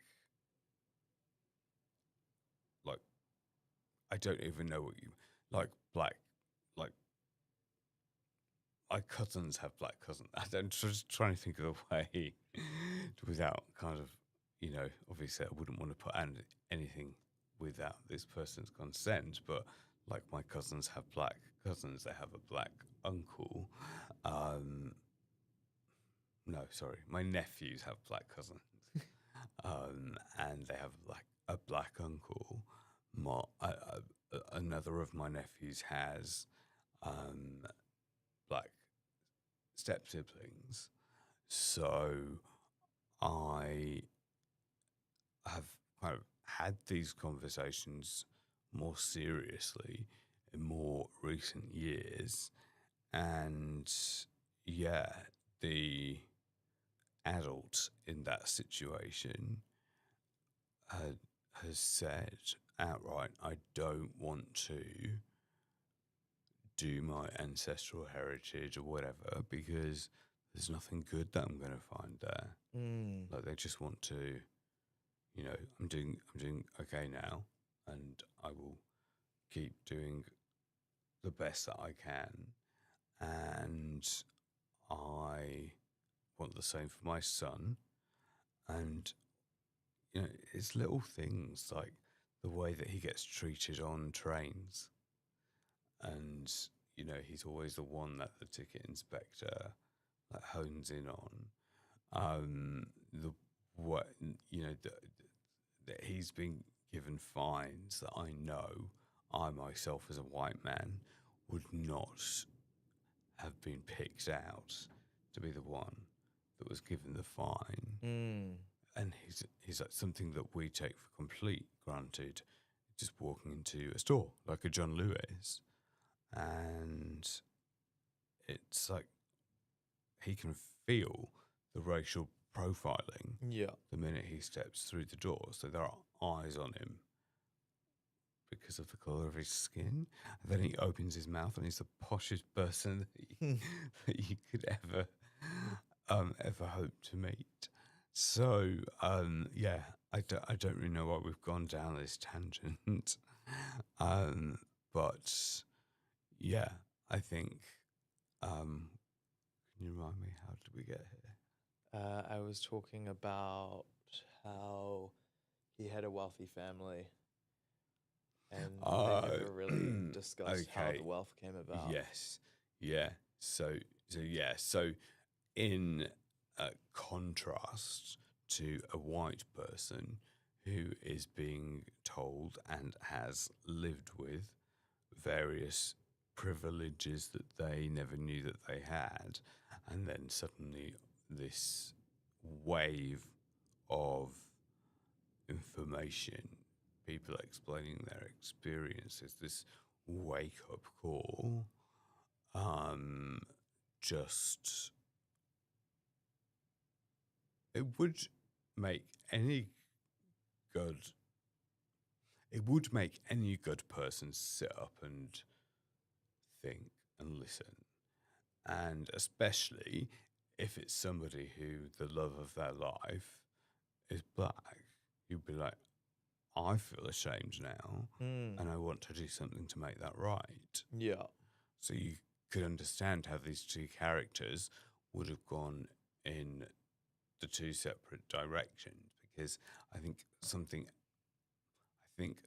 as gay men that we can all Relate to? yeah, agree on, is that we know what it's like to be othered. Yeah. And so to add the racial element on top of that seems particularly, I mean, it's never okay, but seems particularly unfair, I would say. Yeah. And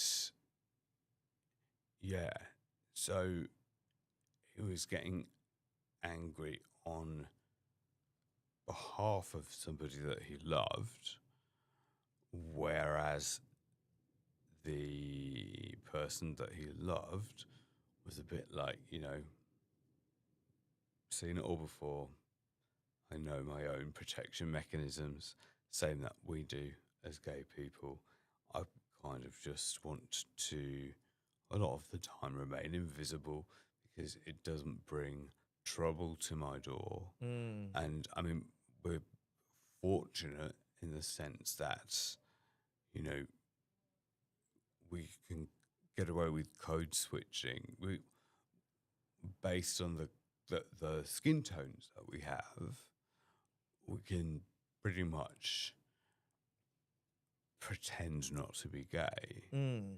Whereas, you know, obviously the Amari Douglas character in this play doesn't have that. No. So, you know, you bear the brunt of it, because if someone is coming at you with racial intentions, then there's nothing you can do. You can't just like click your fingers and your skin tone changes. Yeah. So, yeah, I think in a roundabout way, that would be a coherent discussion. Yeah. With clever editing, but I do think that you're onto something there with your theory about how it Black Lives Matter and just racial injustice in general in America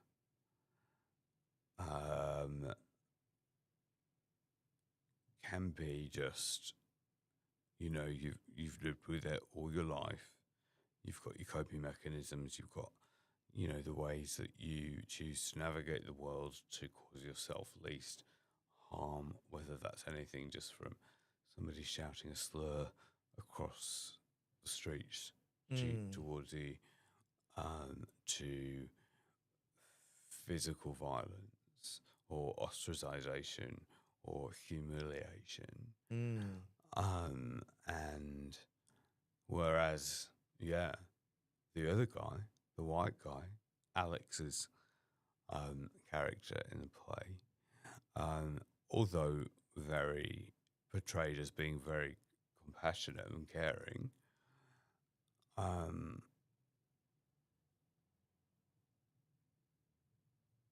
saw the absolute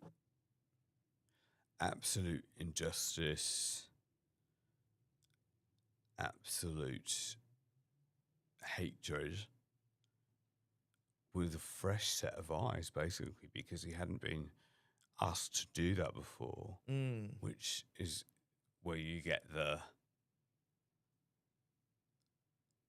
not tension, but where you get the disconnect between the two. Yeah. Because, you know, his partner was like, don't worry about it. Don't, like, this happens all the time because it is what it is. Whereas the white guy is more about, you know, well, I had never had my eyes opened to this before, and I think it's despicable, and I want to do something about it. Yeah. So you can see the difference in the way that they were both responding when confronted with various racial discrimination, and then obviously you've got that added layer of the queer stuff as well. Yeah.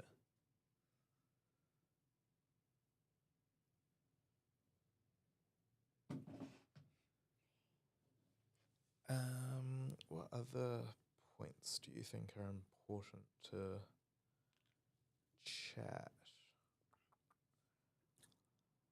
I think it sort of subverted my expectations. What does subverted mean? Like, changed what I thought I was going in to watch something about something, Yeah. and then that got subverted, and I was like, oh, actually, no, the messaging is about something completely different. So, exactly like we just said, you would have probably, on face value, expect it to have been an interracial couple. And I even hate that I used that word because this is a couple. Doesn't matter about race or Mm. ethnicity or any of that. But I would have, I think I was going into it thinking that it would sort of be the other way around, Yeah. that it would be the black character that would have been the justice warrior, Yeah. whereas in fact it was the white character was the justice warrior because they were seeing for the first time through the eyes of a person that they love how just insane the whole racism thing is. Mm. So of course that's going to make you get up and stand up and fight basically for the person that you love. Yeah. Whereas, yeah, like I said, I would have, out of the two of them, looking at the poster and with minimal information about the plot, I would have expected it to have been The other way around. yeah, like the black guy, justice warrior. We've had enough of this now. Yeah. We are going to make a move, and then getting the white character on board to see things from his perspective, because did we say he was an architect? No, he was a poet.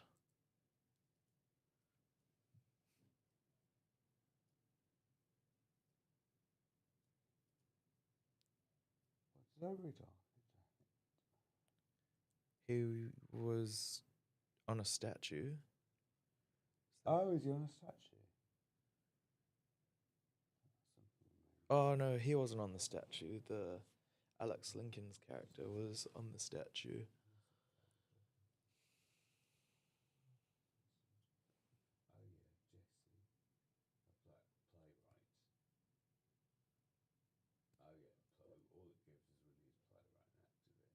Mm. So yeah, maybe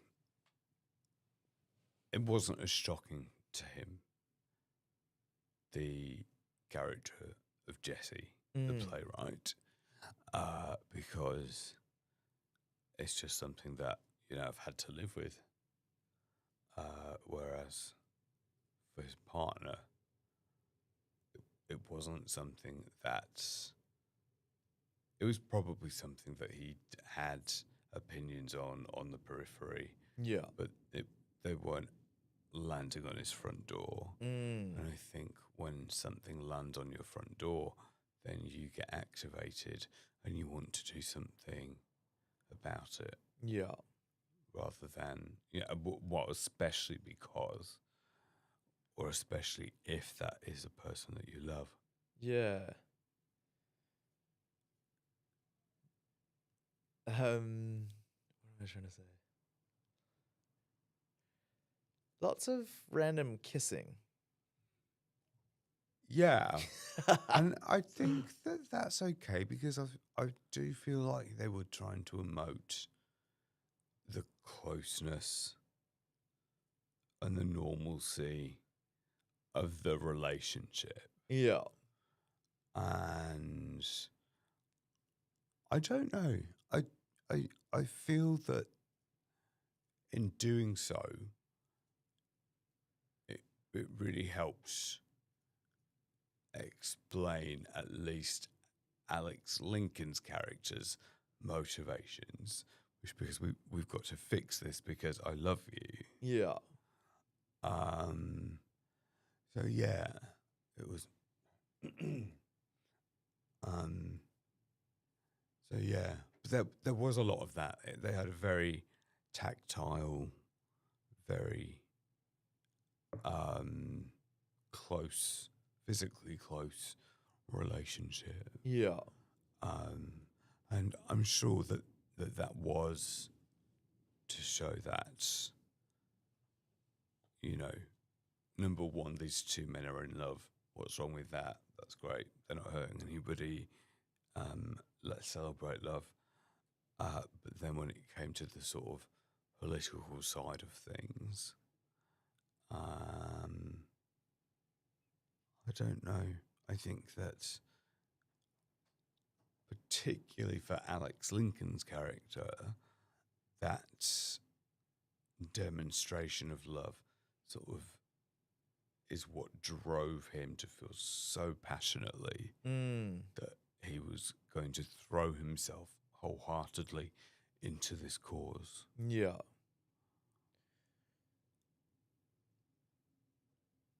There was. I kept thinking of things to say, but then I'm like, that gives away too many spoilers. Yeah, we could just do a pretty just this interview, but this piece does include spoilers, so kept it to a minimum. Yeah. But yeah, we couldn't really do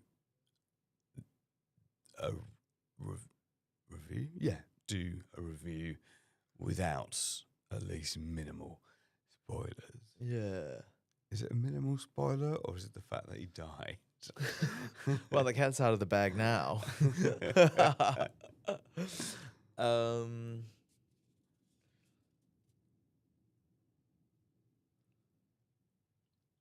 bits were? Shall I tell you what? Should we have a look at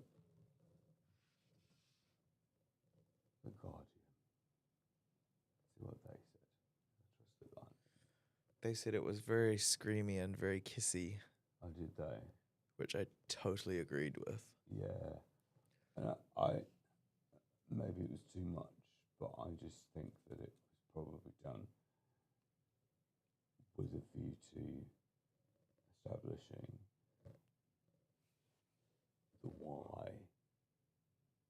As in, here's somebody that I really, really, really love, but now I feel like them being mistreated because I understand a bit more about their world. And so I'm going to step up, even if he won't.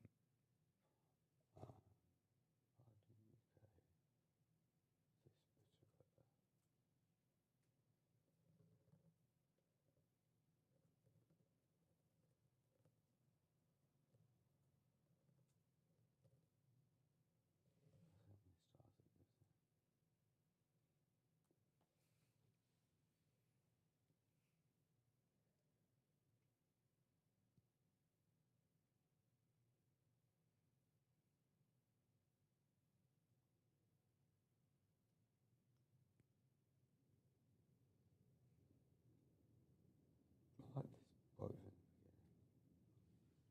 Whenever just two people in a room, two voices in a conversation, for the interracial gay couple in Harrison David Rivers' 2017 play, these voices are freighted with complexity, white privilege, and black hurt, queer joy and rage, all shimmering around the simplest dialogue.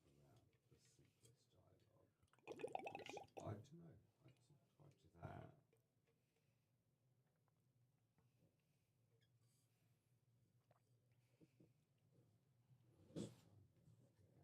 Scenes are short and sharp, so only a splinter.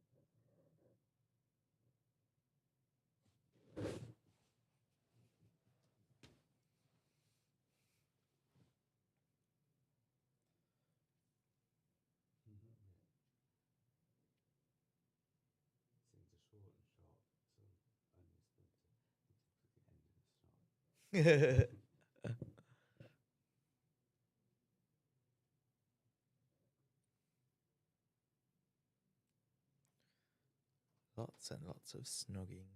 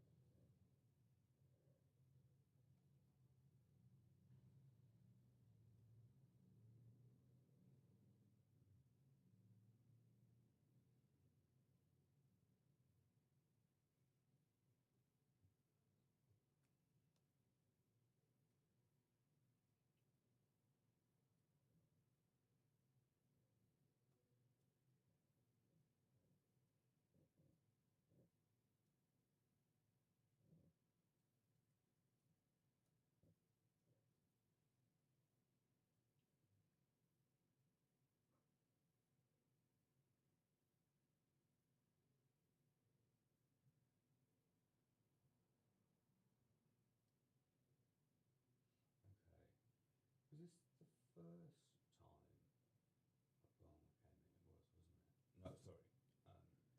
Trump. Yeah. This both lead actress received praise for their portrayals of the central characters. Would you agree?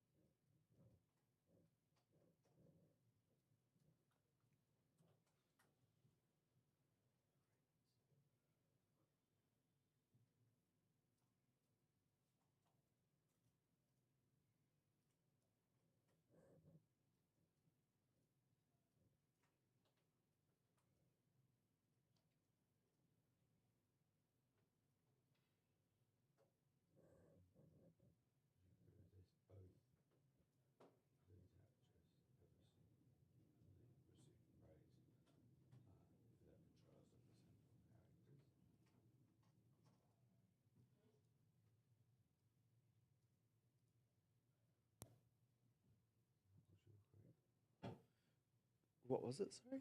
Both Amari Douglas as Jesse and Alexander Pizznio have received praise. Amari Douglas pissed me off.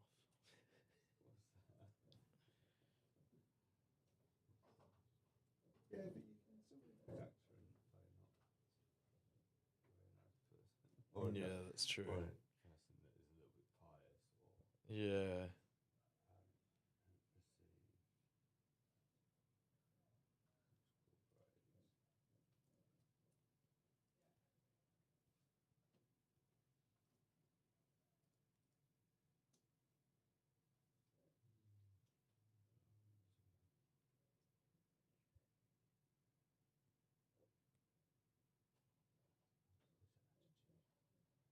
Of course,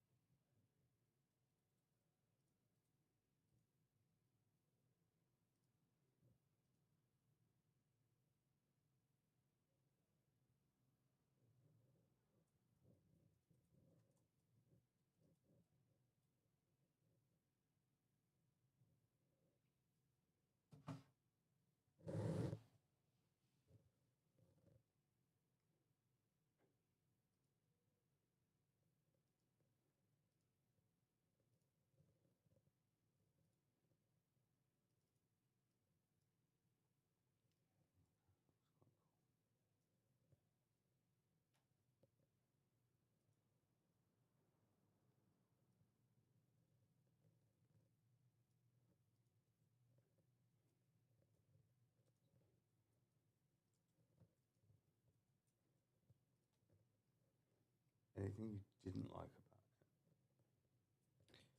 about it?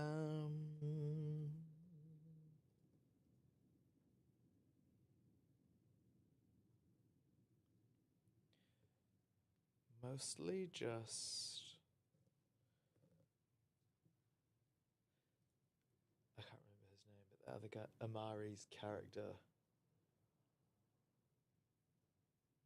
I felt like I could relate to Alexander Lincoln's character. Yeah. But the other guy just kind of rubs me up the wrong way.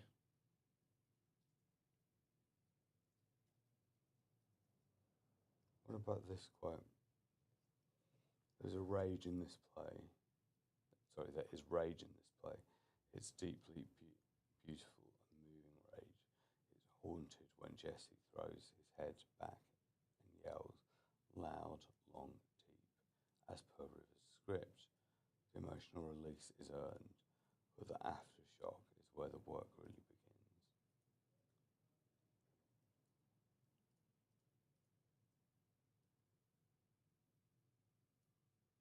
Yeah, that's good. And then it follows up with,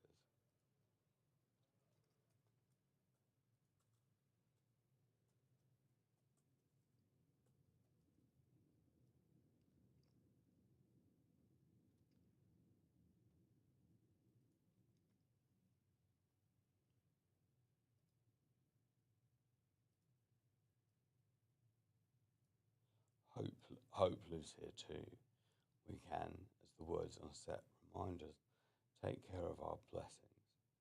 And those blessings, our loved ones, our community, need to be taken care of now more than ever.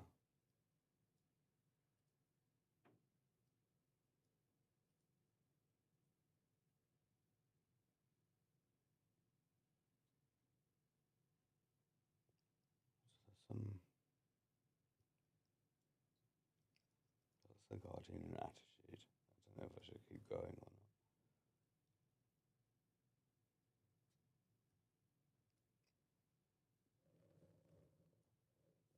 London Evening Standard, and then that's done.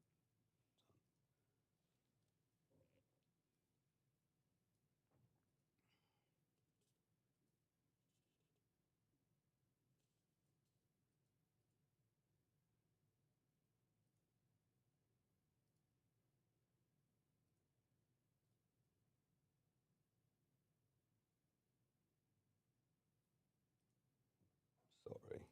You're all good.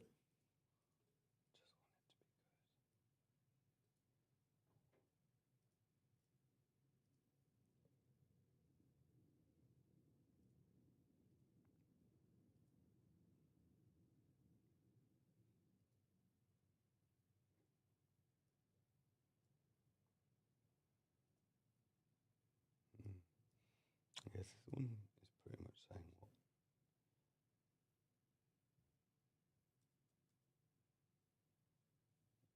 we said about the surprising fact that the black character doesn't want to get involved. Mm.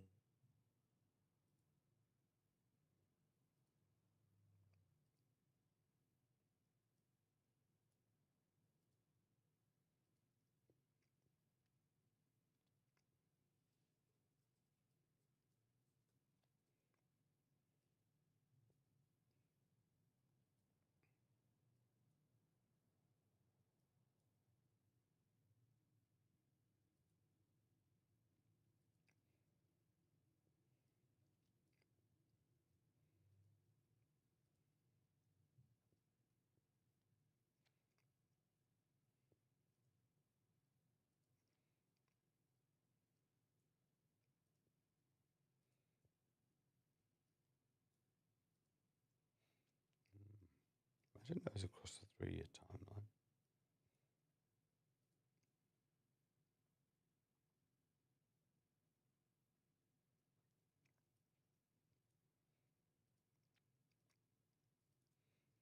Just picked out some key things that I think I can just pop into the edit. Yeah, cool. Um,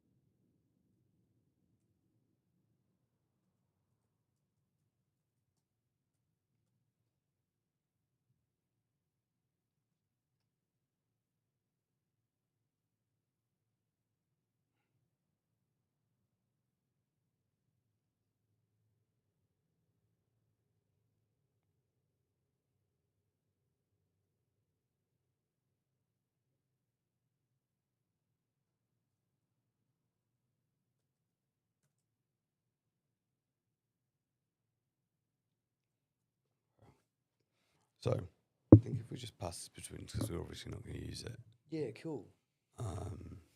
maybe I can just pop it into a Word doc so we can get it a bit bigger. Big is good. Yeah. Not always. Okay.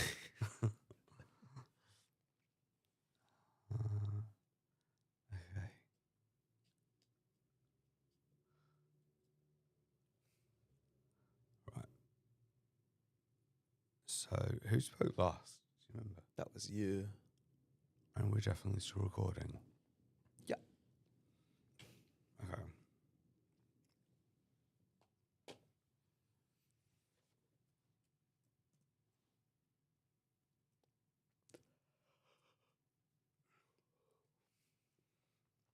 So I guess just read until you think it's time for another voice. Sweet. What's that?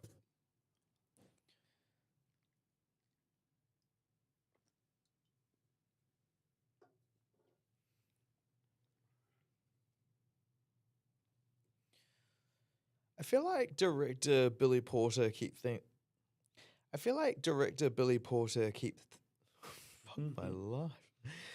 I feel like director Billy Porter keeps things tight and lively as he plays snaps as the play. Sorry. I feel like director Billy Porter keeps things tight and lively as the play snaps back and forth along a 3-year timeline. Yeah, that was not immediately obvious to me.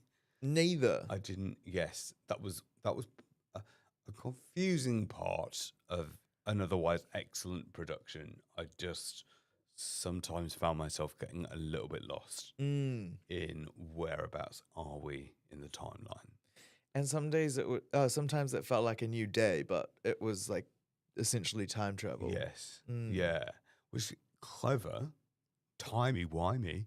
If you're a Whovian, We do love the Whovians. do you though? Do you know what Whovian is? Are they the people that live in Whoville? Oh, Oh no, they're Whovillians. Cam, I've much to teach you. It's somebody who loves Doctor Who. Oh. I think I'll have to check. Anyway, I don't think I've ever watched Doctor Who before. timey what? Should I just leave now? Timey-wimey. You know, like actions have consequences. If you could go back and change this action, then this consequence may occur. Or if you could stop that from happening, then what knock-on effect would that have for yourself, your loved ones, the world? Anyway, yeah, Interesting. timey-wimey. Watch Doctor Who. It's brilliant. Okay. Yeah. We'll put that And on it's my got bucket Peter list. Gawa in the lead. Ah, So, yeah, sounds good. yeah. And it's written by Russell T Davies. Ah, look at you with all your Doctor Who facts. Oh my God, no, yes, I am an absolute Whovian, and I don't care who knows it. Maybe Fair. I'll get a T-shirt done. I am Sam. I am a Whovian. Yeah. Anyway, back to this bit. Sorry, yeah. An interracial American gay couple navigate the ferocious swell of the Black Lives Matter movement and first hints of a Trumpian? So yes. Okay. An interracial American. I feel like it should be an interracial gay American couple. Yeah. An interracial gay American couple navigating the furious swell of the Black Lives Matter movement and the first hints of a Trumpian backlash. A play that explores a relationship between two queer men against the backdrop of racial tensions and the 2016 US elector. Spoilers 1. What do you mean?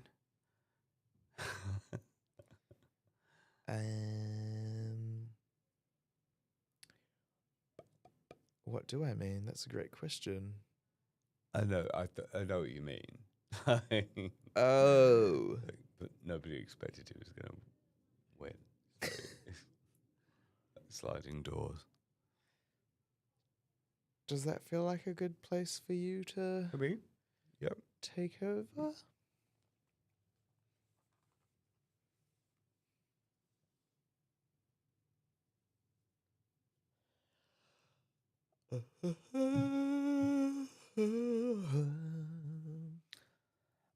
It's it seems like that it was just this complicated back and forth of the relationship. I'm just going to read it first.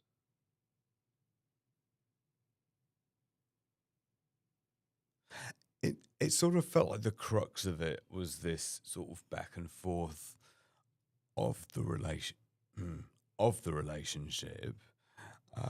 and and about the couple's differing attitudes towards activism. Mm. Act, act. Oh God, act. Why can't I sip this? Act. Would you mind get me a glass of water? Yeah.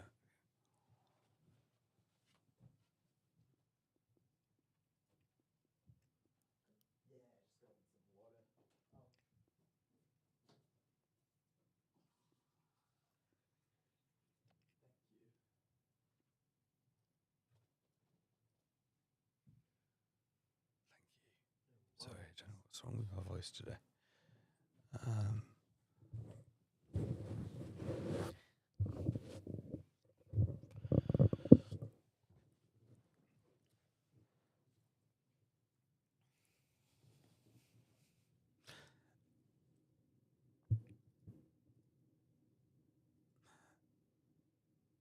It if it feels like a story that's as much about the complicated ebb and flow of the central figure's relationship, as much as it's about the couple's differing attitudes to activism.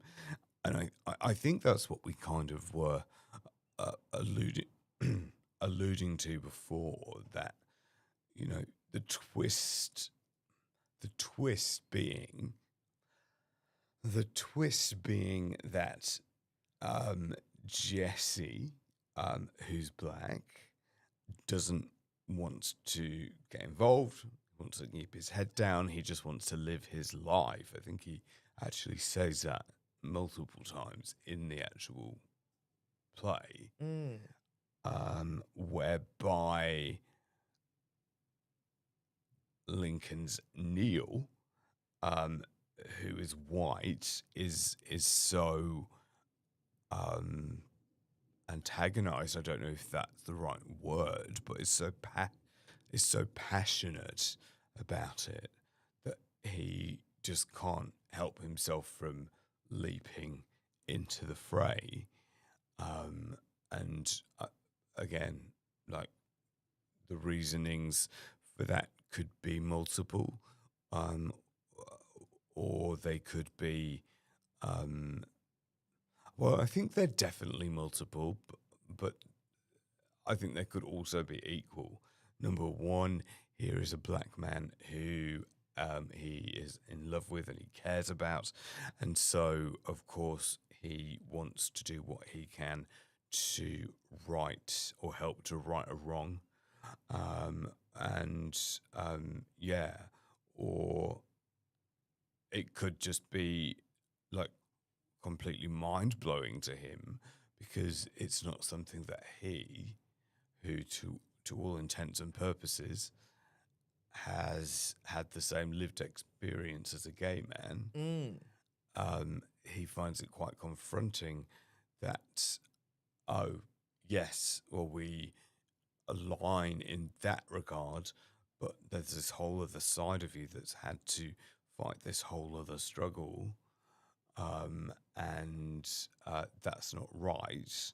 And so, me, with my white privilege, feels as though I need to go and right that wrong, do something to show you how much I love you, show how much I care, but also just earnestly right that wrong. Yeah. So So both Amari Douglas and Alexander so both Amari Douglas and Alex Lincoln have received critical praise for their portrayals of these of the central characters and the chemistry between them. Attitude magazine said, for 90 minutes, we give we're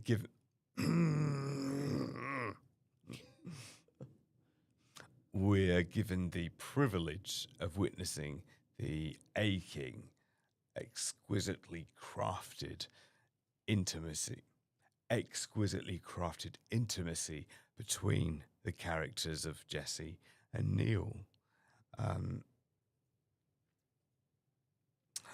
And there are never just is a two-person, so a two-hander for this interracial couple in Harrison David Rivers 2017.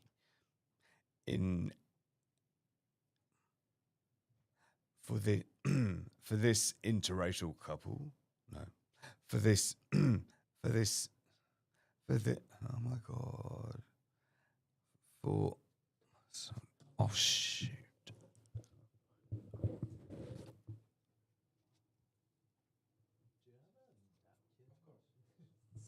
Thank you.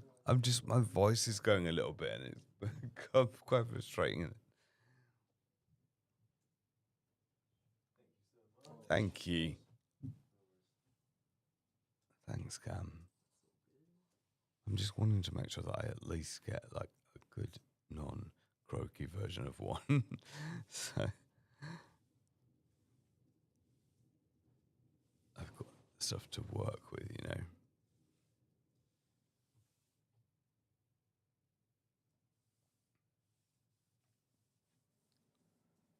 Perfect. Thank you. Thank you.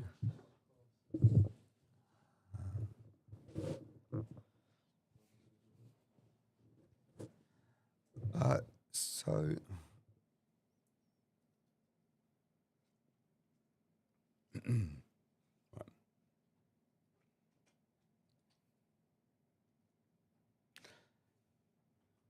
so so even though this is a two-hander, basically a two-man play, Lincoln and Neil, Lincoln as Neil has received critical praise. I forgot I'm married. So even though this is essentially a two-hander, a two-man play, both Amari Douglas and Alex Lincoln have received critical praise for their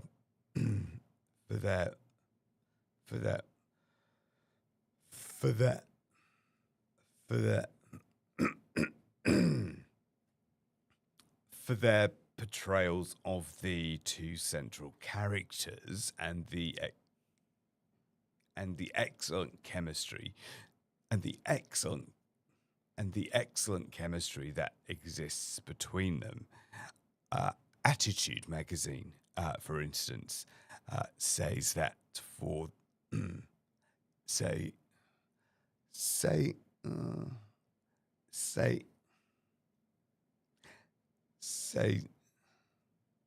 says it for Yeah.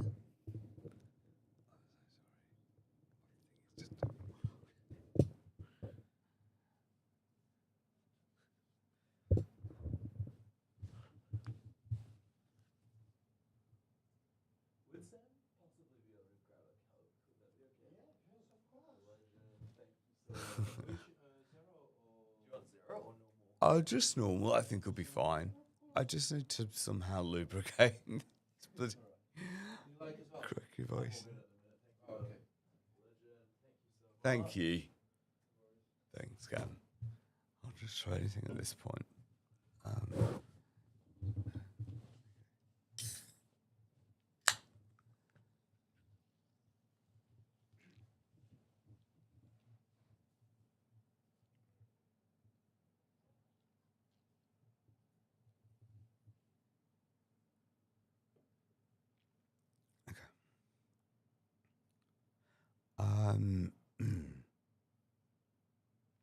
so even though it is a two-man play or a two-hander or whatever you want to call it, Amari Douglas as Jesse and Alex Lincoln as Neil have both received critical acclaim for their portrayals of the two central characters, and in particular for the chemistry between them.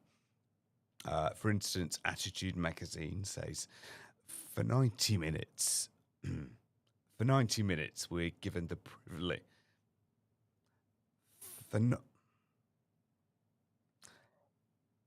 For 90 minutes, we're given the privilege of witnessing the aching, exquisitely crafted intimacy between characters Jesse and Neil. There are never just two people in a room or two voices in a conversation. For the interracial gay couple in Harry. For the interracial gay couple in Harry. For the interracial gay couple in Harrison David Rivers' 2017 play, these voices are frightened with complexity, white privilege and black hurt, queer joy and rage, all shimmering around the simplest dialogue.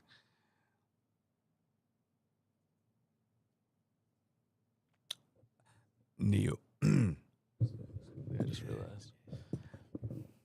Neil is a white Black Lives Matter activist and challenges Jesse, a black playwright, for what he sees as political passivity. But Jesse's refusal to perform his pain becomes the protest. I'm living my fucking life. What else do you want from me? He spits at one point. There's rage in this play. It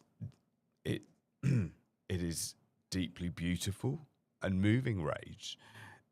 It's haunting when Jesse's. It's haunting. It.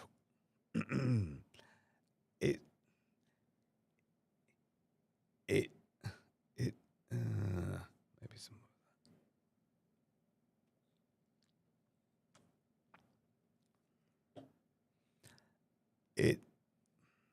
It's haunting when Jesse throws his head back and yells loud, long, deep, as per Rivers' script. The emotional release is earned, but the aftershock is where the work really begins, and hope lives here too. We can, as the words on set remind us, take care of our blessings. And those blessings, our loved ones, our community, need to be taken care of now more than ever. Hopefully there's something useful in there, but I will pass the last two over to you. Sweet.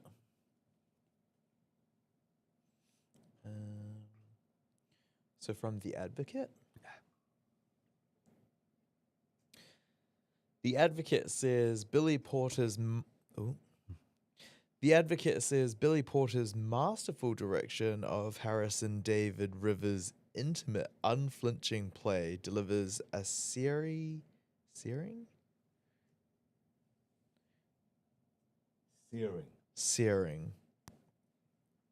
The Advocate says Billy Porter's masterful direction of Harrison David Rivers' intimate, unflinching play delivers a searing portrayal of a gay interracial couple caught in the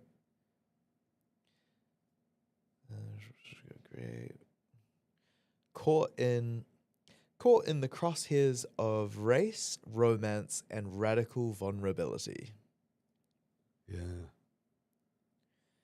And the London Standard says of the play that it was a tale of an interracial couple in America.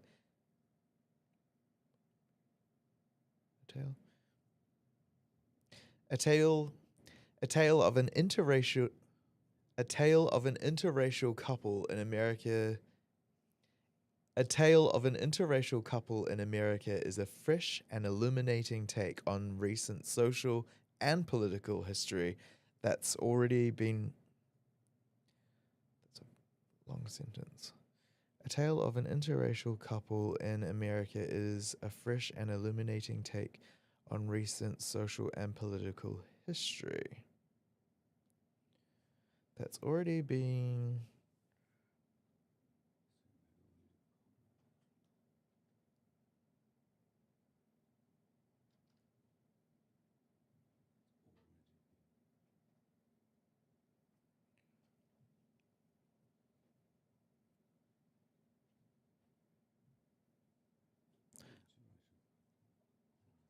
Wait, this is the same sentence again, isn't it?